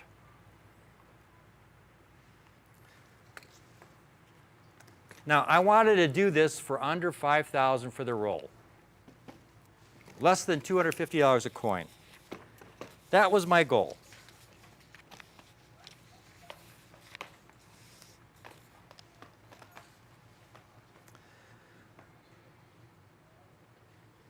Well, I achieved that goal. Not only are you getting more than 20 coins, you're getting 21 coins. But I killed it, folks, because this complete set, and you figure the rarity you're getting in some of those coins, especially with the last 2 groups of coins, you'd think this would be something around $10,000 or more. There's so much condition rarity in this set. The entire 21 coin group is not $9,500 or $7,900 or $4,900 or $3,900 or $3,500. The entire 21 coin group, from that rarest 3 in that first category to that second group of 5 to that 78S, 81O, 91S, 90S, O2P, and finally 98S or the 99S. The whole thing is yours for only $2,795. Now, when you do the math, $27.95, that's $133.10 a coin, and it includes the display case. It includes the display case. And I would like to add that we're offering the 2-payment option on this amazing set of Morgans. That means you can put down $1,397.50 today, and we'll put a set aside for you in our vault. And then in 30 days, you pay the balance of $1,397.50, and the set is yours. Again, we've got everything from the 81S, and you're getting an 83cc, which by itself, on that first page, is by itself a $300 coin. But you're also getting the 89P from that page, and the 100O, which are rarer than the 83C in uncirculated mint state condition, and that's the most those are the most common coins, those first 9.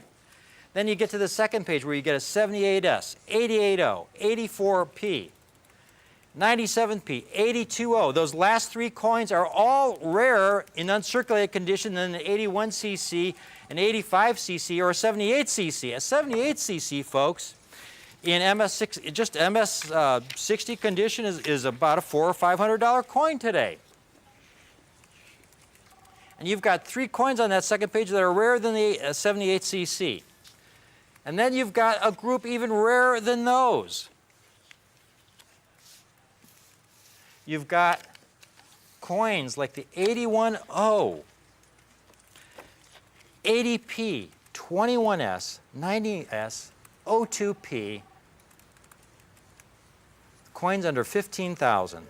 And finally, you've got a 91S, and you're going to get either a 98S or a 99S.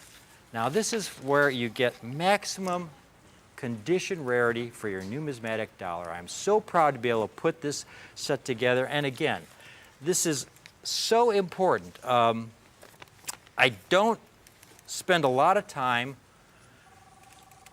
I don't think I've ever done a Bullion presentation. I just don't do Bullion presentations. Bullion can go up, Bullion can go down. I'm bullish on Bullion, but the thing is, if I was offering Bullion coins, or if I were offering Bullion coins to you a couple of years ago, when silver was $32, $33 an ounce, you would have taken a major hit today at today's prices, because again, right now it's around $19 an ounce. You'd have taken a major, major hit.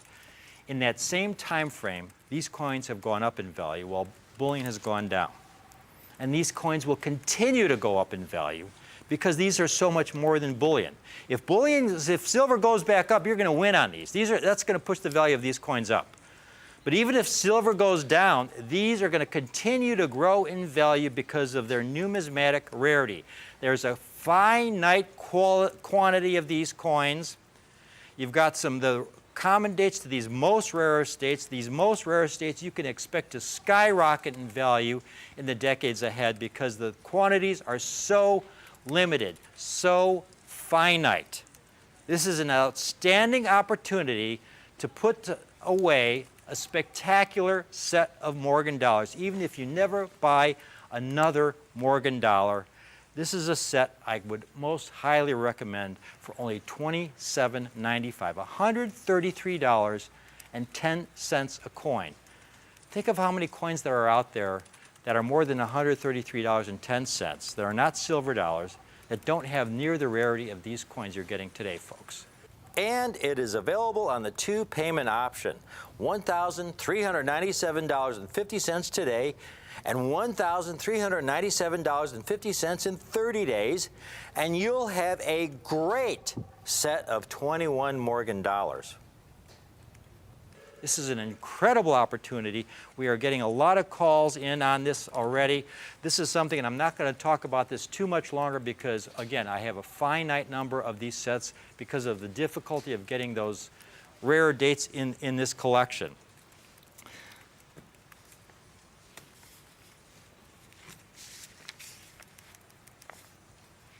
I remember, and here it is again.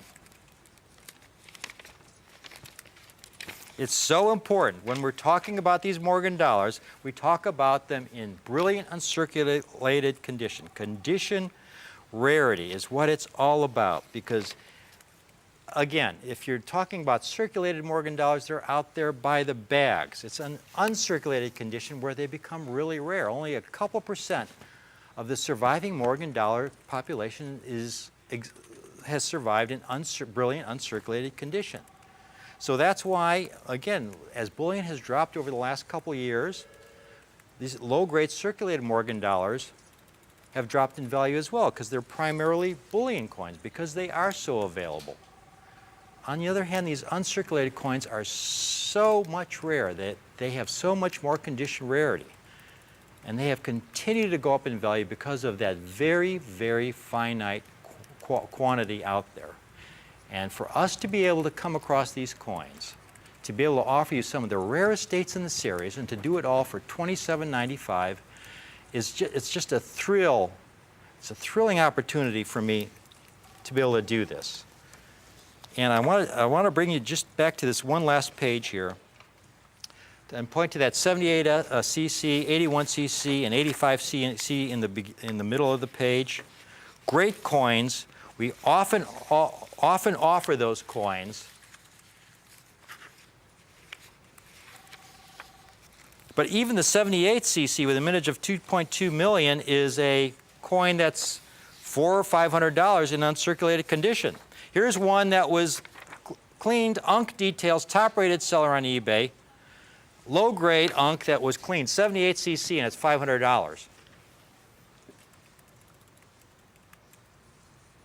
Okay, and you can pull that page back off so they can go back to that. So and the 81 cc and 85 cc are even more expensive than the 78 cc. Those three dates alone, and just for average Unks, you could spend $2,000 for those three coins. And I've got three coins just on that page that have more condition rarity than those three CCs. And then I have the next page of 5 coins that are even rarer than those. These 5 coins, those CCs were up around 16, 17, 18,000 graded. Here you've got coins 14,000, 12,000, 11,000, 7,900, 5,300. And then on the final page, the 91S, 4,900, and those two at the bottom, so deep into that rarity category, rarer than the 79cc, which you see there. They've graded about 2,700, a $4,000 coin in just MS60 grade. Up above it, 10 coins from the top, the 92cc, almost 4,000 graded. And that's a $2,000 coin. And I'm including either a 99S or a 98S in this set. You're going to get one or the other. Brilliant uncirculated, and this whole thing, that 98S or 99S, by itself should be over $2,700, folks. And someday, that's where it's going to be. But for today, you get the whole set, the entire set of 21, only here on Rick's U.S. Coin Show Rare Collectibles TV in this showcase. We acquired these custom cases specifically for this set because this is something that we feel you would be so, it makes it so easy to show your friends. A beautiful display case where you can take the Morgan dollars out. Could you just show them how one comes, flips right out of there? Easy to just flip right out. There's a little space for your finger to take the coin out so you could. It's in a protective, airtight holder. You can turn it around, see, look at the obverse and reverse. It's a perfect way to admire, enjoy your set, and to share it with friends. All for only $27.95. We still have a lot of folks calling in. I don't know if we have a queue on this. It looks like we may, but please stay on the line. We'll take care of you as soon as we get to you, but I will have to cut it off at this point in time because this is an item, like so many of the items I offer here on Rare Collectibles TV, we can't back order it. So we have enough online to handle, enough of these sets to handle what we currently have online, but we're going to have to stop right here. I hope you enjoyed this presentation. I hope you take advantage of one of these sets. This is the greatest group of Morgan dollars I've ever been able to offer here on any show. It's the greatest group of 21 Morgan dollars that any show has ever offered. All for $27.95, right here on Rare Collectibles TV. Thanks for watching. Please stay tuned for our next presentation. I believe you're going to enjoy that one just as much as that. I hope you enjoyed this one. Thanks again.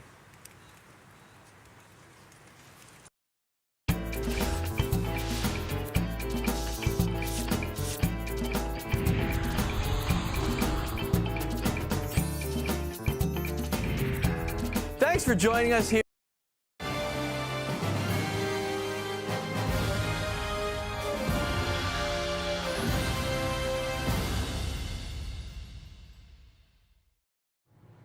Welcome to Rick's U.S. Coin Show. Welcome, welcome, welcome. I'm Rick Tamaska, your host, and I have got an incredibly exciting gold opportunity for you today. That's the good news. The bad news is I have real limited quantities of this coin. They're in mint state condition, folks, and they're Smithsonian quality.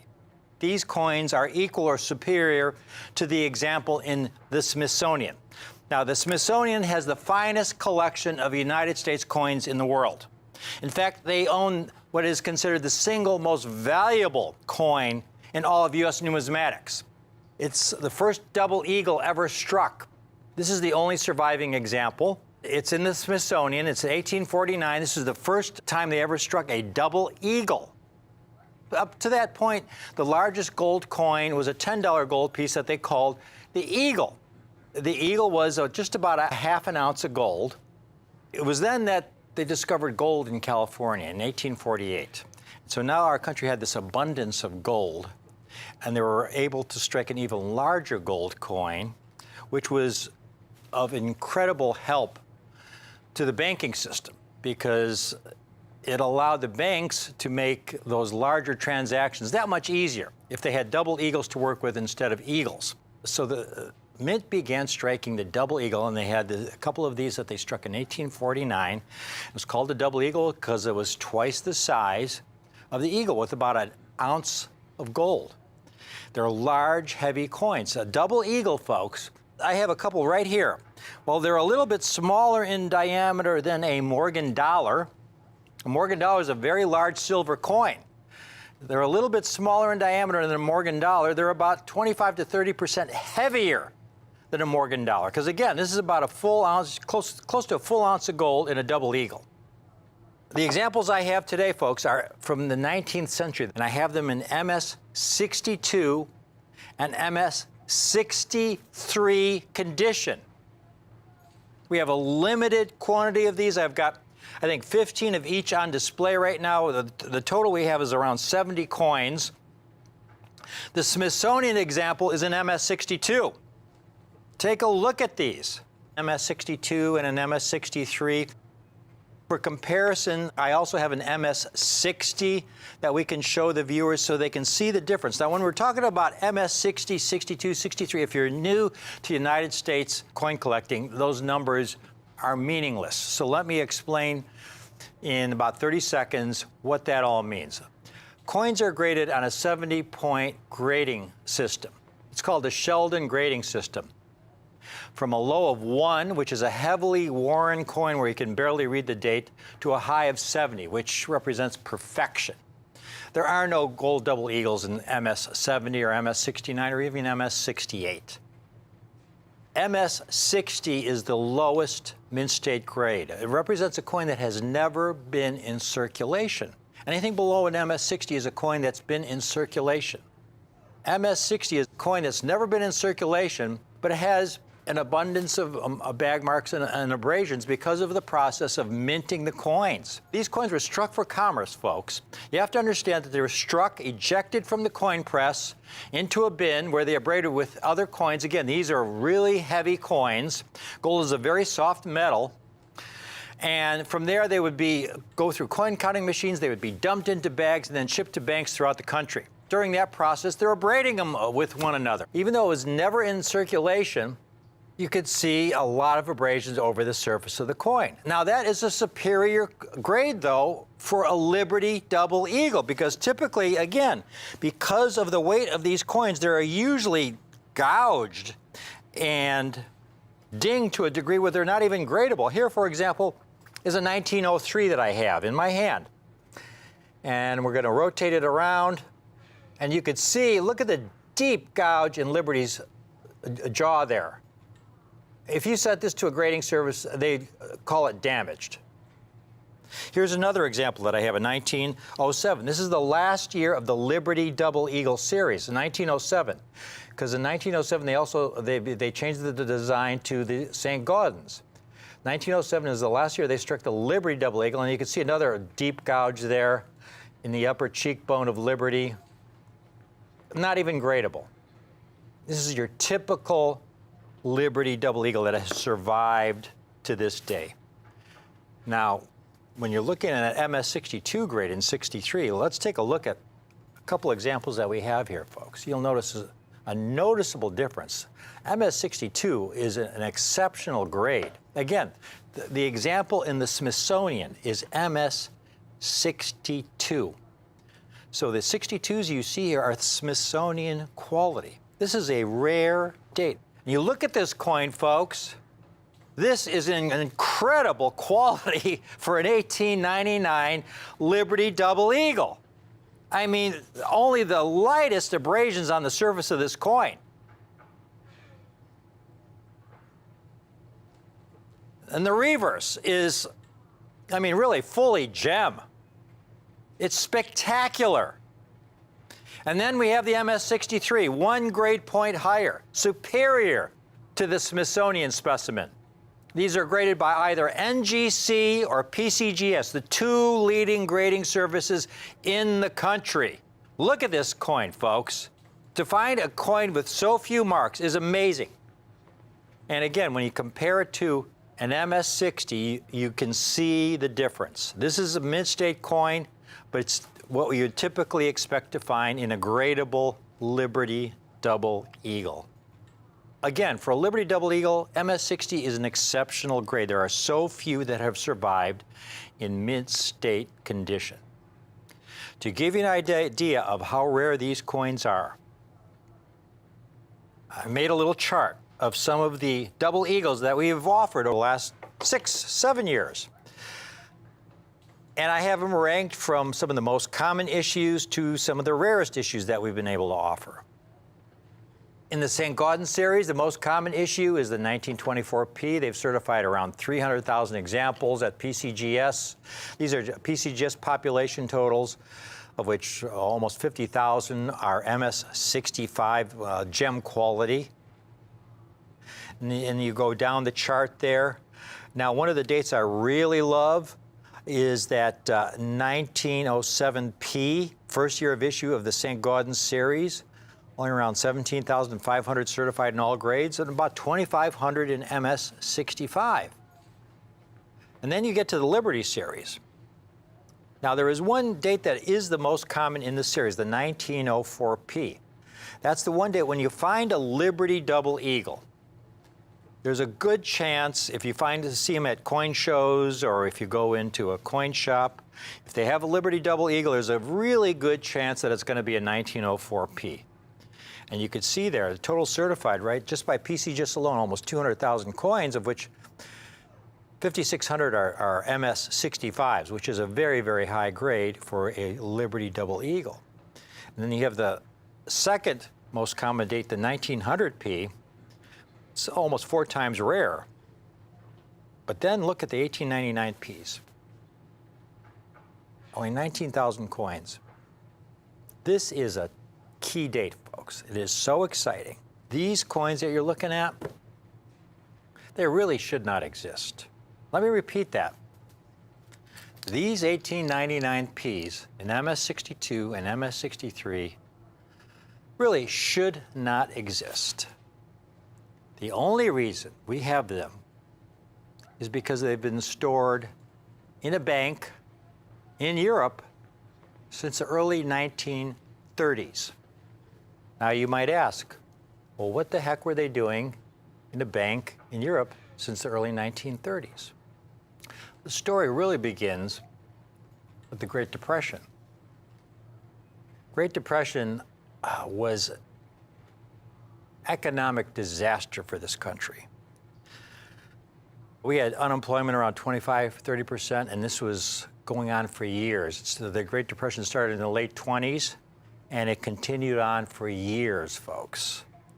In 1933, it was estimated that there were approximately 4,000 bank failures. Think about that, 4,000 bank failures in 1933 alone. This is in 1933. This is like, 90 years ago. So imagine all these citizens with their life savings in the bank, their nest egg that they had accumulated over 20, 30 years. That was going to be for their retirement. And they go to the bank the next day, and the bank's closed, shuttered closed. They had failed. You were wiped out. And this was hitting millions of Americans. Well, there was panic among all the citizenry because for all those citizens who had money in banks that had not failed, they had to wonder if their bank was going to be next. So what they began to do is to pull their money out of the banks, because who knows what this paper money could be worth, in in a year or 2 or 5 years. Again, this is in 1933 during the Great Depression. With that paper money, they began to buy gold coins. Gold coins, folks, because that's the one thing they knew throughout human history, through cultures around the world, going back to Egyptian times. Gold has always had value. Gold has always had value, going back thousands of years. And so they were pulling their money and buying gold coins. Now this created additional stress on our banking system. So in early 1933, Franklin Roosevelt, then president, newly elected, passed Executive Order 6102.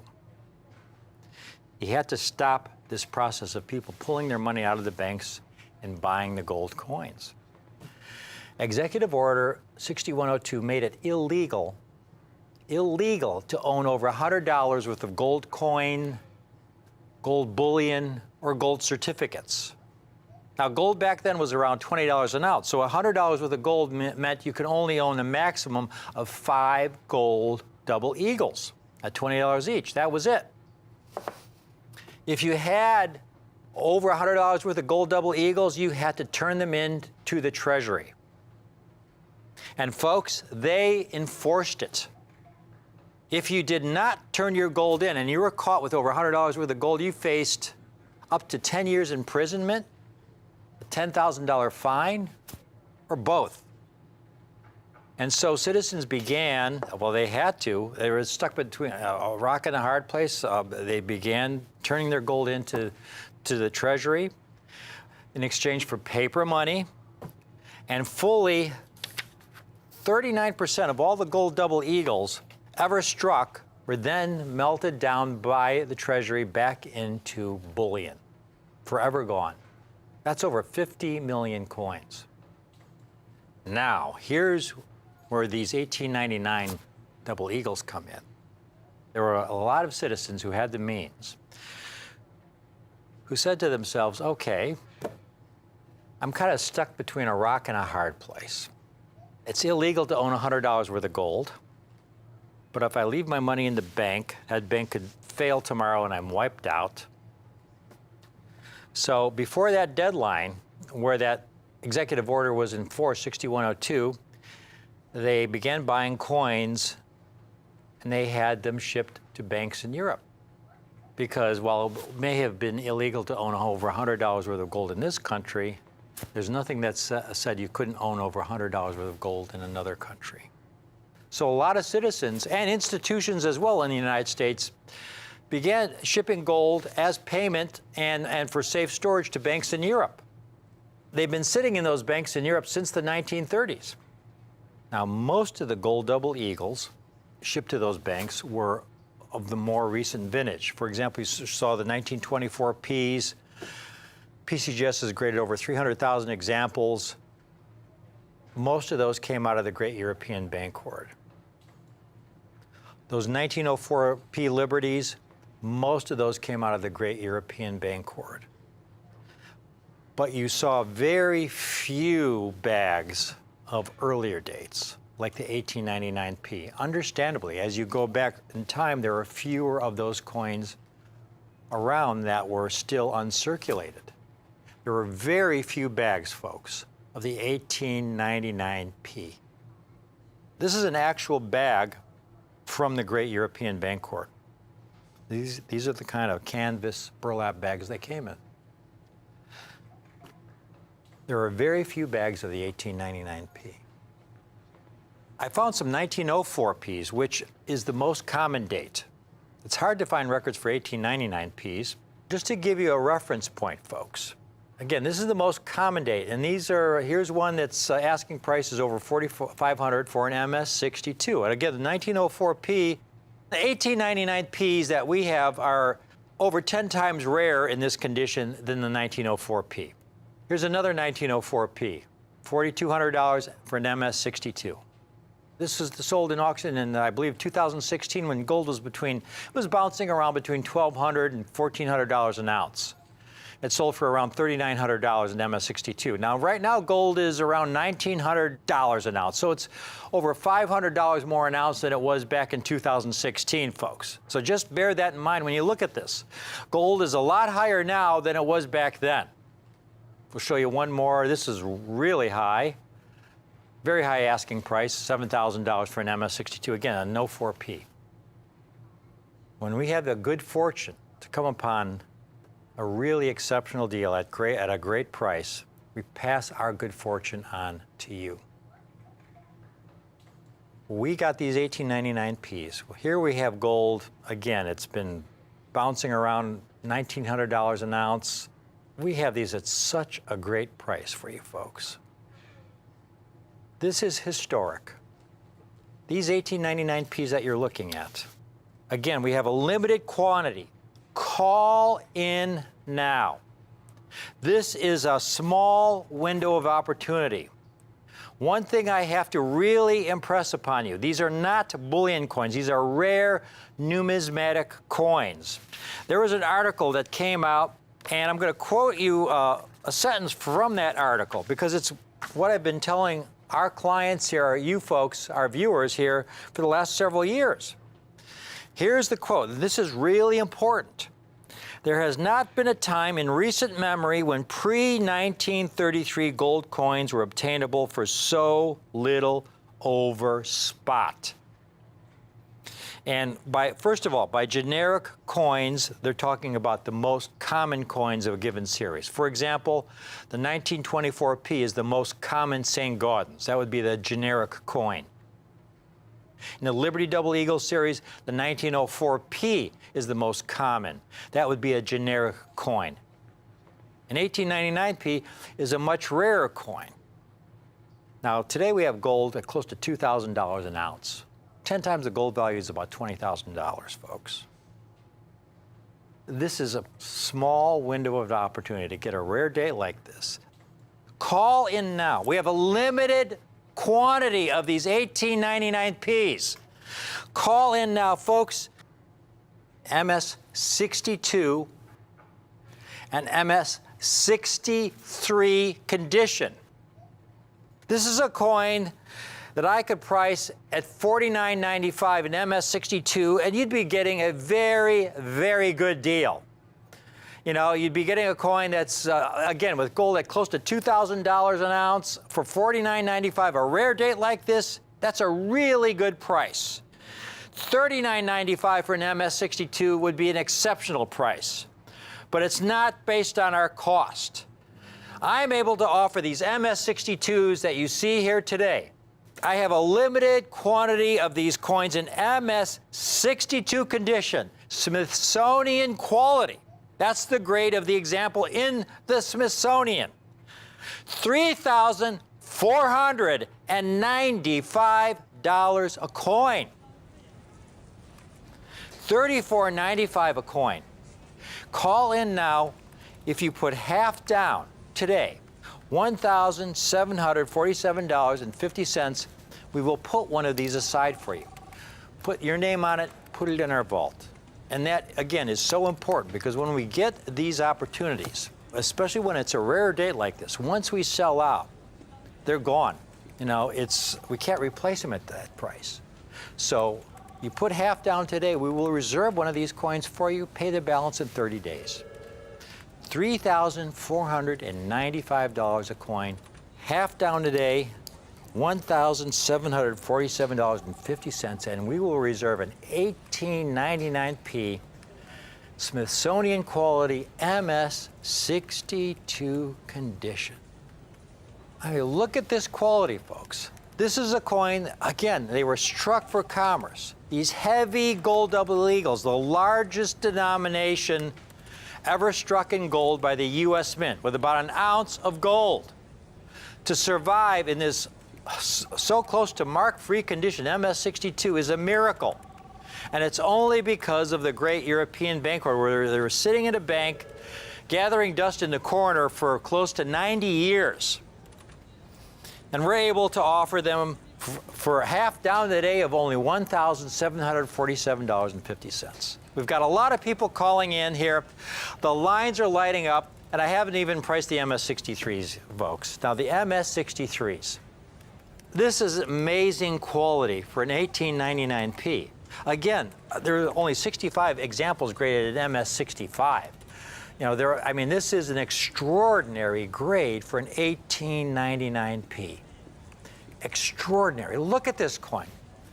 I mean, it looks like it could have been struck yesterday. Again, remember, they're struck for commerce, ejected from the press, where they'd fall into a bin. One coin would fall on top of another. They would have deep gouges, deep cuts, deep scrapes. To survive an MS-63 is miraculous. Even more miraculous is the price. They're not $59.95, folks.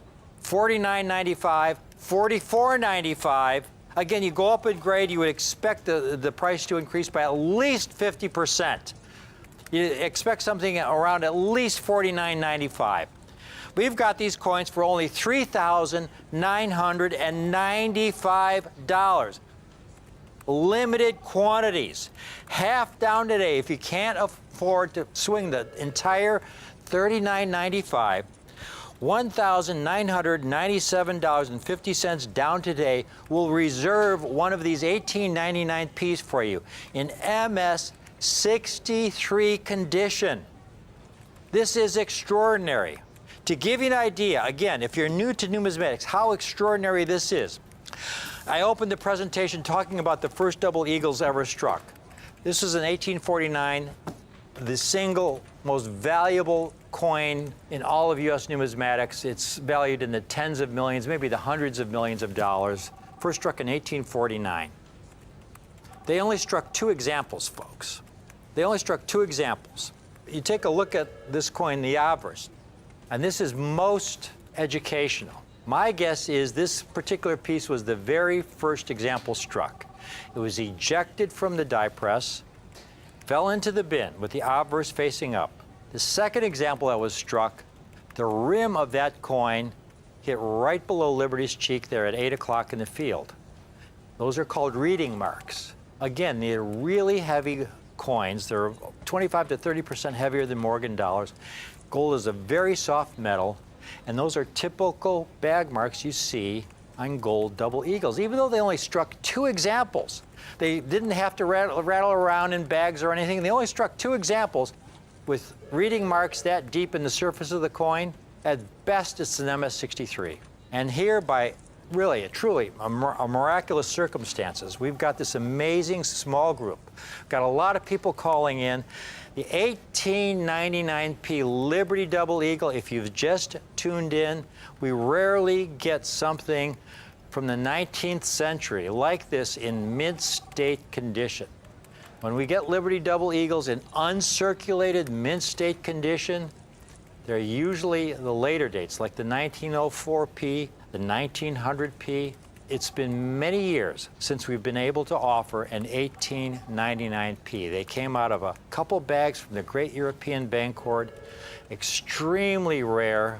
It's truly a once-in-a-lifetime opportunity at these kinds of prices. When we have gold at, it's just been skyrocketing in value. But again, these are not bullion coins. The best part is the premium that we have on these coins is so small when you consider the rarity. There's so much upside potential in these extraordinary 1899p Liberty Double Eagles. MS-62s, again, half down today for an MS-62. The Smithsonian specimen is an MS-62. You're getting a Smithsonian quality, half down today of only $1,747.50, and we'll reserve one of these coins for you, your name on it, we'll put it in our vault, pay the balance in 30 days. Imagine pulling this coin out and showing it to your friends. Imagine that. And then we have the MS-63s. $3,995. Half down today. If you can't swing the entire $39.95 today, half down of only $1,997.50. And we'll reserve one of these MS-63s for you. Please call in now. This is a very, very limited time offer, folks, to get this rare date in this condition. Really, as the host of Rick's U.S. Coin Show, this is what I really love to do. This is what really makes my day, to be able to offer you an incredible double eagle that I know is truly exceptional for the date. At these kind of prices, this is what I love to do, folks. I hope you can take advantage of it. Thank you for watching this presentation here on Rick's U.S. Coin Show. But please, stay tuned. We have another great presentation coming right up.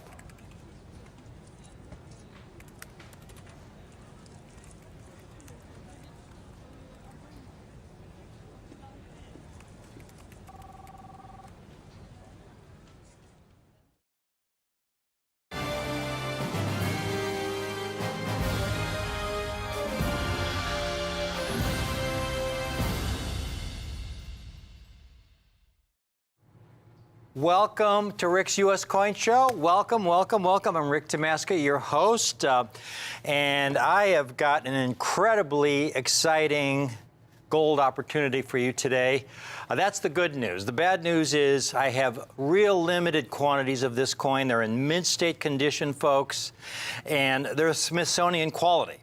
These coins are equal or superior to the example in the Smithsonian. Now, the Smithsonian has the finest collection of United States coins in the world. In fact, they own what is considered the single most valuable coin in all of U.S. numismatics. It's the first double eagle ever struck. This is the only surviving example. It's in the Smithsonian. It's 1849. This is the first time they ever struck a double eagle. Up to that point, the largest gold coin was a $10 gold piece that they called the Eagle. The Eagle was just about a half an ounce of gold. It was then that they discovered gold in California in 1848. So now our country had this abundance of gold, and they were able to strike an even larger gold coin, which was of incredible help to the banking system because it allowed the banks to make those larger transactions that much easier if they had double eagles to work with instead of eagles. So the Mint began striking the double eagle, and they had a couple of these that they struck in 1849. It was called the double eagle because it was twice the size of the eagle with about an ounce of gold. They're large, heavy coins. A double eagle, folks, I have a couple right here. Well, they're a little bit smaller in diameter than a Morgan dollar. A Morgan dollar is a very large silver coin. They're a little bit smaller in diameter than a Morgan dollar. They're about 25 to 30% heavier than a Morgan dollar. Because again, this is about a full ounce, close to a full ounce of gold in a double eagle. The examples I have today, folks, are from the 19th century, and I have them in MS-62 and MS-63 condition. We have a limited quantity of these. I've got, I think, 15 of each on display right now. The total we have is around 70 coins. The Smithsonian example is an MS-62. Take a look at these, MS-62 and an MS-63. For comparison, I also have an MS-60 that we can show the viewers so they can see the difference. Now, when we're talking about MS-60, 62, 63, if you're new to United States coin collecting, those numbers are meaningless. So let me explain in about 30 seconds what that all means. Coins are graded on a 70-point grading system. It's called the Sheldon grading system. From a low of 1, which is a heavily worn coin where you can barely read the date, to a high of 70, which represents perfection. There are no gold double eagles in MS-70 or MS-69 or even MS-68. MS-60 is the lowest mint state grade. It represents a coin that has never been in circulation. Anything below an MS-60 is a coin that's been in circulation. MS-60 is a coin that's never been in circulation, but it has an abundance of bag marks and abrasions because of the process of minting the coins. These coins were struck for commerce, folks. You have to understand that they were struck, ejected from the coin press into a bin where they abraded with other coins. Again, these are really heavy coins. Gold is a very soft metal. And from there, they would go through coin counting machines. They would be dumped into bags and then shipped to banks throughout the country. During that process, they're abrading them with one another. Even though it was never in circulation, you could see a lot of abrasions over the surface of the coin. Now, that is a superior grade, though, for a Liberty Double Eagle, because typically, again, because of the weight of these coins, they're usually gouged and dinged to a degree where they're not even gradable. Here, for example, is a 1903 that I have in my hand. And we're going to rotate it around, and you could see, look at the deep gouge in Liberty's jaw there. If you sent this to a grading service, they'd call it damaged. Here's another example that I have, a 1907. This is the last year of the Liberty Double Eagle series, 1907. Because in 1907, they changed the design to the St. Gaudens. 1907 is the last year they struck the Liberty Double Eagle, and you can see another deep gouge there in the upper cheekbone of Liberty. Not even gradable. This is your typical Liberty Double Eagle that has survived to this day. Now, when you're looking at an MS-62 grade in 63, let's take a look at a couple examples that we have here, folks. You'll notice a noticeable difference. MS-62 is an exceptional grade. Again, the example in the Smithsonian is MS-62. So the 62s you see here are Smithsonian quality. This is a rare date. You look at this coin, folks. This is an incredible quality for an 1899 Liberty Double Eagle. I mean, only the lightest abrasions on the surface of this coin. And the reverse is, I mean, really fully gem. It's spectacular. And then we have the MS-63, 1 grade point higher, superior to the Smithsonian specimen. These are graded by either NGC or PCGS, the 2 leading grading services in the country. Look at this coin, folks. To find a coin with so few marks is amazing. And again, when you compare it to an MS-60, you can see the difference. This is a mint-state coin, but it's what you'd typically expect to find in a gradable Liberty Double Eagle.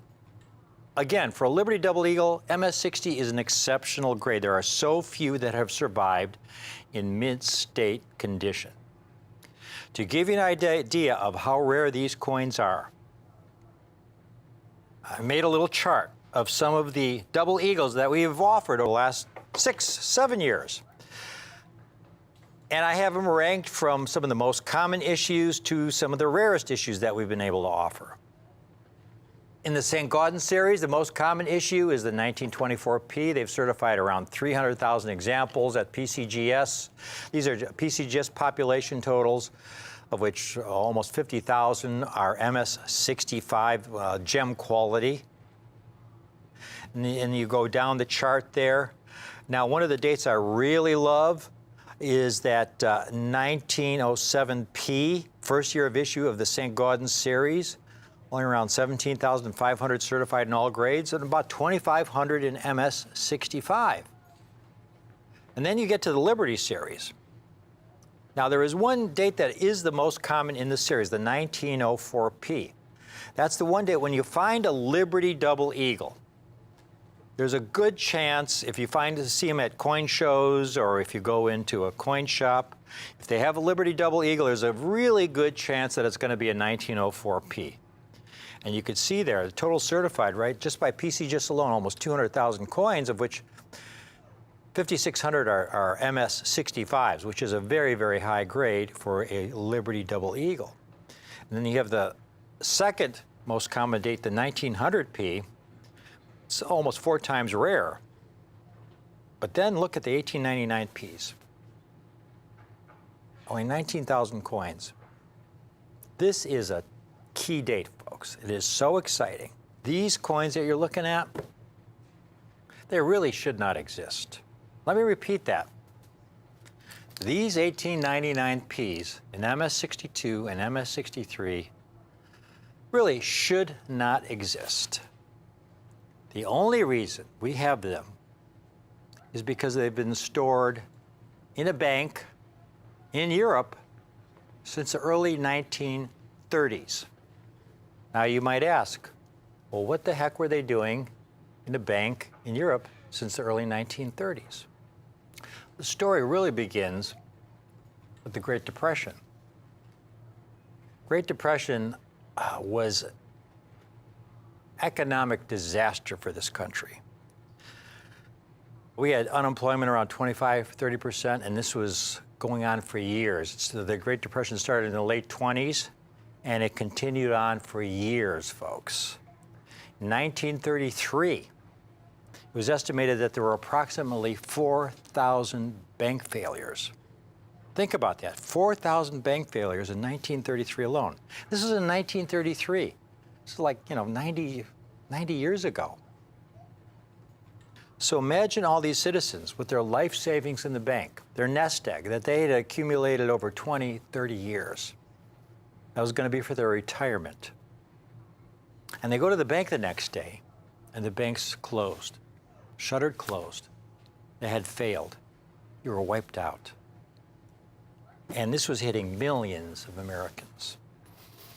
Well, there was panic among all the citizenry because for all those citizens who had money in banks that had not failed, they had to wonder if their bank was going to be next. So what they began to do is to pull their money out of the banks, because who knows what this paper money could be worth, in in a year or 2 or 5 years. Again, this is in 1933 during the Great Depression. With that paper money, they began to buy gold coins. Gold coins, folks, because that's the one thing they knew throughout human history, cultures around the world, going back to Egyptian times. Gold has always had value. Gold has always had value, going back thousands of years. And so they were pulling their money and buying gold coins. Now this created additional stress on our banking system.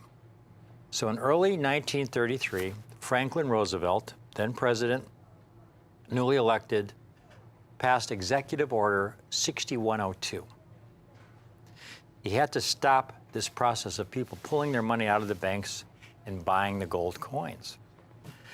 Executive Order 6102 made it illegal to own over $100 worth of gold coin, gold bullion, or gold certificates. Now, gold back then was around $20 an ounce, so $100 worth of gold meant you could only own a maximum of 5 gold double eagles at $20 each. That was it. If you had over $100 worth of gold double eagles, you had to turn them in to the Treasury. And folks, they enforced it. If you did not turn your gold in and you were caught with over $100 worth of gold, you faced up to 10 years imprisonment, a $10,000 fine, or both.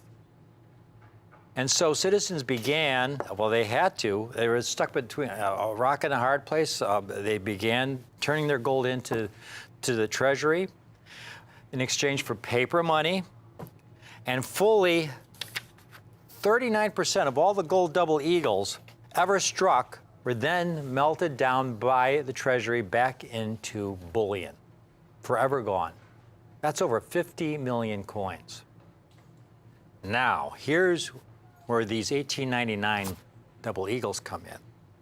There were a lot of citizens who had the means who said to themselves, okay, I'm kind of stuck between a rock and a hard place. It's illegal to own $100 worth of gold, but if I leave my money in the bank, that bank could fail tomorrow and I'm wiped out. So before that deadline, where that executive order was in force, 6102, they began buying coins and they had them shipped to banks in Europe.